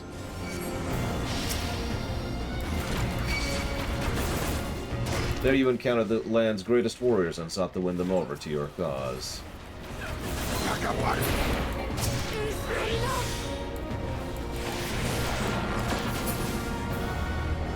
The strong are drawn to the strong, and thus did you gather new allies to your banner.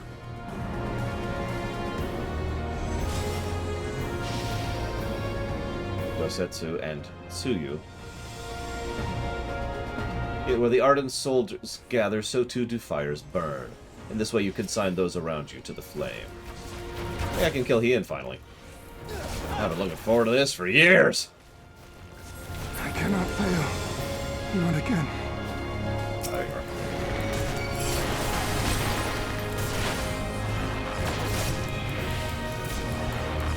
Forgive me. You did not hesitate, or perhaps could not, no matter. Let us turn our attention to the finale.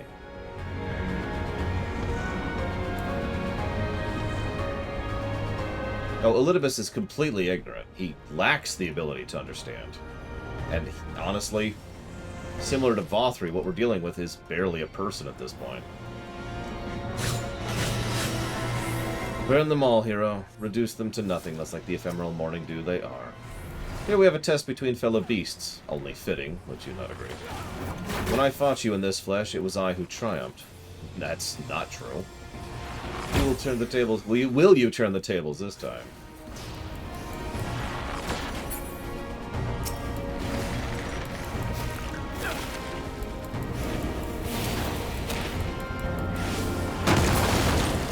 Yeah, this is all characterization for Elidibus, if you're paying attention, which I know you are, because you're you.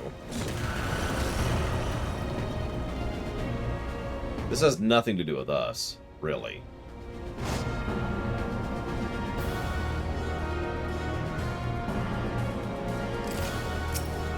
My creation appears to have lost its form. It's no easy thing to see through the eyes of a beast such as him. In any event, there's only so much to be learned by taking your measure this way. Let's try something different. Come, we continue within.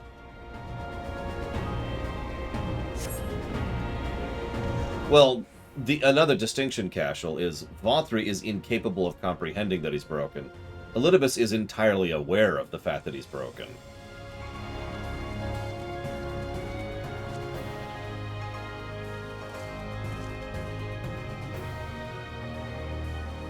An impressive show of strength. But surely no more than a foretaste of that which Emitsel's conqueror is capable. Such might requires a fairer measure to compare with the like, yes.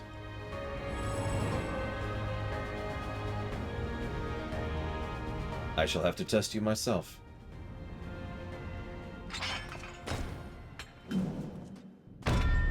Come on, Lore. Show me what you can do. I mean, I have beaten Ardbert before, I just feel like pointing out.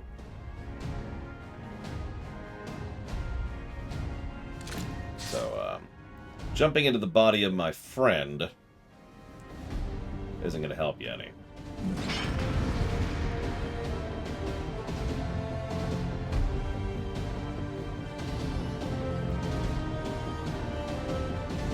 As a further aside, I am very firm in the opinion, although it is of course just a theory, that Emmett Selk wanted to be wrong, even though he couldn't let go of it. He wanted that.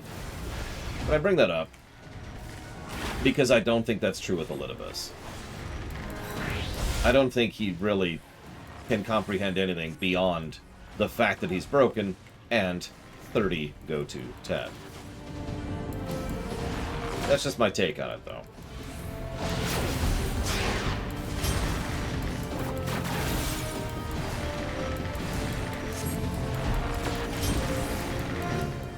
Fight me like you mean to take my head. Good, good. I sense your murderous intent. If so... Or hang on. You'd kill me given the chance. Maybe you think to recover this body? If so, prove it's of use to me. Prove I can't best you with it. Come at me with everything you've got.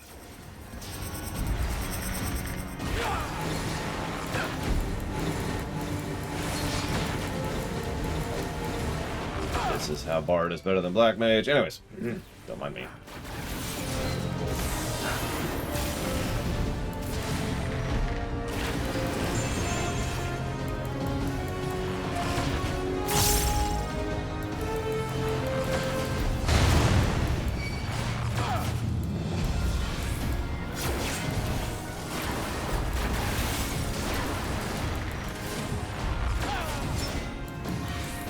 Bard actually does have a heal. But believe it or not. Doesn't have a res, though.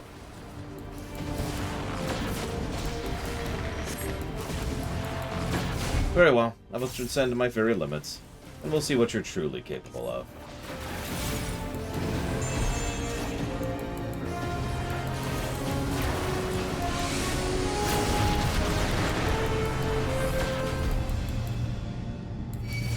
Hold nothing back, for neither will I.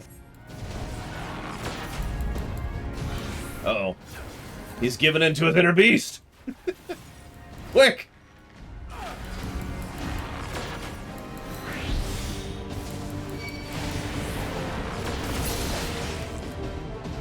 I have my answer. Yep, gotta get him a girlfriend. Stat! It's the solution to all his woes.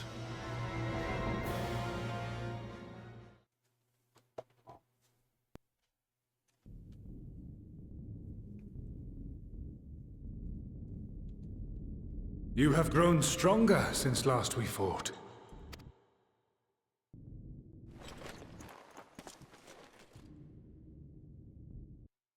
The result of your trials in the first, no doubt. Have you finished? Ah, Y'shtola. Wake up. My apologies. I freed myself as soon as I awoke, but rather too late, I see.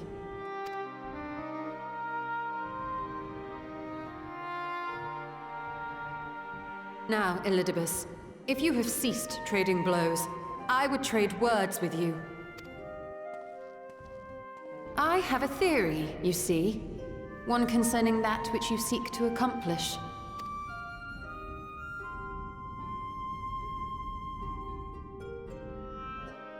It stems from who, or rather what, you truly are. A primal.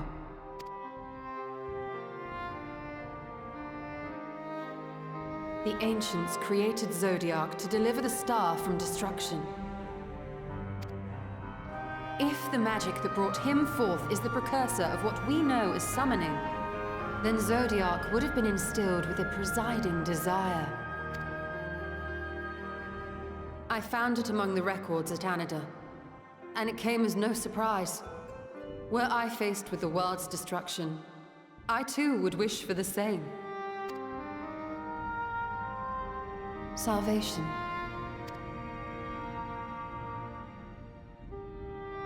I know that you sacrificed yourself to become Zodiac's heart.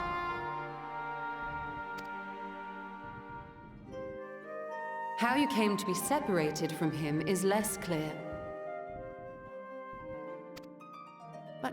are a fragment of his being, it stands to reason a desire for the world's salvation would drive you. And thus did you seek to inspire the masses to rise up as warriors of light, going so far as to use Ardbert as a symbol of hope.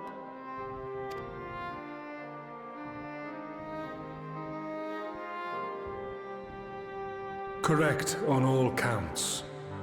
Such is my nature, and such are my methods. I have aided heroes. I have made them. I have even become them. This served not only to strengthen me, but also to facilitate the work of my brothers, such as Emmet Selk, with his penchant for nation building.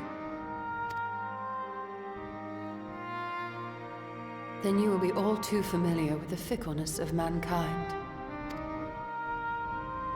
We change, we forget, and what little we do remember becomes twisted and fragmented over time. For which reason, you deem us unfit to carry on your legacy. But are you, yourself, free of these foibles? As the last witness of the final days, do you remember everything that was lost? Or even the things you cared about? Get to the point. A primal is shaped by the hope that fuels it. Even should this hope be something as simple as the world's salvation, it is the collective desire of innumerable disparate souls crying out for deliverance. Having drawn your strength from such a cacophony of voices, can you truly be sure you still speak with your own?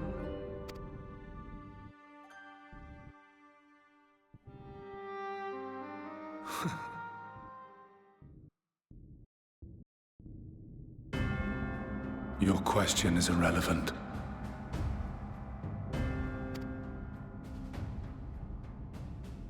No matter how much I should change, no matter how much I should forget, I shall ever remember my duty.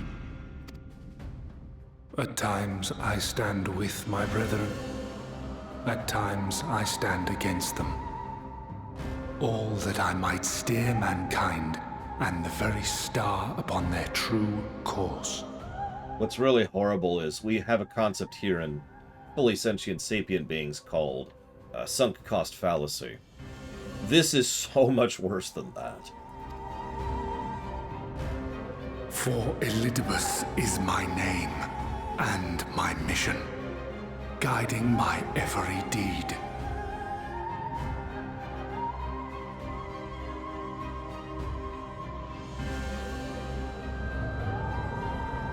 But enough talk. You have shown me sufficient proof of your might. As I am now, I would struggle to defeat you.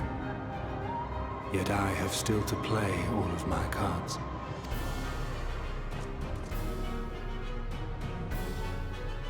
If I could offer you some semblance of sport, your lessers would pose no threat to me. Would you not agree, warrior of darkness?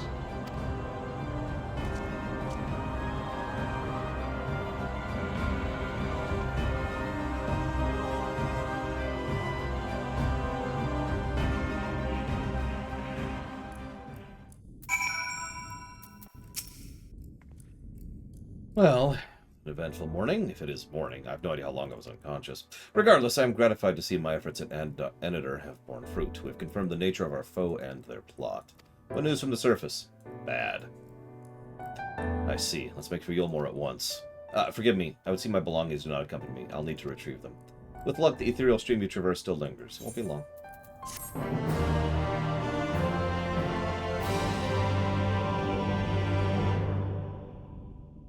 Dum-de-dum.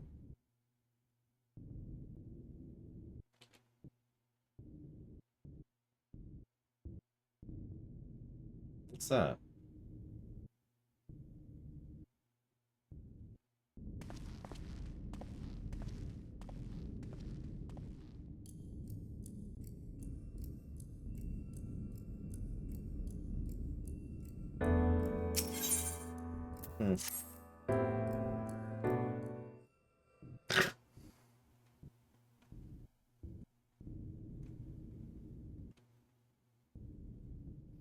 peculiar crystal lies on the floor.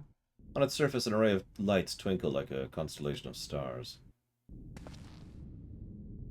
Day 4th.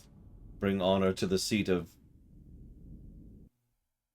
The distorted voice of ancient beings ring out in your mind. A moment preserved in crystal, it would seem.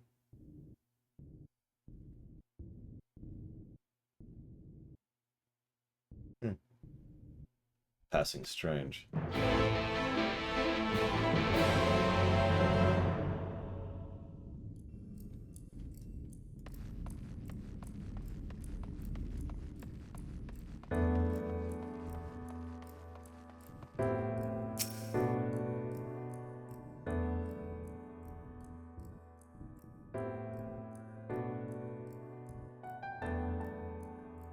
Ironically, I wish FF14 would rip off WoW more.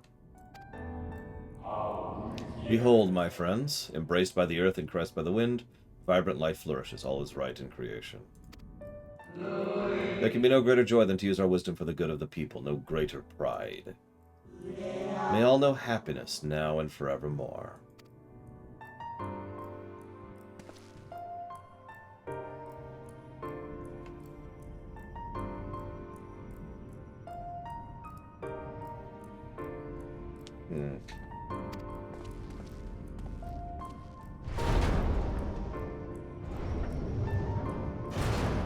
I found myself thinking this earlier. If I was writing this, I would have kept track of who's which and what, and writing them properly. Oh, I agree. I wish WoW would rip off FF14 more, too. I'm really not joking about that. Although rip off is a bit of an inaccuracy. It'd be more accurate to say I wish both games would learn from each other and adapt off of each other. You know, proper assimilation instead of bullet pointing.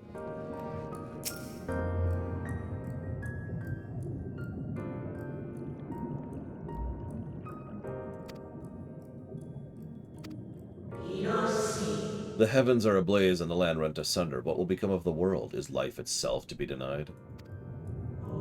Come what may, we must not surrender to despair. If we but hold fast to hope, we may yet find a path to salvation.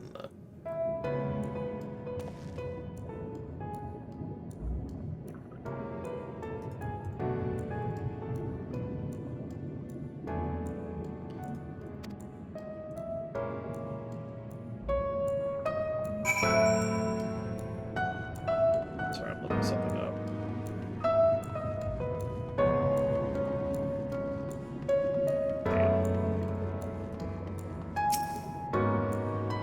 I know, right, Ponton? It just kind of goes back. Ah, that's what I was just looking up, Rex. Oh, that was Lowgrief. Everything burns, crumbles, decays. I hear the lamentations of my brethren, and soon there will only be silence. We will deliver our star from its doom, this we swear. So please, dry your tears.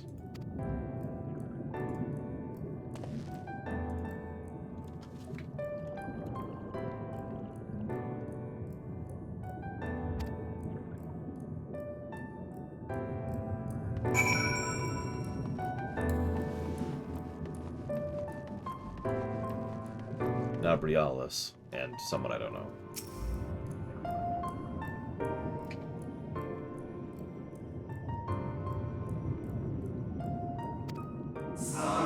The time has come. We shall rewrite the laws of creation, and we shall save our star. From this life our Savior born, may I be worthy of the honor. I feel my soul turning, slowly but irrevocably, and the power I wield begins to seem terrible. But this is right. It is right. Oh. Yeah, Elidibus is obvious there. La Habrea is interesting.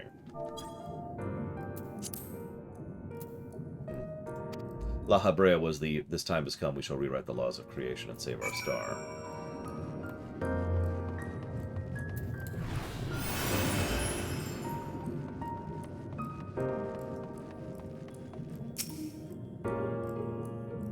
God, I forgot how dense 5.3 is. Though salvation is ours, it came at great sacrifice. All that remains is to pray. Pray we will one day meet again beneath a blue sky. Judged by testimony, it would seem the voice was recorded in the wake of the final days.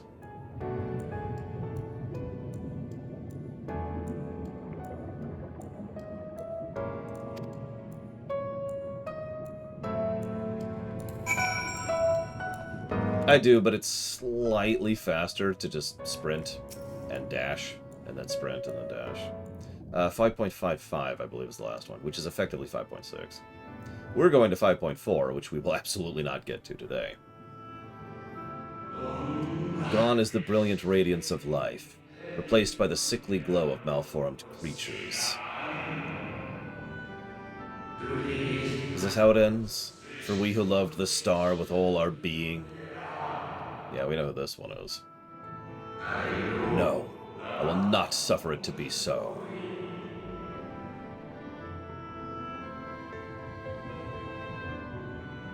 What? Well, well, we meet again, my new old friend. Hey, hi, Ithlodeus.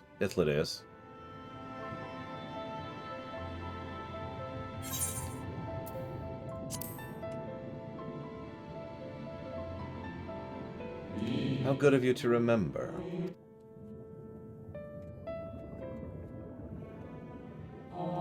See, you've been collecting stars. I speak of those crystals. They have constellations etched upon them, yes? High in the heavens, those stars shine their guiding light down upon the lives below. Fitting symbols for the Convocation of 14, would you not agree?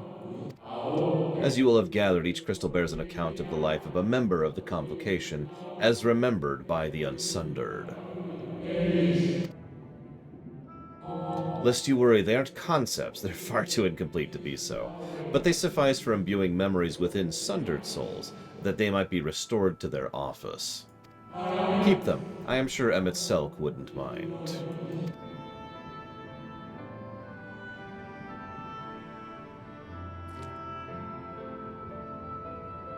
So how fare you of late? You are feuding with Elidibus this time, I believe. Explain.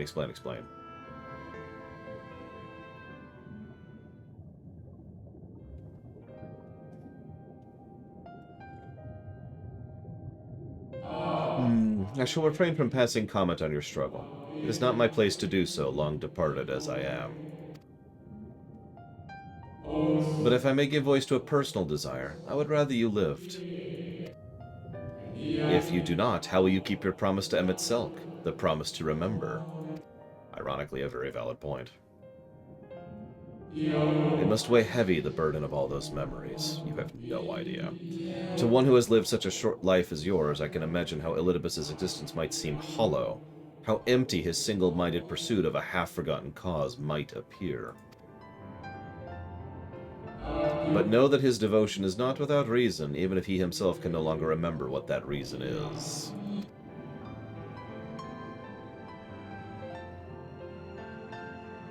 Well, that is quite enough talk about Elidibus. I would see if you can reunite the wayward stars.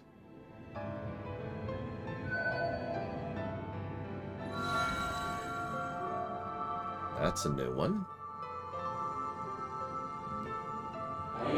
I mentioned before there was a member of the Convocation who opposed Zodiark's summoning and defected, one whose office was left vacant. Defectors having been deemed unworthy of commemoration, no crystal exists for the individual in question. Or shouldn't exist, at any rate, and wouldn't had a friend not created one in secret. A crystal bearing the forgotten name of his office, along with the magic of his own conceiving, a singular incantation embodying his spirit.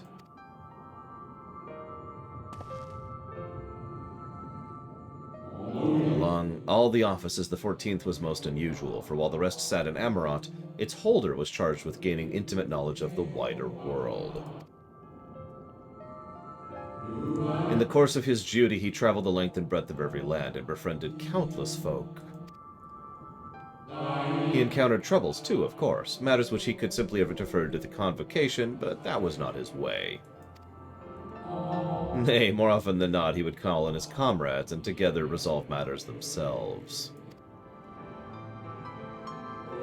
Such is the magic sealed within the crystal, the magic to summon the stars to your side. In the time of greatest need, should you wish it in your heart, it will surely answer your call.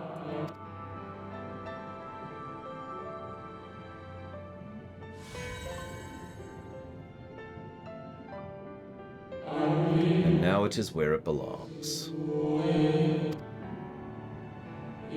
Oh, no need for thanks, but nor will hear complaints about it either.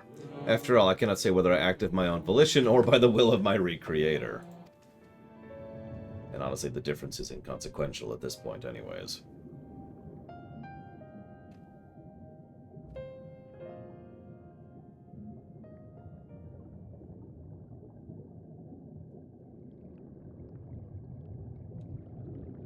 I was wondering where you'd disappeared to.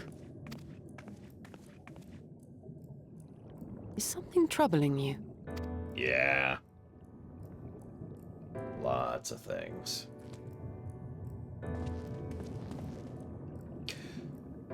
But we have a dungeon to get to. No? Very well. I have everything. Let's hurry back to the surface.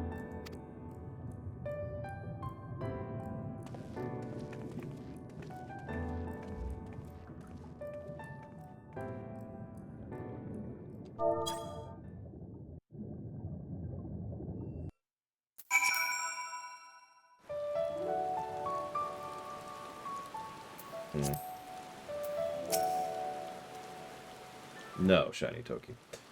Other than Y'shtola, obviously. Fresh air at long last. I would celebrate my return with a pot of tea had with luxury of time. So, let's go deal with this plan that is currently happening, because this is the quest that leads to the dungeon. To Yulmore.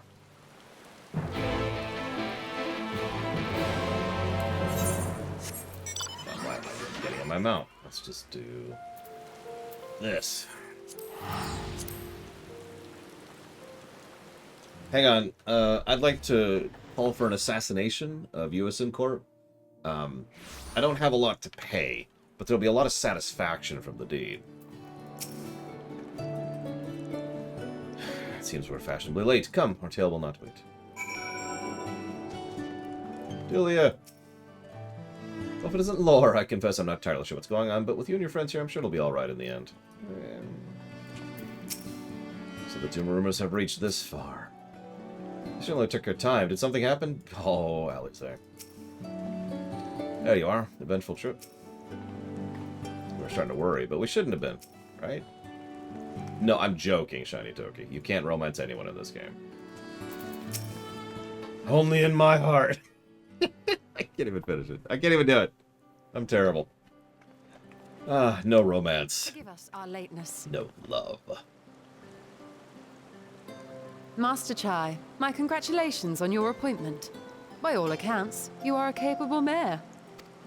Oh, I have capable friends, my lady. I must say, it's good to see you looking hale and whole again.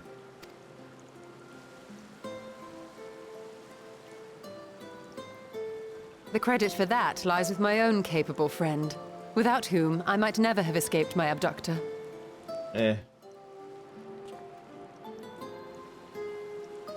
Well, it's kind of a long story. I fought Elidibus, found a bunch of crystals. We are the sun, apparently.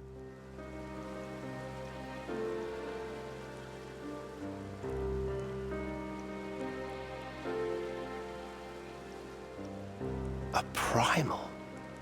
I suppose that would explain why Elidibus has been fostering faith in the Warrior of Light. While you were enjoying your audience with the Wandering Heart of Zodiac, we were busy dispatching the last of the Black Master Asians, a task which proved almost insultingly easy. Formidable though we undoubtedly are, they were obviously sent to provide encouragement for budding heroes. One cannot help but wonder how many times the ploy has been used before. Real quick, you remember way back in ARR, we had to fight this golem thing as part of each of the city-state storylines? And as part of that, we absolutely curb stomp and kill one of the Asians. You remember that? You ever wonder how many hundreds of thousands of mini Ascians, low-level, deliberately noob Ascians have been put out there, specifically for low-level adventurers to get them started on this path. Master Chai, you mentioned that the people of Calusia are similarly enamored of the Warrior of Light. Indeed, though it's hardly surprising given the state of the world.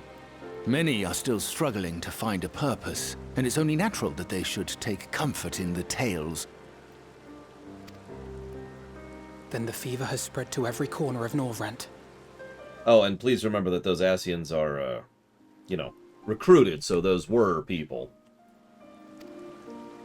We may have dealt with his black-masked minions, but it is plain Elidibus has yet to show his hand. Yeah, every now and again I wonder what other cutscenes look like in the neighborhood. Like, is it Lalafell? Oh my! What a spectacular sky! Like, imagine Y'shtola going like, to look down at us.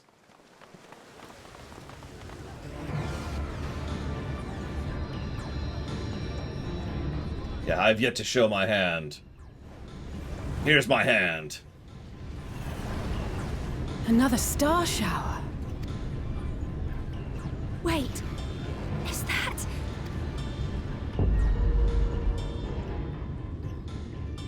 Amarant? Oh. Here, feel, think. Did you hear that? That voice calling out? No, I didn't hear anything, but... Why do I feel so... like I've lost something dear to me? You know, it just occurred to me. Does Elidibus seek to awaken more people to the Echo with clearer visions of the final days? It just occurred to me, real quick. This is kind of the Kingdom Hearts thing, isn't it? Real quick refresher. In Kingdom Hearts, your memories and your heart are distinct. So your mind, your memories can be erased, but if something's really important to you, it's carved, metaphorically, into your heart, so that groove remains. So you may feel something, or think a way, or be inclined towards something, but not actually be sure why, because your memories have been gone. I just mentioned that because there's a lot of similarity between this whole reverberation thing here.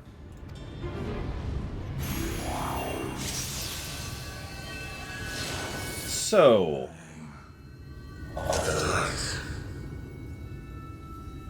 I shall vanquish the darkness. I shall deliver the world from its doom. Yeah, no one was exactly expecting an attack here. And who might you be? Black Mage.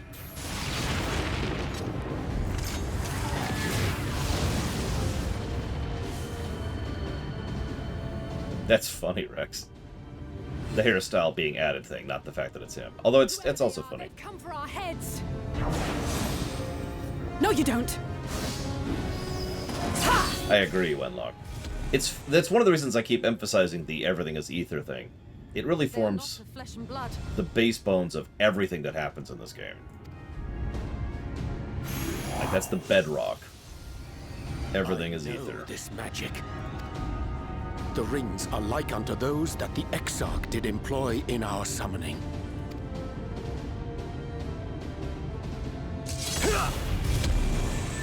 Are you saying the Exarch is summoning them?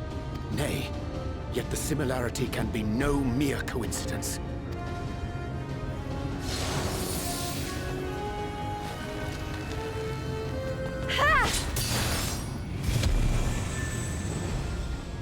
A very good question, Dream Whisperer. Should we make a stand here, or retreat to the Crystarium?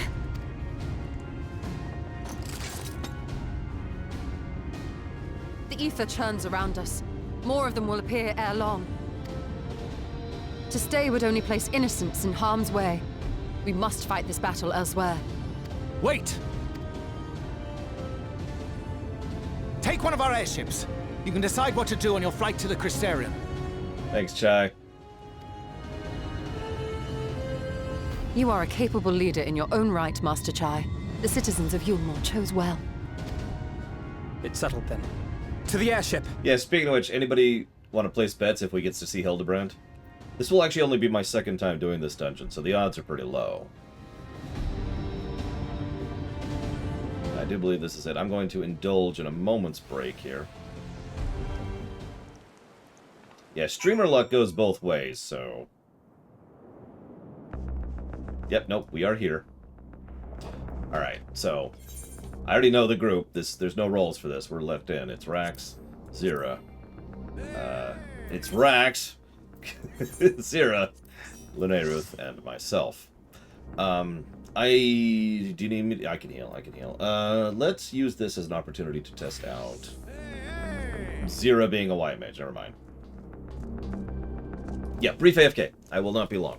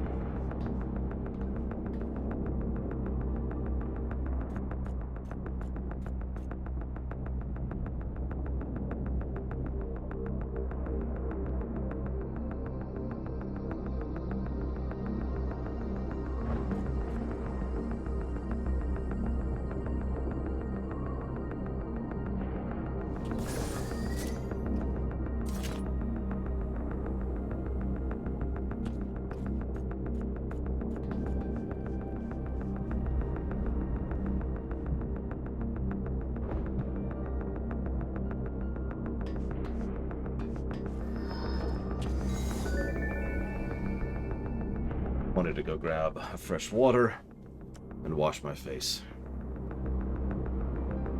All right.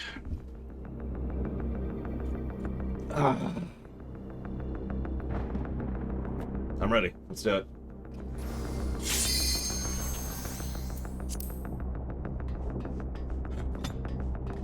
Let's see if I remember any of these mechanics. I probably don't.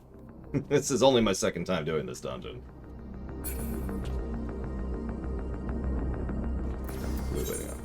Luneruth, okay.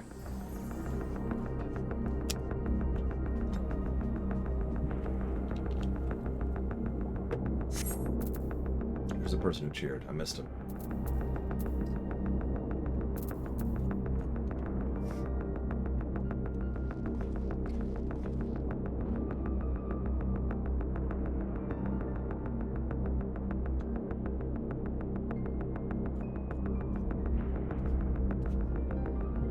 There they are.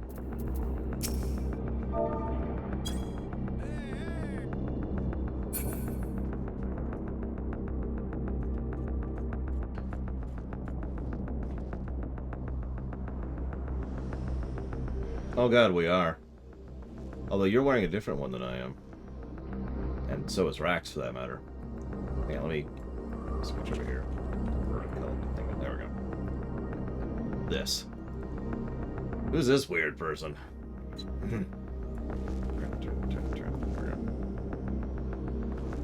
So that's Eden gear. That is... What is that? Which one is that, Zero? You know, meet me. I've got this thing from Nier. Gotcha. Everyone line up. Everyone line up. If you want to. You don't have to. Gotta admit, that's a hell of a shot if we could get it properly. Not that we have time. I still want to hit that raid, and there's... I mean, we're gonna be streaming late, speaking of which I need to tell people I'm gonna be late.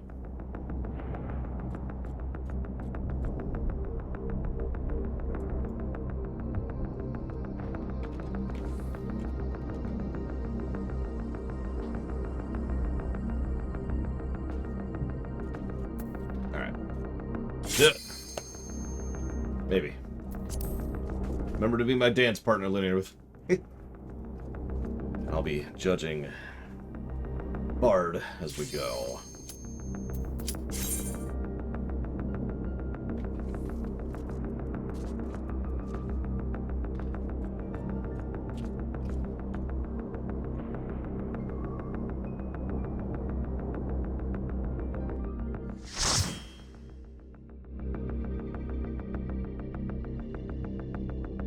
Like I said, we don't really have time, Zero. Sorry. We got a raid after this. Like, right after this. First time we really get to see one of these airships. We only saw them from below before. Damn it, Rax! Damn it! Hang on to something!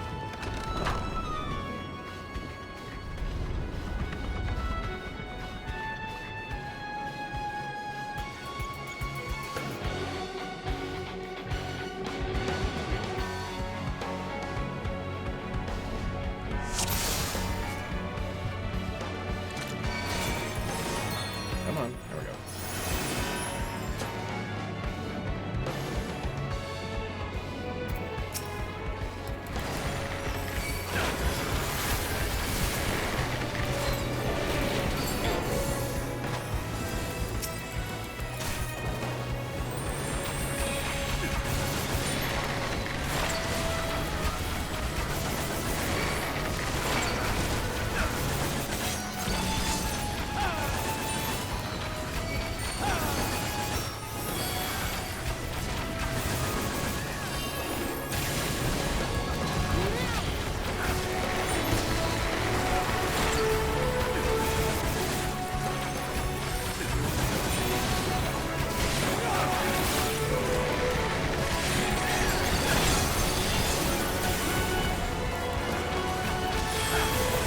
Yep, no, we are once again in Trolley Land.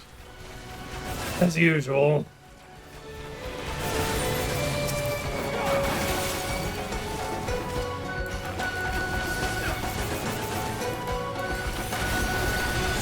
Taking the theme there.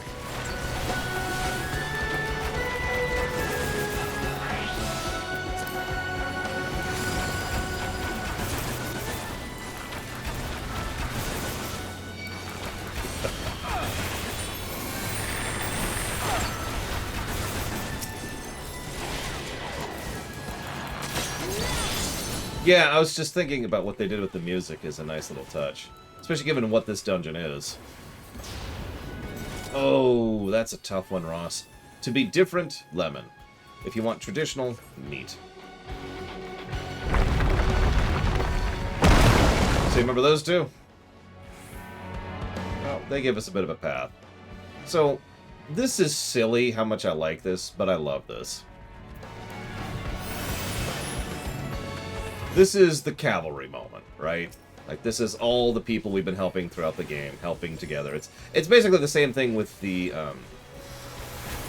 Mount Gulg incident, but, you know, in a dungeon.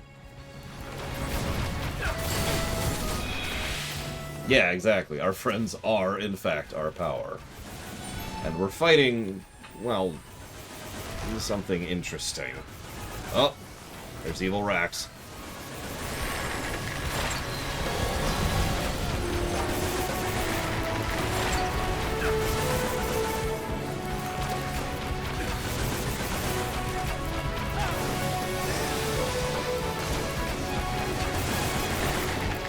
Rax.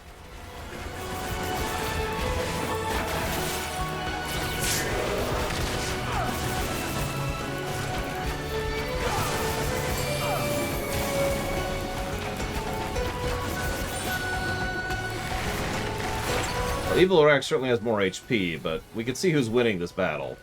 See, the difference is Evil Rax is all on his own, really. But Good Rax has us, so you can see who's going to win this engagement.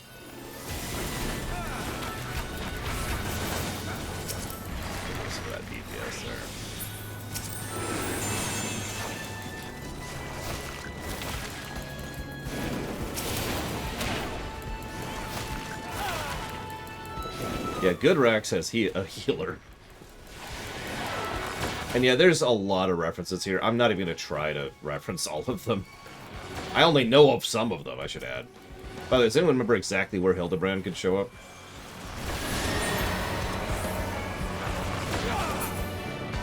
Spoilers.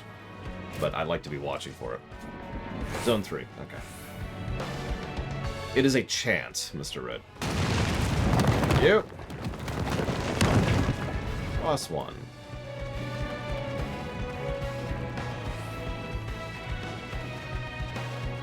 a spectral thief who is totally not Locke. Wink, wink. Like a gust of wind, I shall sweep away the pall of darkness. Honestly, it makes more sense if this is Furion, but whatever. Witch pups.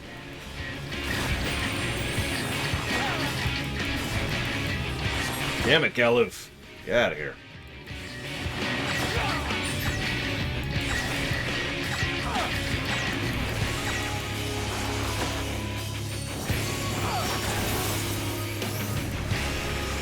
I don't have another spender yet, do I?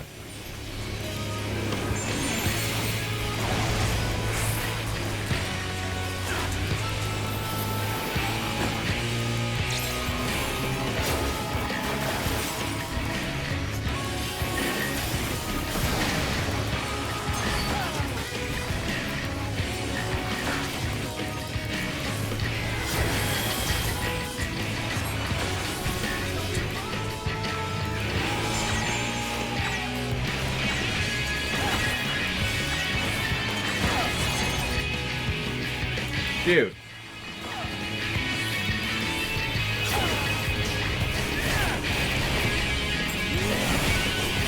I mean, in all sincerity, that doesn't look like Locke. I know it's kind of hard to tell in all the nonsense, but I stand by my statement.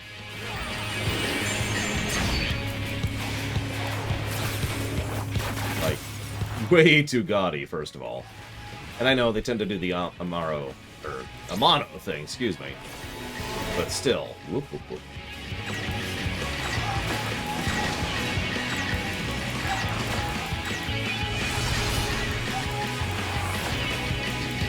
Yeah, no, I'm gonna go with Furion's a better pick for this than Locke. If we're going reference range. Warcraft, range 36, no question. Early, whatever. Although he does use chicken knife. So I take all of that back. This is clearly Bart's.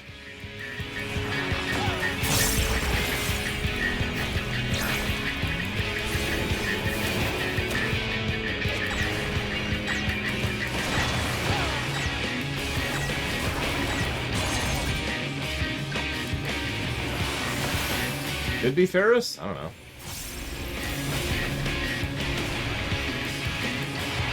I don't know nothing.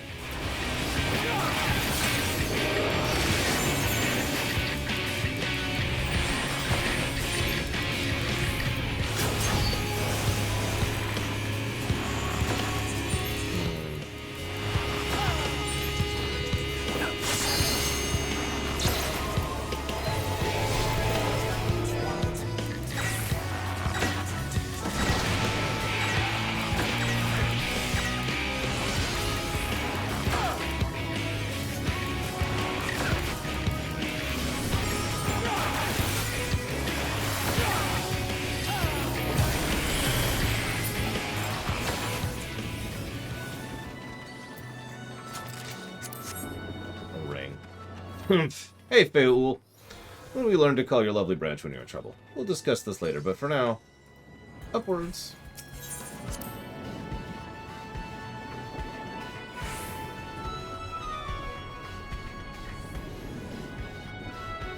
Let's have some fun. We've been waiting for you. You know what? Okay, so you want to hear something really funny? Anybody who's listening? When I mentioned that the way you make quests interesting in this game is make them dungeons, I didn't realize they actually did that. I think I just forgot, to be completely blunt.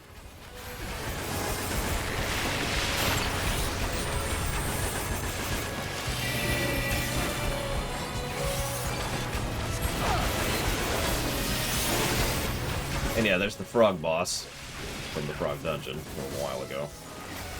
And they're fighting in the background there. Like all of the Fae.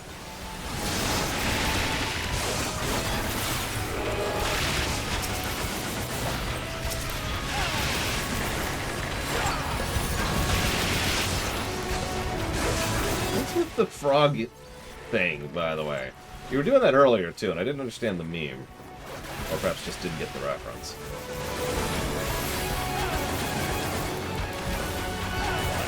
Way to put that, I'm sure. TBD.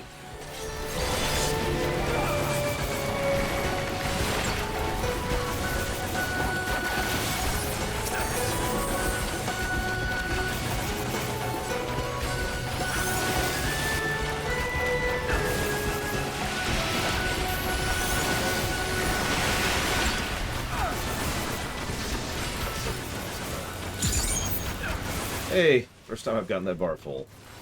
We'll see what it does in a bit. This dude. Oh yeah, that's that ability.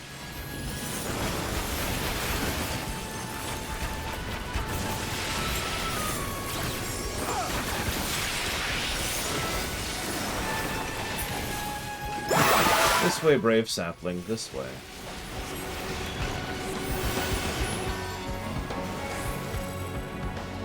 We knew more not want to fight, but we will do when we must. Yeah, no kidding, right?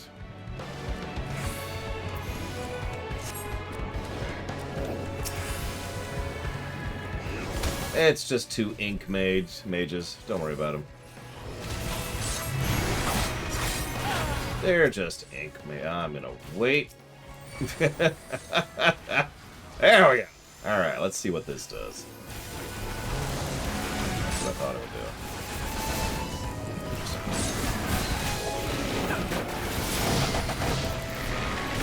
Still judging the class.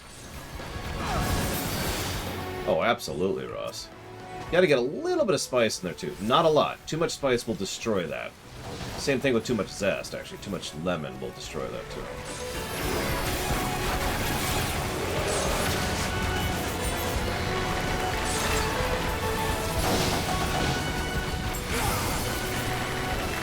Can anybody tell me what's generating my mana on the bard? My song mana? What specifically? I know nobody actually plays bard, but you know. I know something that happens while I'm singing does it, and that's about all I got.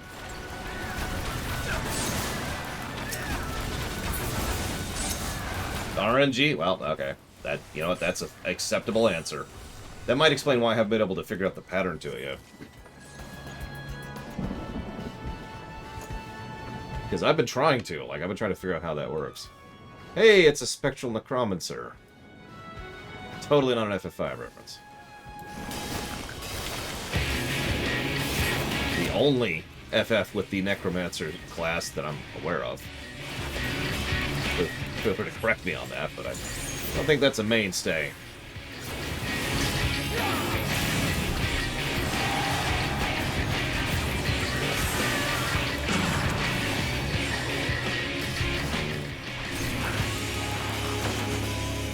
Take these out. Over, in. We can't do that. So the last one with Ferris. This one's Lena. It is clearly a female. And it does actually look somewhat similar to Lena did. So. She also makes a really good Necro in FF5. Completely unrelated. I got the meta matters, but it's still true.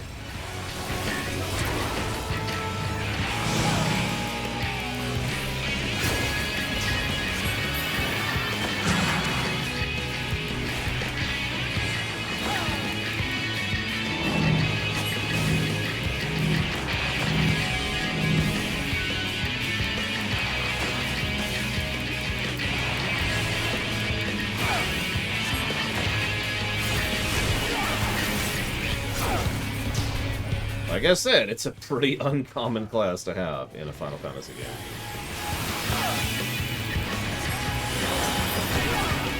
It was in 5, in GBA specifically, so a bonus thing. And, I really do think that's it.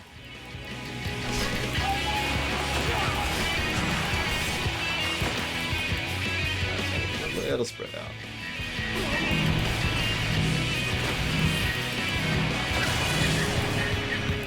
Believe in you, Zero. You can keep us alive, maybe. Maybe you can't. I don't know. We're all dead.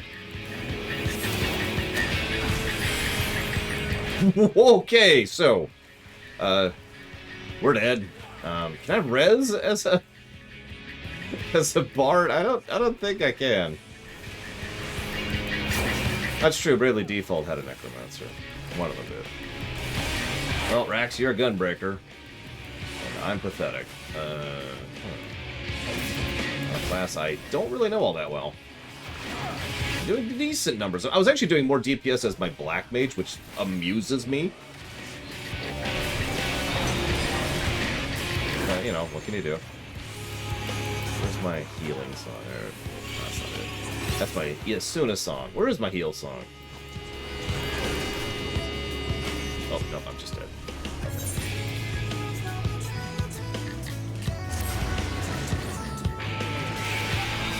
Much stronger than most of them, Sonic Doctor. I would honestly say only Lightning surpasses the Warrior of Light, and even that is effectively a cheat, narratively, so...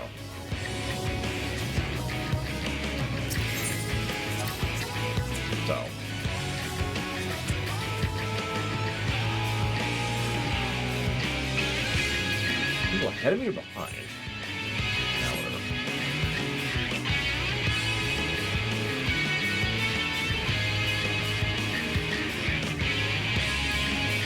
Lightning!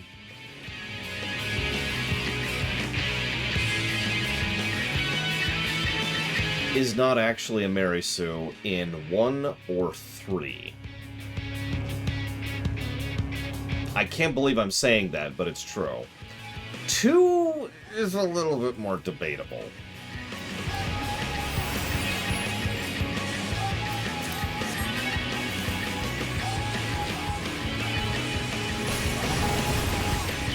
Part of the problem with 2 is she arguably shouldn't even be in 2, but she's kind of the main character of 2, despite the fact that you don't play as her in 2. Number 3 slot? That's actually kind of debatable, but I'd probably give that to Noctis fully powered. From 15, specifically.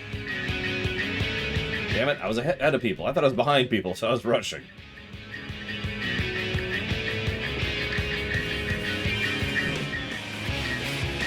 Weakest FF protagonist?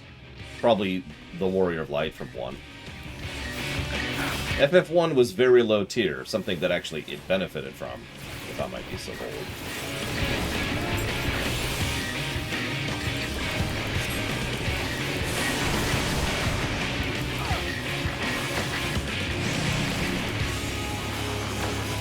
Oh, by the way, Linnea Roof, I hate to bug you, but when you get a chance, could you put your, Oh, no, you already put your dance thing on me. Did you? Am I your dance partner?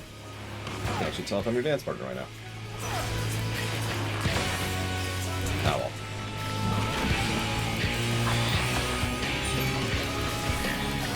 Oh, now I am. Thank you.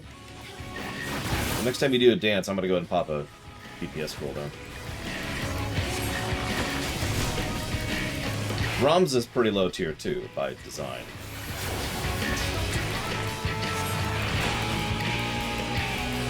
He's probably right up there with X-Death, Loke the Night Reaper. I'm not sure if he surpasses X-Death, because X-Death is extraordinarily high tier. But the fact that it's even in question says a lot for M itself. Spreading out.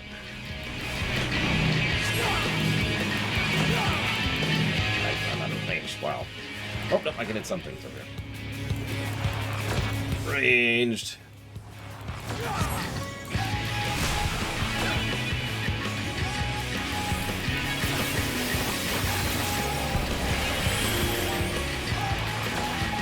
There's the dance coming, and DPS buff. And this one won't work.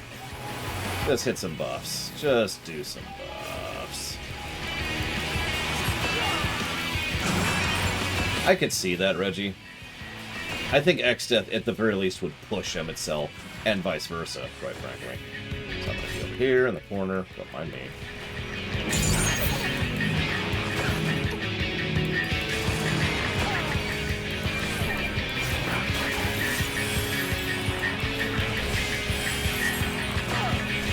Start of their games? Man, I don't know. Also, could you put that in the queue? Because I'm not going to remember the answer to that. Whoa, shoot. died while looking away from my screen for a few seconds. Speaking of which... big hit. Another buff out since we got a dance going.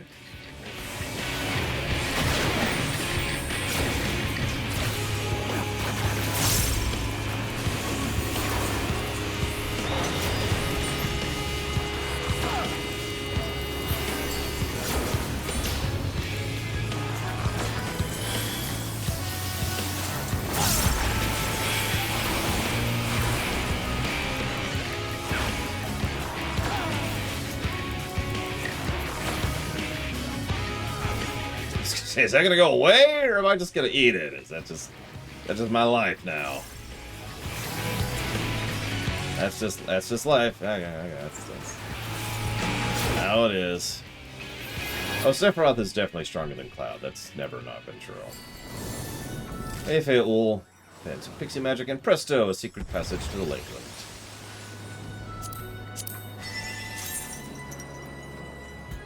I do like those. No belts? So yeah, let's see if we can see a Hildebrand, shall we?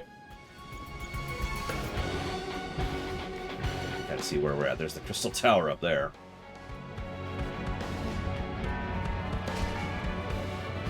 Is that... It's Giat! Hey!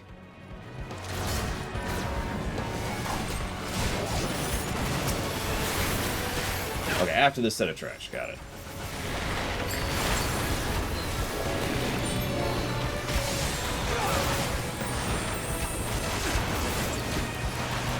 I'm liking Bard at 80, by the way. I know, lore shock. So far I've liked every class at 80. Yeah, 12's team is pretty low tier, as indeed it should be. 12's entire game is low tier. After all, 12 is actually the origin story of the villain. It just got interrupted in the middle. I think I prefer Dancer over Bard, but I am liking Bard. It's got a lot going on and a lot of weaving, but I'm with it. Extraordinarily mobile, great utility. I push out decent numbers too.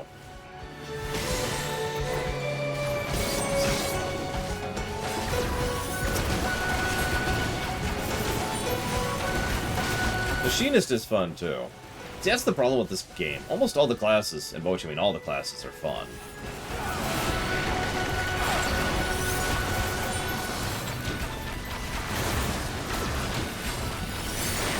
I mean, every class gets better the higher level you get.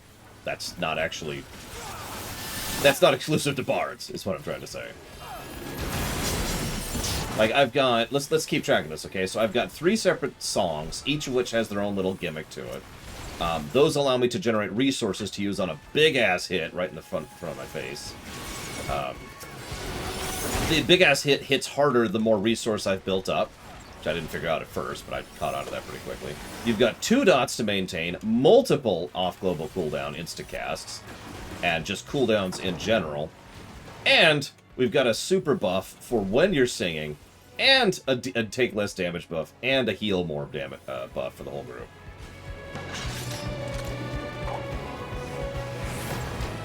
It's got a lot going on. I love it.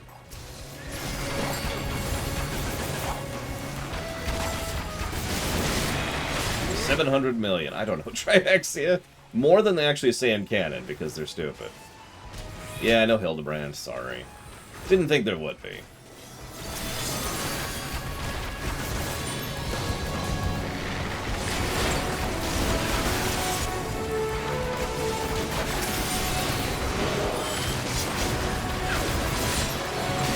It does feel a little bit like Astrologian, as absolutely bizarre as that probably sounds.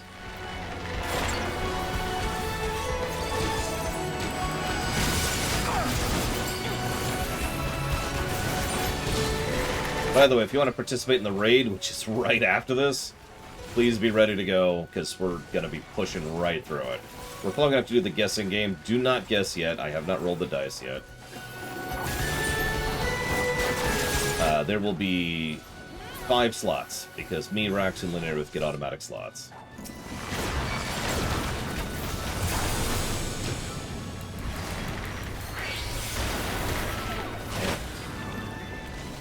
Dang it. The raid is MSQ, yes. It is the raid that is the follow-up to this battle. It's Elidibus. We're gonna go fight Elidibus. I'm just gonna tell you that. Spoilers! The guy we've been chasing for the last, like, 2 patch quests is the guy we're going to fight.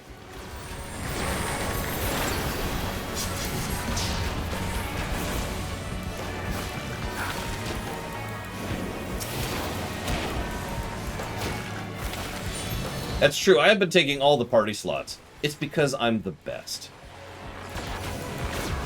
They're raids. There's dungeons and there's raids. That's it. The end. Moving on.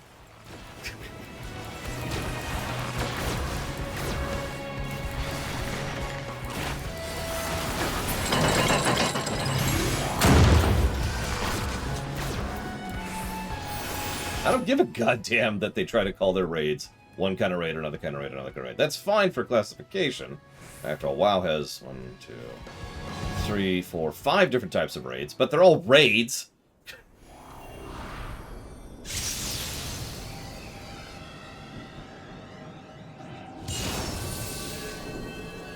That's Galuth, by the way.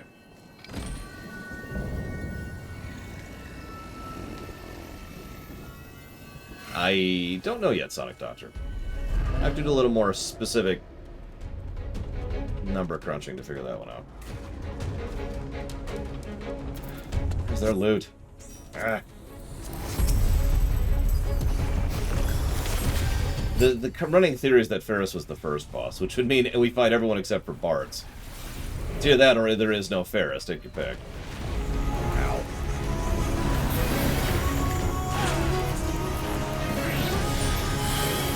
Whoop, whoop. Didn't even see that at first. I'm here, Rax! Oh, yeah! In the face. Actually, I have Sonic Doctor.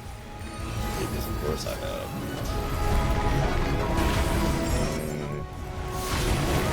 I'm just guessing on that one.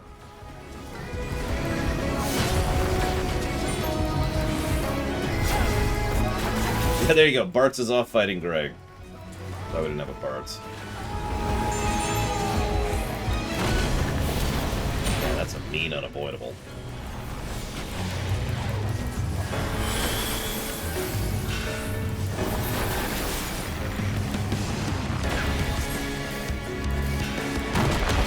Gotcha.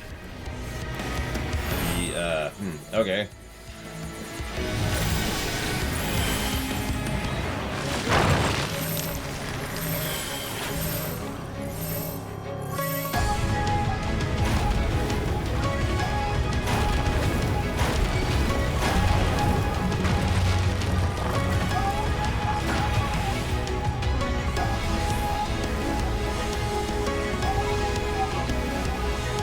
Yeah, in the interest of speeding this up, it's just,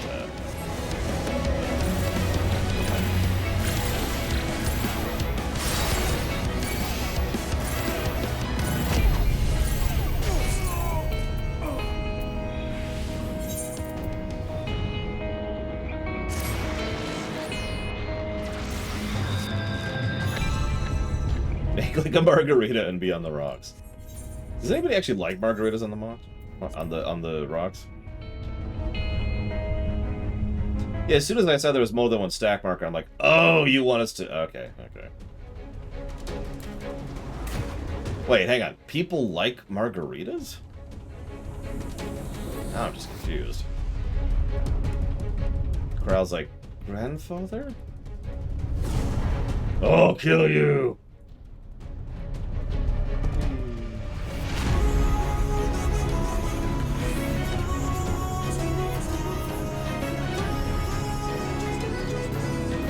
No, Hildebrand.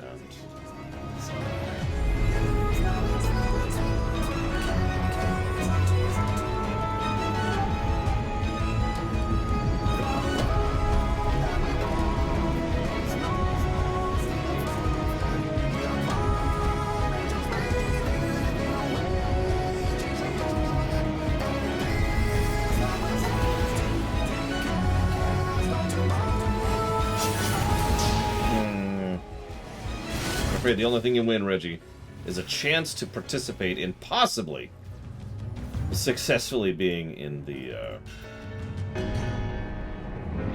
raid. Sorry. Let's see. Favorite alcoholic drink.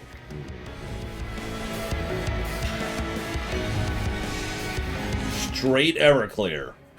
Because that way I only have to drink a sip of it and I'm done.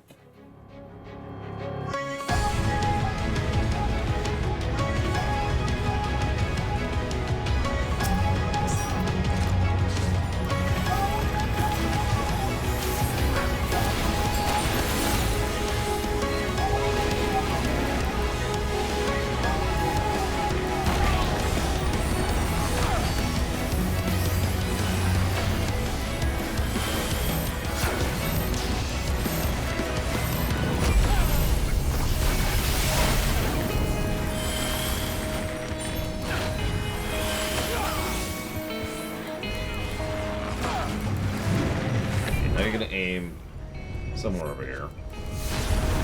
Okay, over here next. Okay. That gives me a second.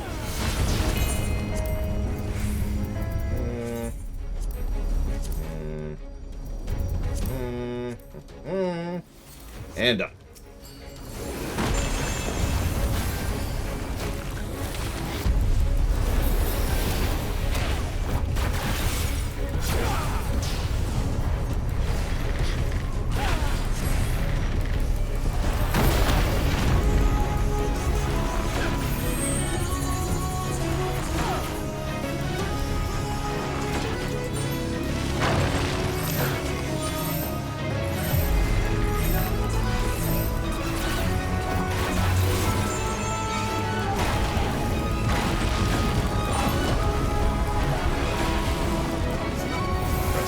Zero's got my back.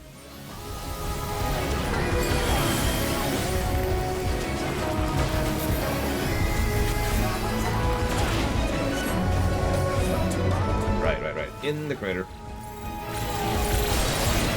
Okay, well. That's bad.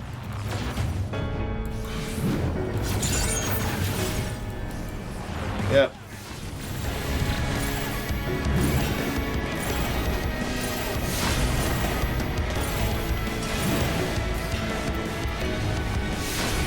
I like how I rush up to melee the boss as a bard.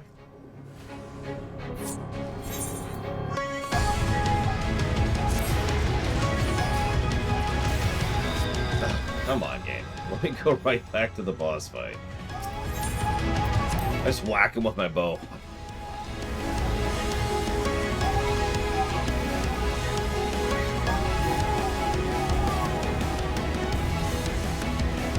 That's true. I don't think a berserk person could figure out how to use a bow. They'd just be like, whack! I hit them with the thing I have in my hand.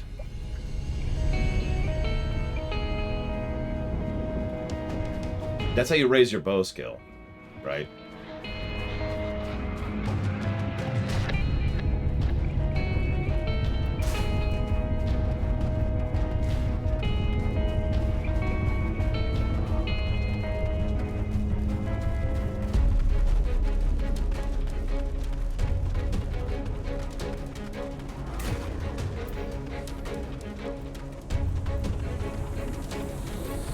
Generic gameplay negative. Run back for bosses.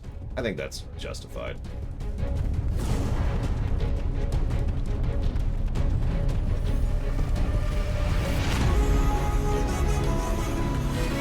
I was thinking about that earlier, and it's like, you know, does that feel mean?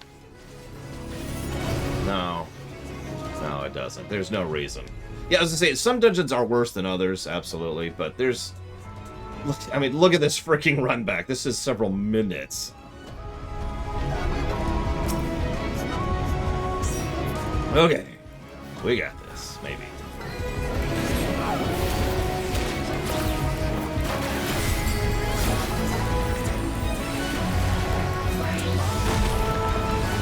Yep, triple jinx. You owe me a Coke. I demand a Coke.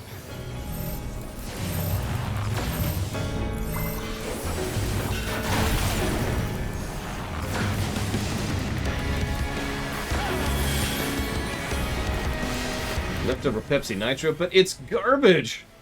I don't know if you were present for that, Maverick, but I actually tried some.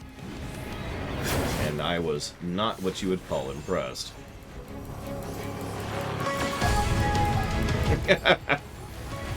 I gave the leftovers to the family, and I'm not sure if they'll actually even drink it.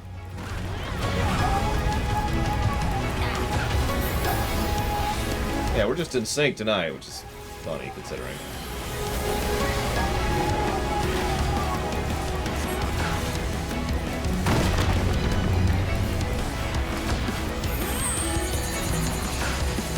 Here. In range of healing.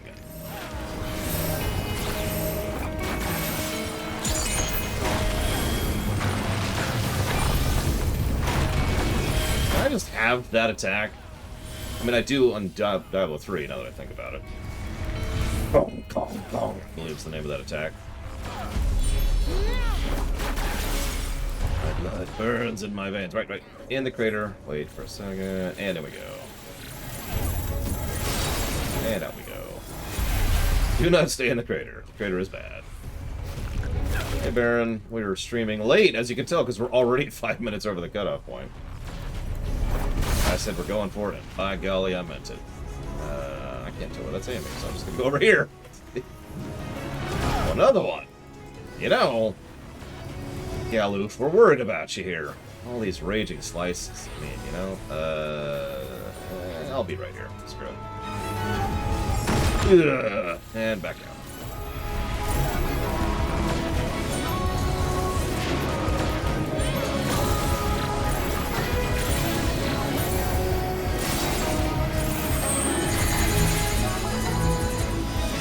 Okay, that works.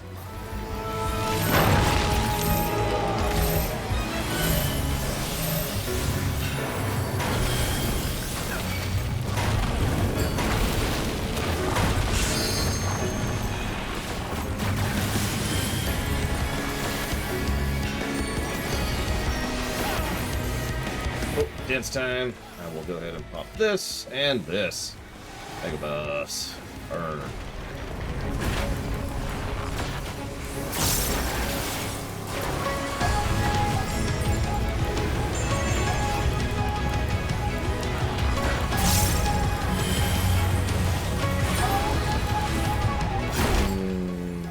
Okay. I was going to ask if Zero wanted to reserve it for healing, but Zero's mana is getting pretty low.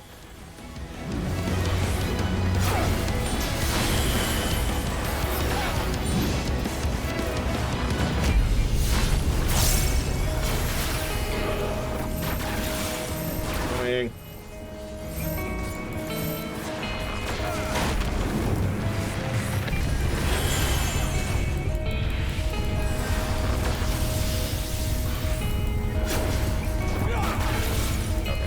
Seeing no protest.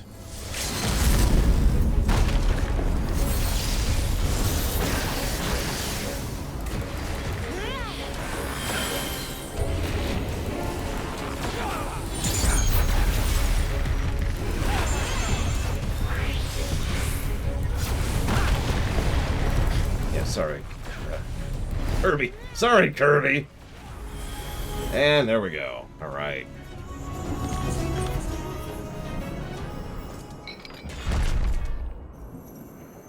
I wonder why they decided to go with FF5 classes for this. I mean, I guess it's just the idea of Warriors of Light from other, you know, dimensions.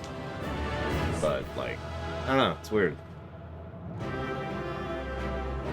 Either way, thank you very much, Baron, as always. And I will jot that down for Kirby, Superstar, etc.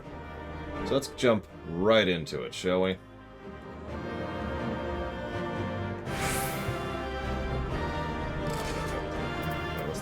Do I care? Sure.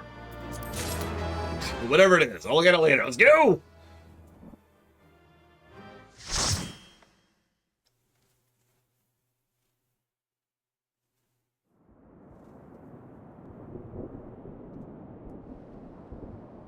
I think that's the last of them. Apparently even they have limits. Nevertheless, we should remain vigilant.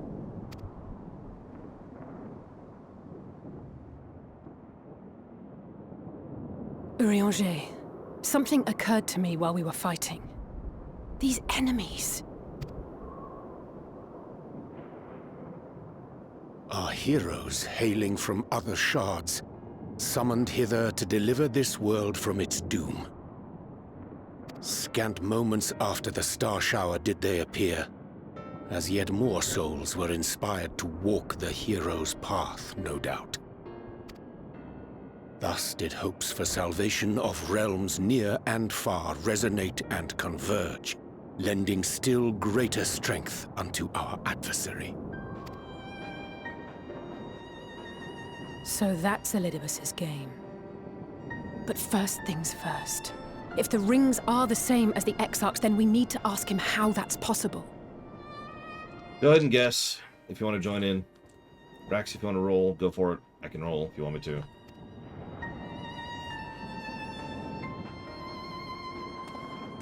The Crystarium is close. Let us press on.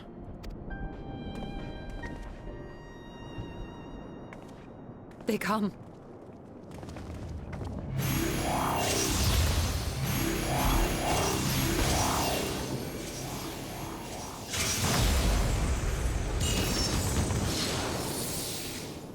So near and yet so far.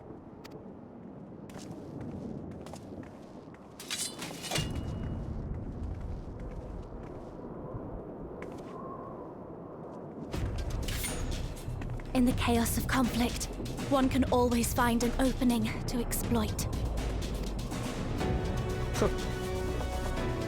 Whoever taught you that is a wise man indeed, and good with a gun blade.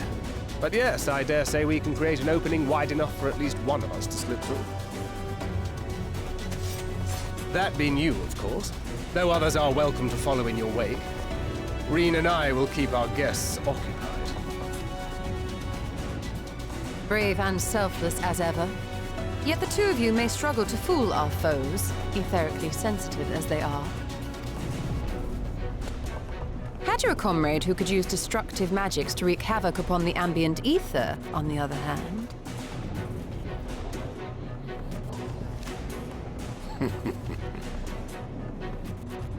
Very well. I too shall assist in the diversionary effort. Oh, not this old dance again. Yes, obviously I'll stay and fight. Alphino, I'm about to do a great many stupid and reckless things. Watch my back, would you?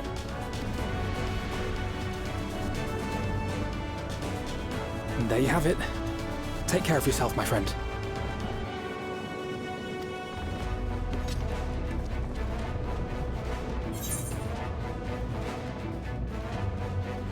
You know, make it a big opening, okay?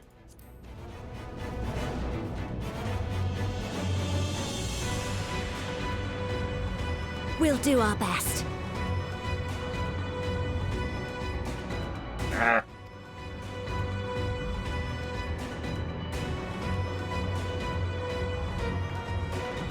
Finished? Then let's begin.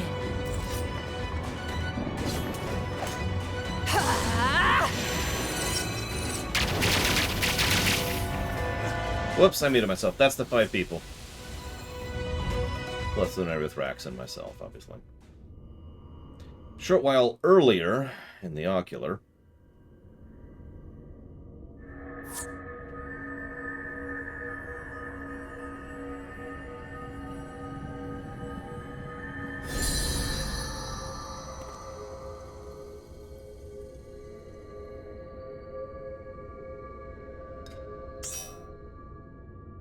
Tis done.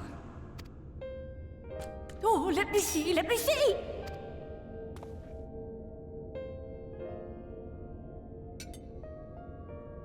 Oh, yes! Your memories are preserved safely within. We've done it at last!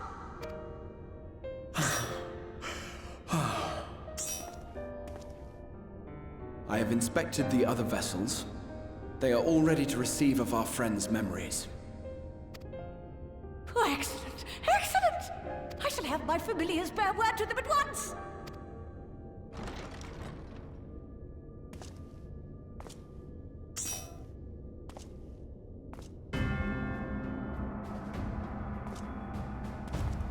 Elidibus.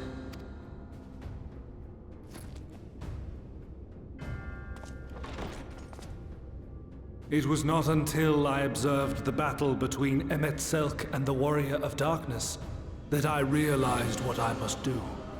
I will summon heroes from other worlds unto the first, just as you did. Their presence shall serve to empower me, granting me the strength to crush my enemy. Though it pains me to disappoint you, I feel compelled to explain that the magic in question requires no small amount of preparation. Ah, but you assume I require my champions to be summoned in their entirety.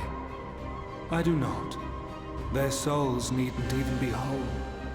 My purpose requires no more than their burning desire to vanquish evil.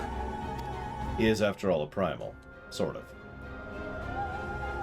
This I shall sear upon the ether, raising thereby an army of phantom heroes to whom I shall whisper, as I have to so many over the ages. Here lies darkness. It must be destroyed. And you expect me to cooperate? I do not require your cooperation. Your death will suffice. The magic I shall have from your corpse. Go, Lucas!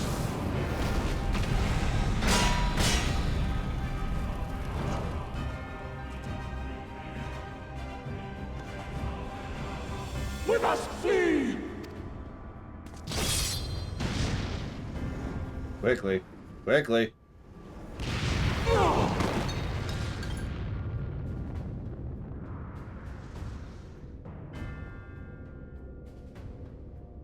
But what is this?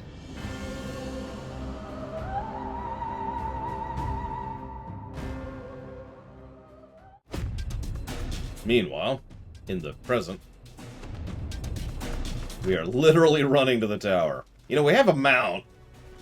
Although, actually, oh my god, is our mount our possession? We wouldn't carry our mount with us to the first canonically, would we?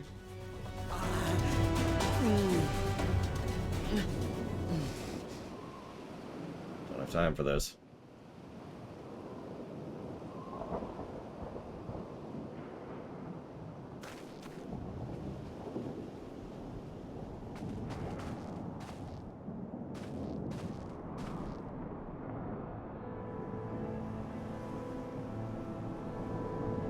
My friend, how did you...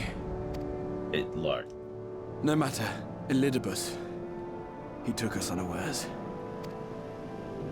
Raha, you're getting awfully pixely there.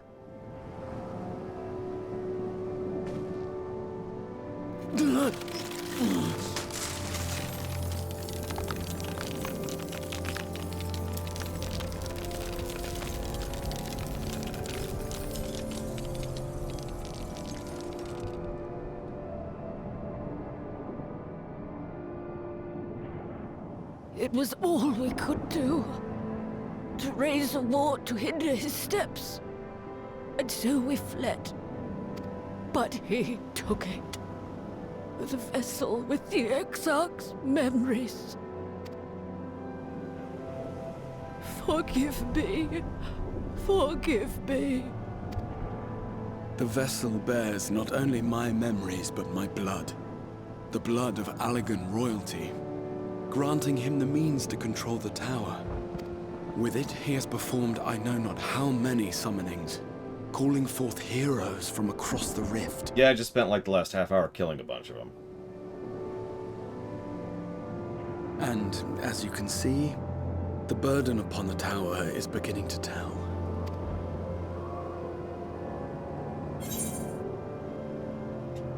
I'm just glad you're alive.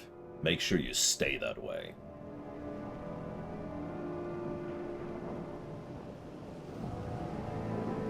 If you mean to face him alone, I will not allow it. Not this time.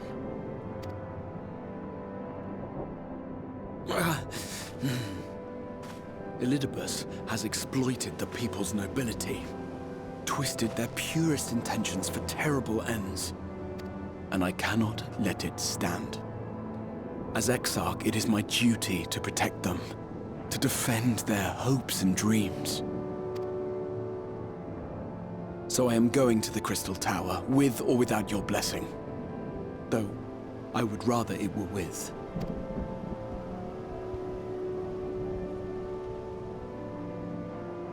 Well, then we need to hurry the hell up. Also, do you have an ammo? It would help. Thank you. I joined you, but I would only be a burden. Better that I remain here with my gremlins. I shall send help. Stay strong, my friend, and take heart. By binding Elidibus within the tower, we have done more than simply delay him.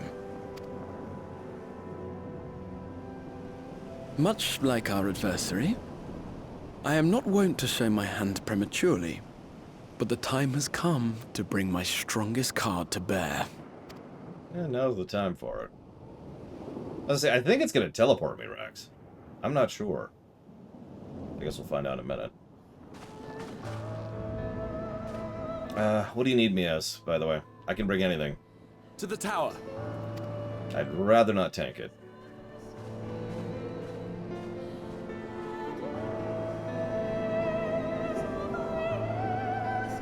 You have 3 tanks. That might be too many. No. The twinning is... It's more like backstory, if that makes sense. Healer. I can do that. Well, let's go with the classic, shall we? With your permission, I'll make a brief stop at the Ascension Gate, long enough to send the guard to Beck-Lug's aid. If not for them, we never escape, much less the spirit vessels. I must feel that they are safe before we press on. Enough good people have given their lives that I might fulfill my duty.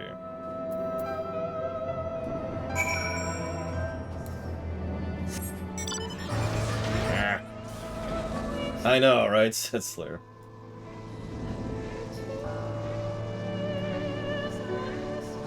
I mean, if the heroes die, then they die, Shiny Toki. And that's kind of the end of that.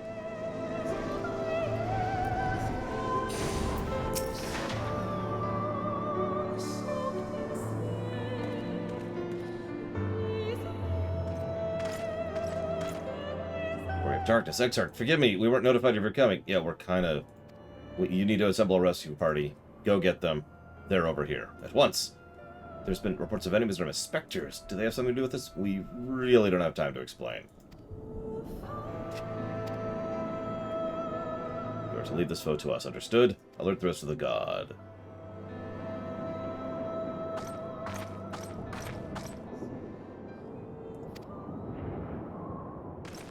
Raise eyebrow. Lena. I shall take charge of matters in the city. Find them now. Right, preserve their memories? So, I don't understand that question, Shiny Toki. If we didn't preserve their memories, then it's likely they wouldn't even live. They would die. At best, you would have someone who is effectively a brand new newborn babe in the adult body of their originals, so that we kind of need their memories. Lena, this time there truly is no time. Yeah, we are at the seconds matter range here. I know, my lord. Did I rain? That's, yep, okay. I'm afraid what I might learn would make a stranger of you. Forgive me, there's no time. There really, really, really is no time here. Say something to your granddaughter. Say something to your granddaughter!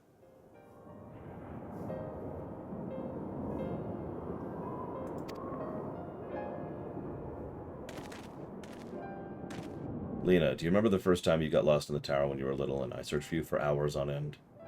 And the cake I baked for your 10th name day? That hideous lump the good people of the mean covered up with beautiful candles? And your hapless first encounter with the Sin Eaters as a guard? Afterwards you threw yourself on your training, pretending nothing was wrong, but I could see the tears in your eyes. All these moments we shared, all the feelings that accompany them, are as real as aught that came before, and nothing will ever change that, and nothing will ever change what we meant to one another. If I have ever made you worry, then I beg your forgiveness. Heavens knows you deserve better. Yeah, why is this voice acting? Through the darkest times you have kept faith with me, standing tall as a proud daughter of the Crystarium, as an example to us all. I count myself blessed to have you in my life, and I want you to know that. Why do you speak so, as if this is our last meeting? Truly you have a knack for making people worry. I know. The COVID thing was hitting at this point in time. That's why I hit the first, after all. It's frankly astonishing how good 5.3 is, considering. I could say the same thing about the End of Dragons expansion for Guild Wars 2, which was made entirely under COVID and threat of cancellation of the studio.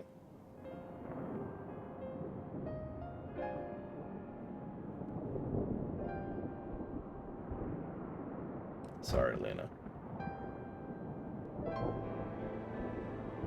On the plus side, I can bring messages so you can keep in contact. Listen, I'm not even beginning to joke. I carry messages back and forth between the first and the source canonically. I don't care what the game says. That happens. I'll rewrite reality if I must to make it so. Moment.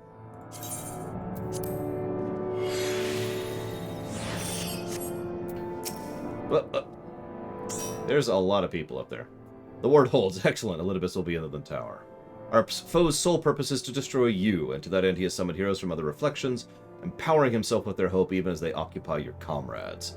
You will not best him as easily as you did in the depths. By any measure, the odds are now stacked firmly in his favor. To it, spare no preparation, my friend. I shall lift the ward only when you are ready. Yeah, we have a bit of a crowd here.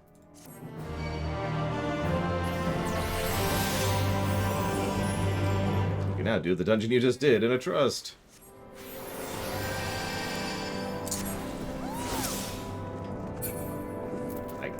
Target him. There we go. Right. You know, it wasn't so long ago I watched you seal this place up. Before I began my slumber, you mean? It seems rather longer to me, but yes, what strange symmetry. This time I break the seal, I have no intention of locking myself away again. Nah. Let's leave in triumph.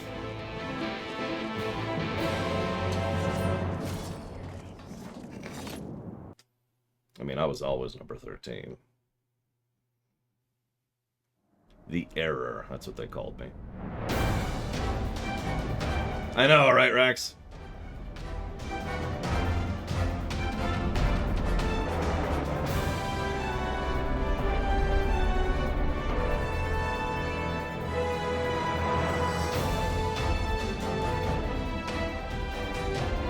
Good usage of the song. We must keep climbing. Why didn't they add an elevator?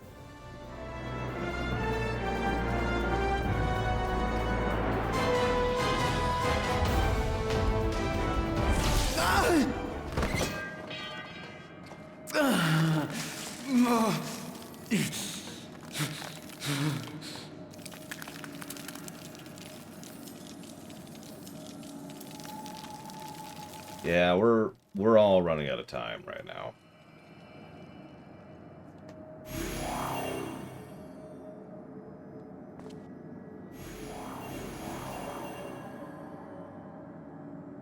That makes sense, Blade Travel. Don't worry, I'll heal these foes to death. 'Twas but a matter of time.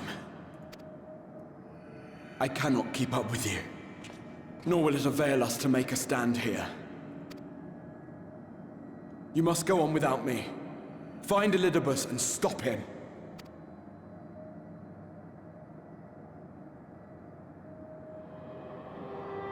Worry not, my friend.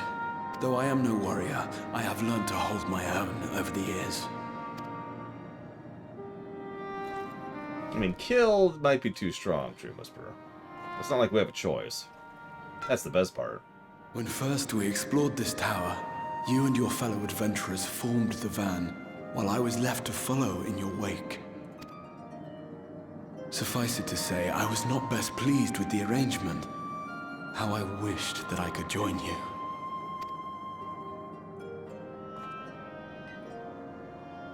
And now I have, here where it all began. I was right to trust in you, and the power of your legacy, of your name, to let them guide my every deed.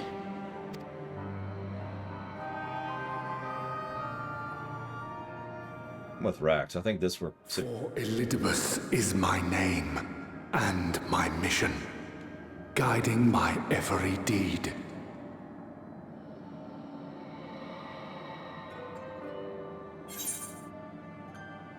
Do you ever consider other paths?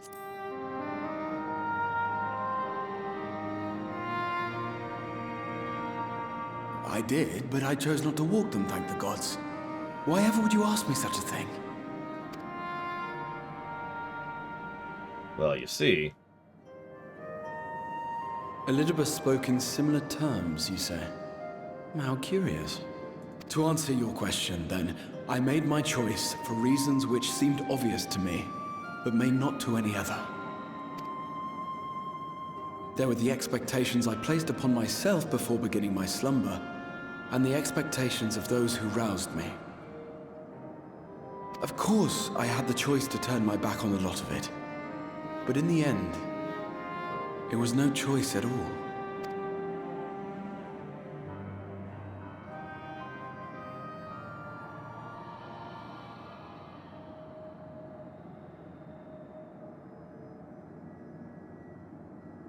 I cherish the time I spent with you and the others. What I wouldn't give to return to those halcyon days. Chasing ancient secrets, overcoming trial after trial with the aid of like-minded comrades. And what remarkable comrades they were. In such company, I felt as if I were a character in the epic tales that had stirred my heart as a boy, as if my dream had come true.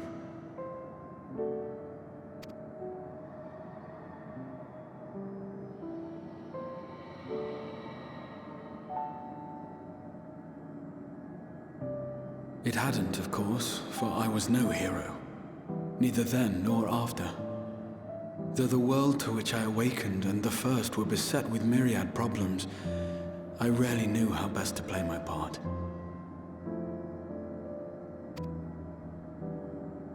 There was, however, one thing of which I was certain, that I could not bear to let those dear to me meet a tragic end.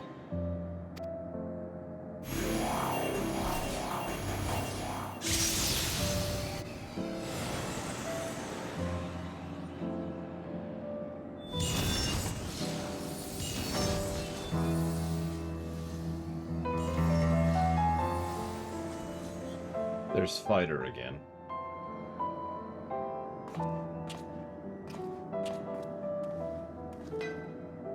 I'm afraid our time is up.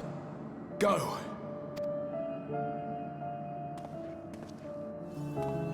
Rest assured you haven't seen the last of me. I wouldn't dream of playing my trump card save in your presence.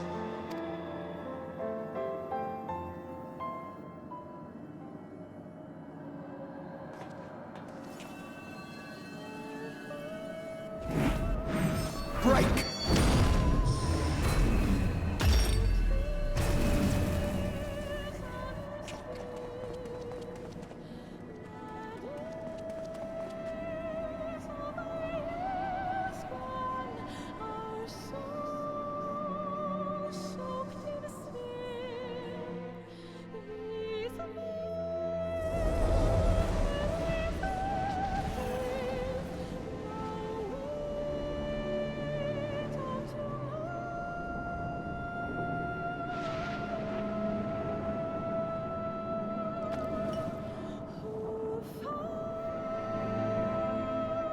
Memories of a possible future.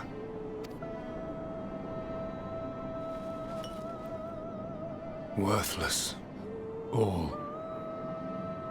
Worthless as memories of the only past. fated to fray and fade into oblivion, leaving naught but a gaping void.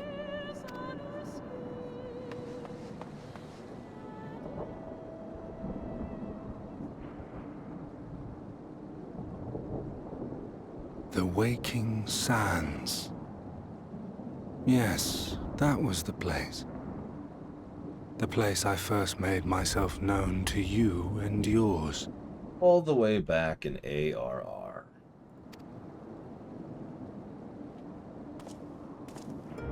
The Seventh Rejoining had left the realm listing dangerously towards darkness, and events were unfolding that threatened to push it over the brink. Thus did I approach you in my capacity as emissary, thinking that you would make a useful pawn. But I was wrong. And for my misstep did La Habrea and Emetzelk pay the ultimate price, leaving me the last of the Unsundered. My remaining brethren, fragmented as they are, cannot hope to see our mission to its end. It falls to me alone. Defeat is not an option. I will strike you down. I will resurrect Lord Zodiac, and I will bring back those who sacrifice themselves to call him forth. Though it take 1,000 years, upon my honor as Elidibus, emissary of the Convocation of 14, I will see this done. 30, go to 10.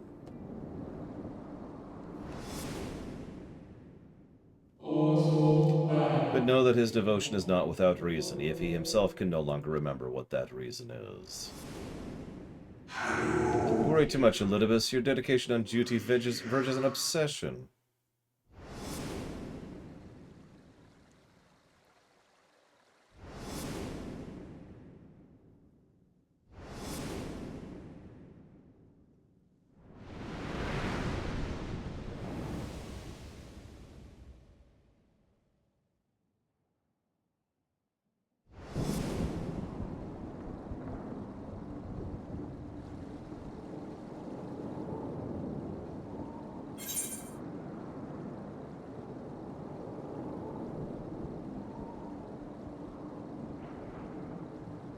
Those who once relied upon you are no more. What of it? I have my mission. I am Elidibus, and it is my duty to steer mankind and the very star upon their true course. This I swore to someone. We spoke, and I swore. What? What did I...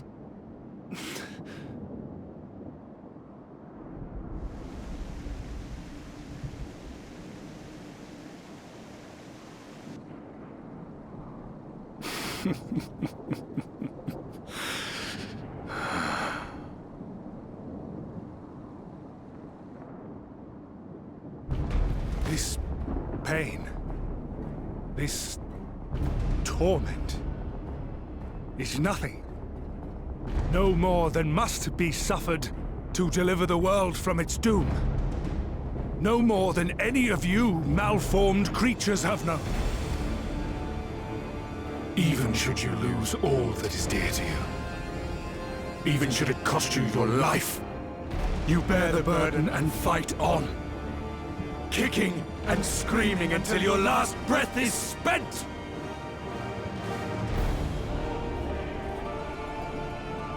Aye, it's true. We've lost much and more. Known unimaginable suffering. But through it all, we never, ever forgot what was dear to us. And that's what gave us the strength to carry on.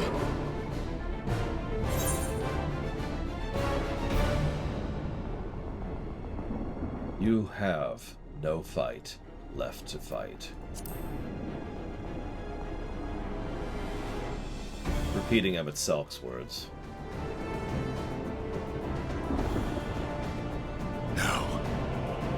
No! It will not end here!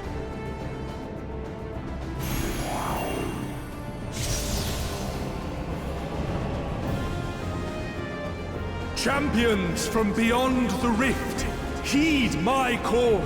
The time is come to deliver your brethren from darkness. My heart's sole desire is a world free of sorrow. Join with me now in hope and prayer for the salvation of all. When he says sole desire, he means it.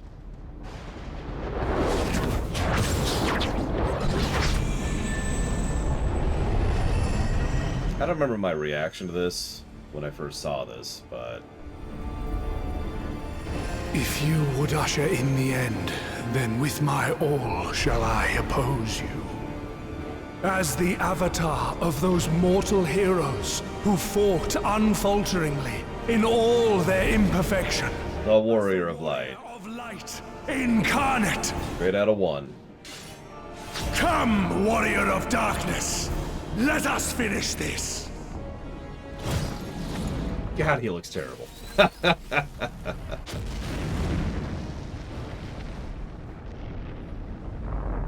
What?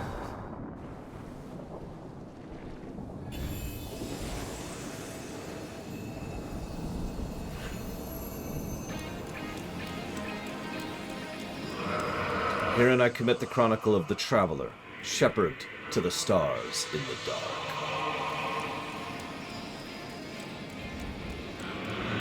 Though the world be sundered and our souls set adrift, where you walk, my dearest friend, fate shall surely follow.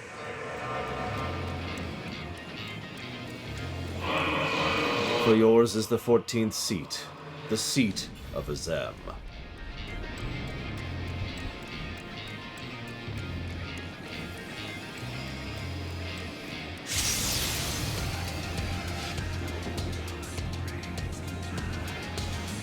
An invocation of Eld. Though not of Heidelin's making. What are you? No, it matters not. You are the enemy, and you will fall. Even should it cost me everything, I will not forsake my duty.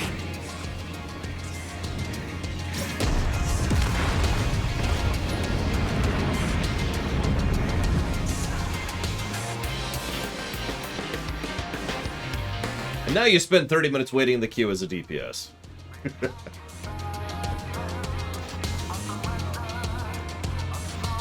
Let's do it.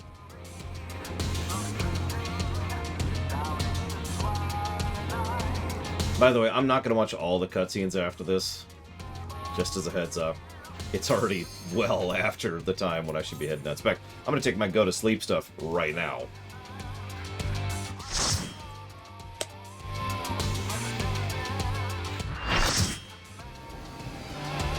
This will be my second time fighting at the Seat of Sacrifice.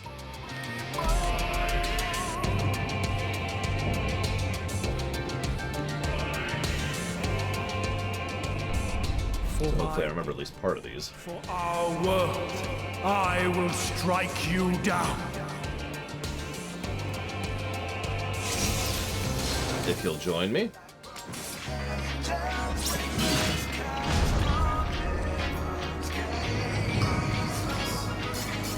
Giga pudding.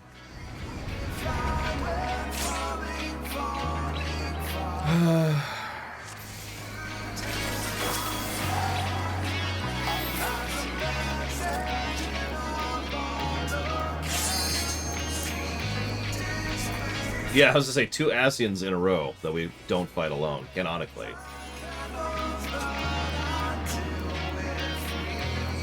This battle shall be our last.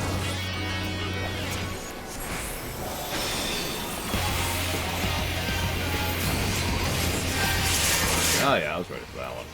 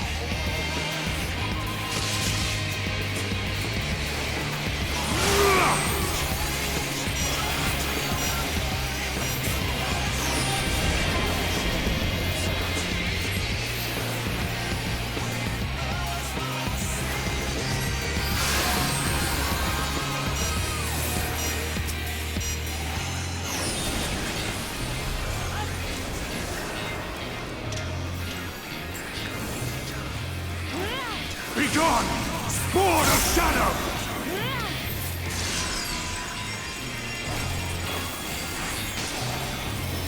Darkness must be destroyed!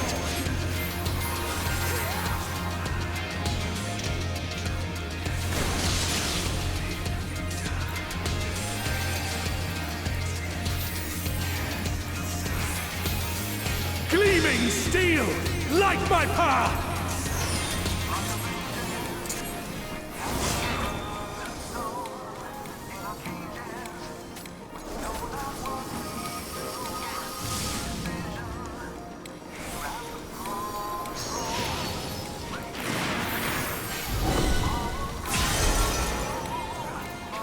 He's a primal Sonic, so he's kind of based off of,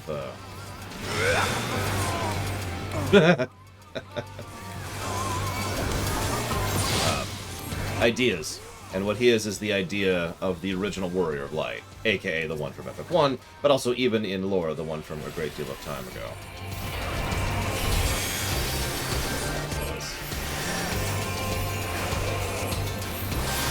Begone! Spawn of shadow!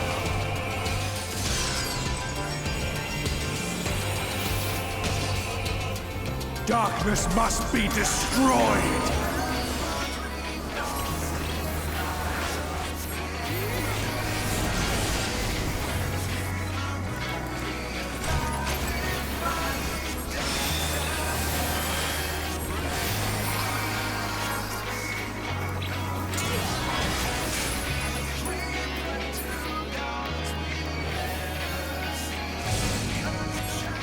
Absolute teleport. He likes to use a lot of absolute magic.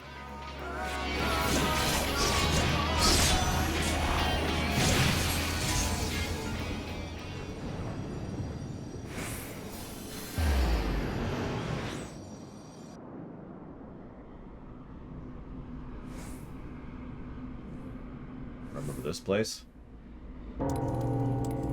Here, where we Ascians have been forced to retreat time and again, you will meet your demise.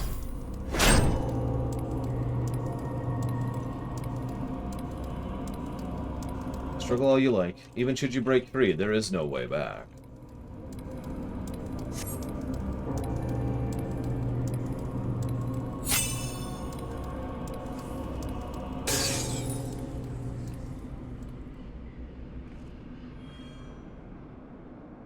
You clutch the crystal of Azem to your chest and wish upon it with all your heart. And so it ends in unceremonious silence.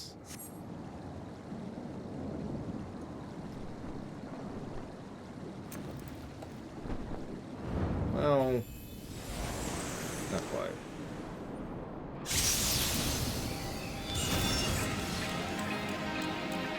You!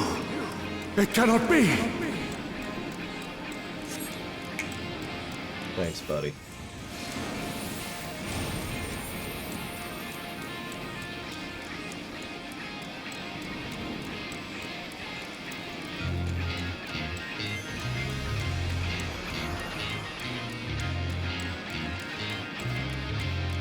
To me, warriors of light!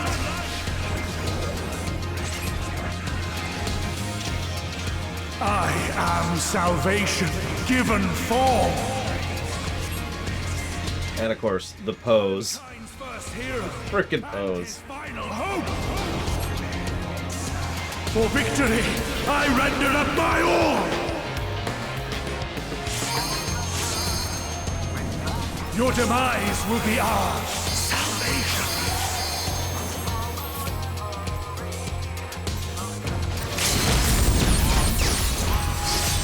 So yeah, in case you missed that, he just pulled a 4-tier limit break.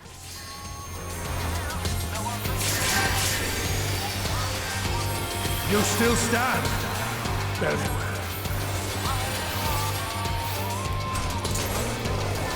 Begone! Spawn of shadow!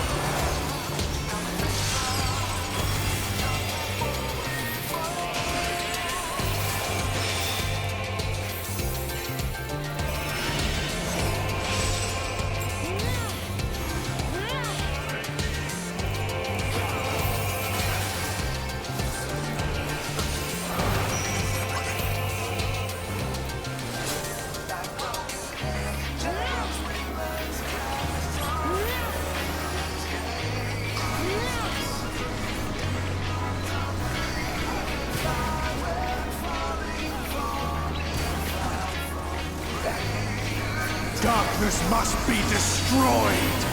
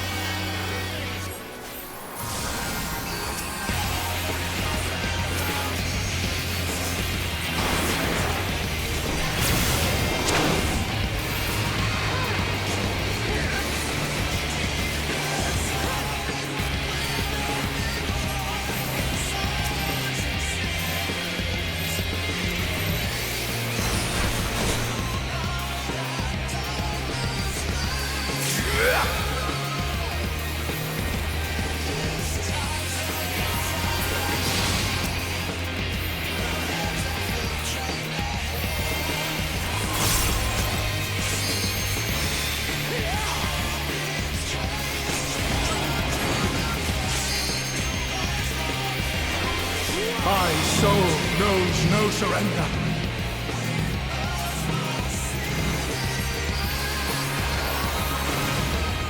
Hope, grant me strength!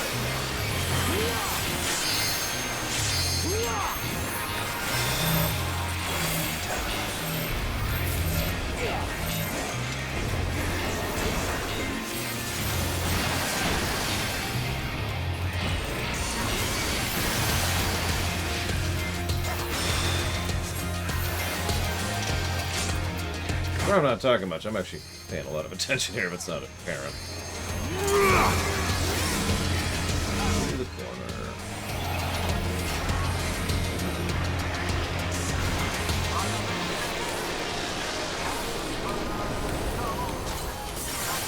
Gleaming steel! Light my path!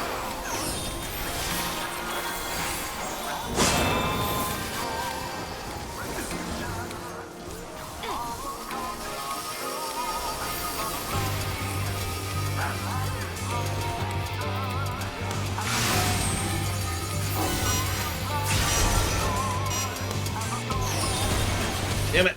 I was moving! You saw that!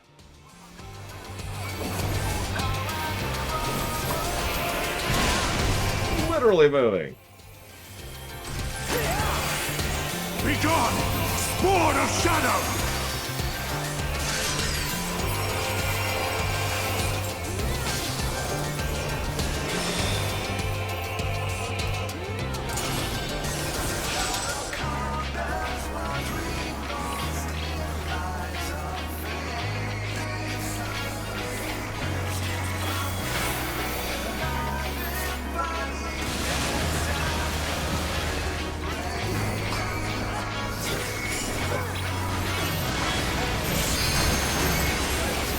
Darkness must be destroyed!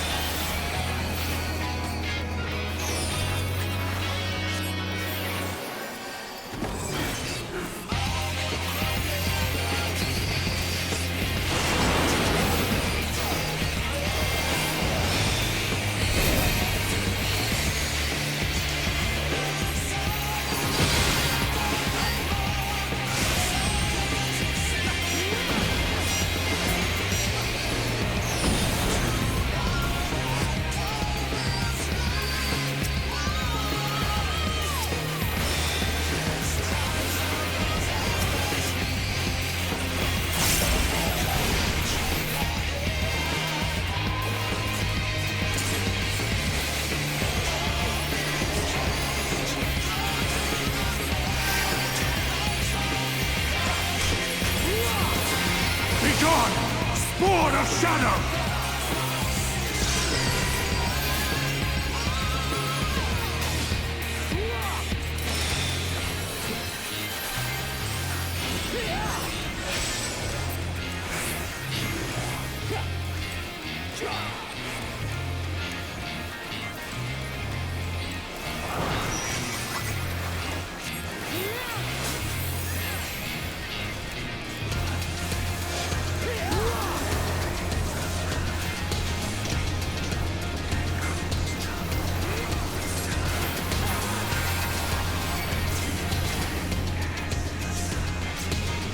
Darkness must be destroyed!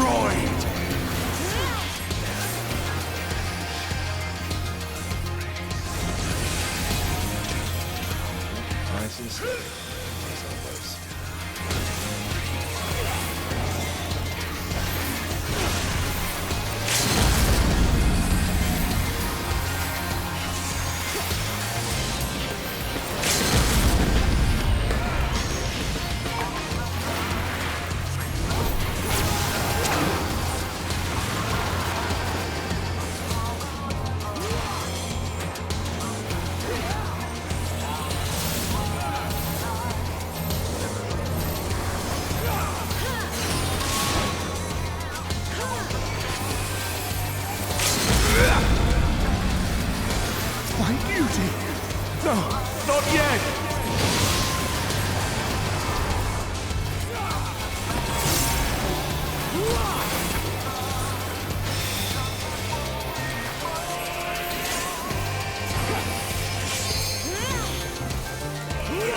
My soul knows no surrender.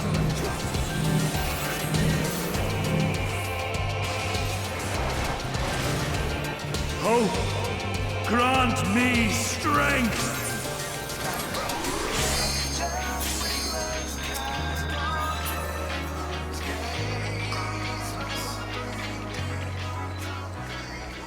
One shot. No. Good job, everyone. I cannot fail. I will not.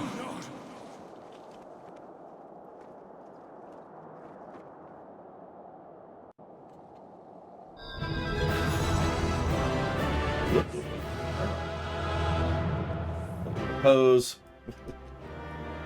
Just a bit. Just a bit. That's the wrong button. That's the one I want.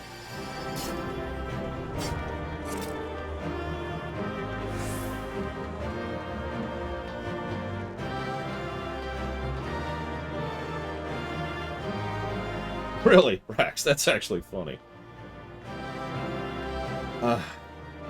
And is, okay, someone's already in G-pose. Excellent. I kind of need to get on with this. So, very good fight, though. I do think Nier 3 surpasses it gameplay-wise, but that's a damn good fight.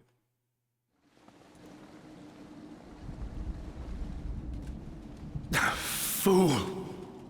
You have achieved nothing!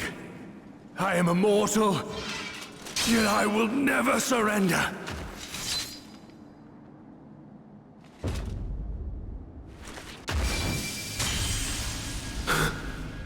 Elidibus, so fixated were you on my memories of the future, you failed to heed the lessons of the past.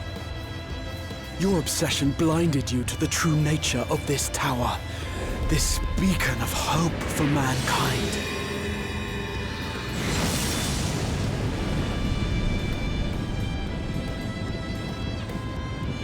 Created to serve as a reservoir for the limitless energy of the heavens. To harness and bind the boundless. Not unlike white auracite. Your ill-begotten power. Obtained by exploiting that which is best in us. I shall have it. Your soul and all!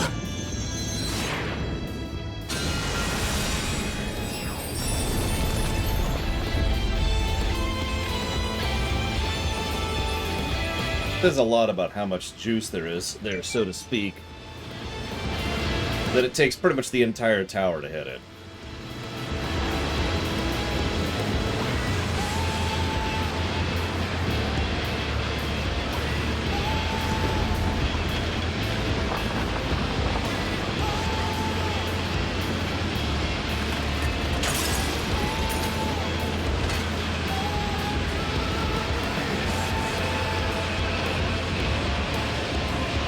It's nice to be the last-minute aid for once, instead of someone else helping us, you know?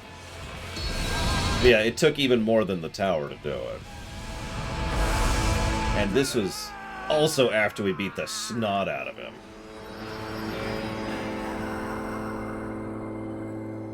Took all that.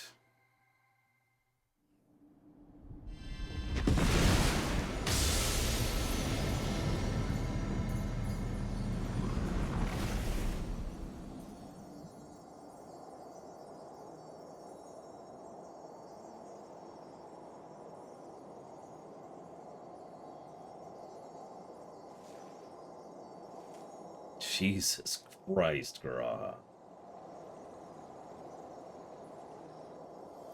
Funny you ask that, Gigapudding.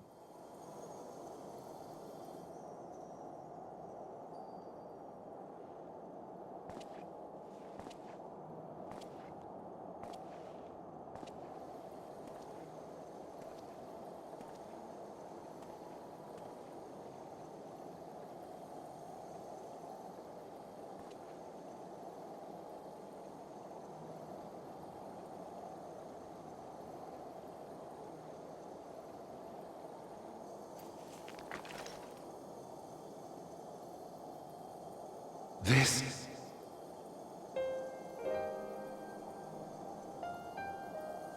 Yes. I would become him. I would save everyone. This, I believed. Yet still they cried out in rage and despair. Divided over the fate of the star. A rare occurrence, always fleeting. But not this time. Not this time. Reconciliation. Elidibus. I was needed. I withdrew myself from Zodiac. For them. My people. My brothers. My friends. Stay strong. Keep the faith. At duty's end, we will meet again. We will. We will. The rains have ceased, and we have been graced with another beautiful day. But you are not here to see it.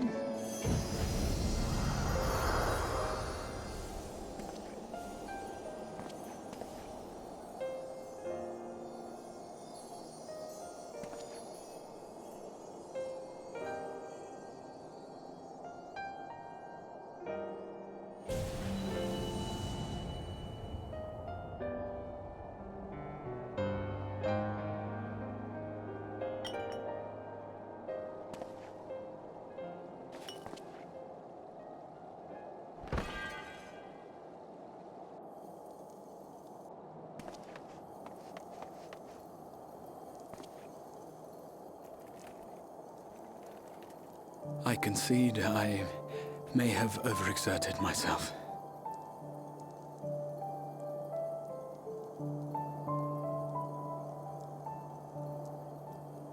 Steady now and listen. I told you before that I had a plan, and that when all is said and done, I would ask a favor of you.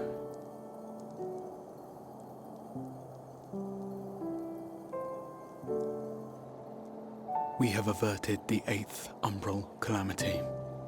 Found a way for everyone to return to the source. And, last but not least, we have secured the future of all the people of Norvrand. We have won, my friend.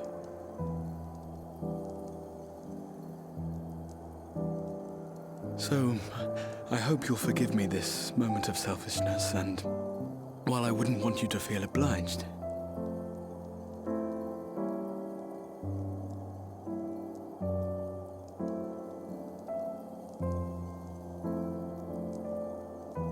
promise me you'll take me on your next adventure.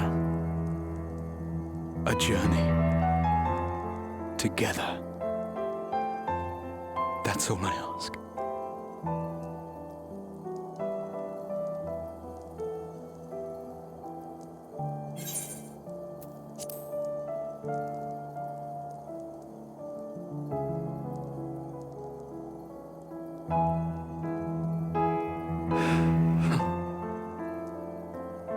If I were to tell you that this isn't the end, that we will meet again, would you believe me?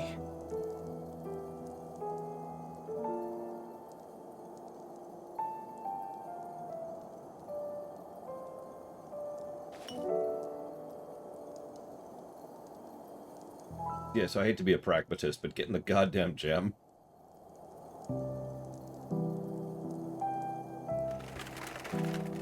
God, listen to that. Thank you.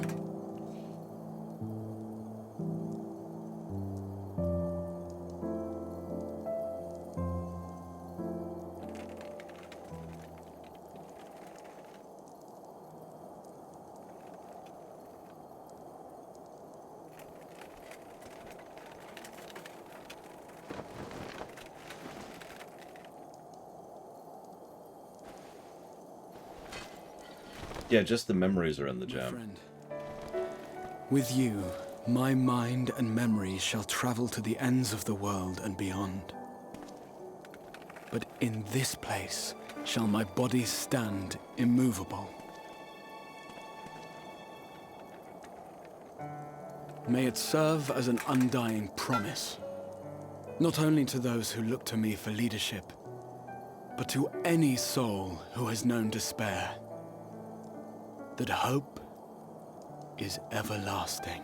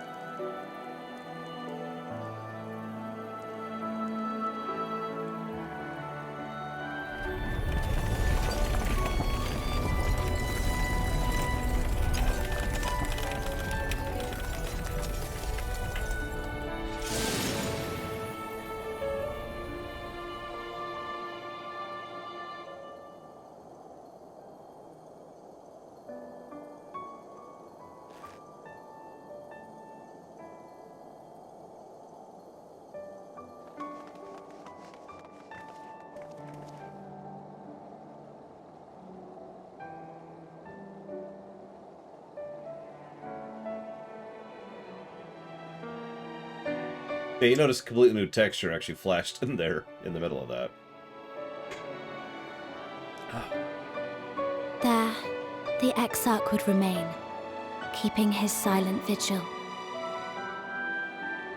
When the Scions were not released from his summoning spell, we proceeded with the plan to return them to the source. The Warrior of Darkness, however, retained his ability to traverse the two worlds at will. And in time, the Crystal Tower became a symbol of his link to the First, and of hope.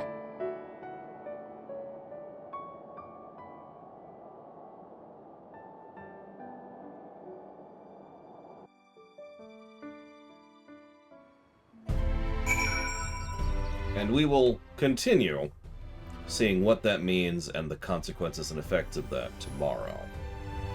I think it goes without saying that that whole sequence is just kind of amazeballs, but yeah, my go-to-sleep alarm went off 10 minutes ago. Just, I'm gonna type up more in detail later, but after analysis, I've decided to give 1 positive to gameplay, or Astrologian. 2 positives for the fight. I think that's a 2 positive fight. And that's it in terms of gameplay. On the story axis, I decided to give it a plus for the pre-battle, a plus for the battle, a plus for a send-off, and a plus for Gara's send-off, putting us, the moment, at, hang on, let me just update the HUD really quick here. We're at 127 pluses to story. 22 negatives. Gameplay-wise, we are at 42. And gameplay negatives, we are down to 24. This game sucks. Man, why am I even playing this garbage? We have more and more and more to cover. We are going tomorrow, we are hopefully going to finish up 5.4 and then start the optional stuff. I know that's weird. Thank you all for joining me. Thank you all for your presence and your excellence, and you're awesome. See you tomorrow.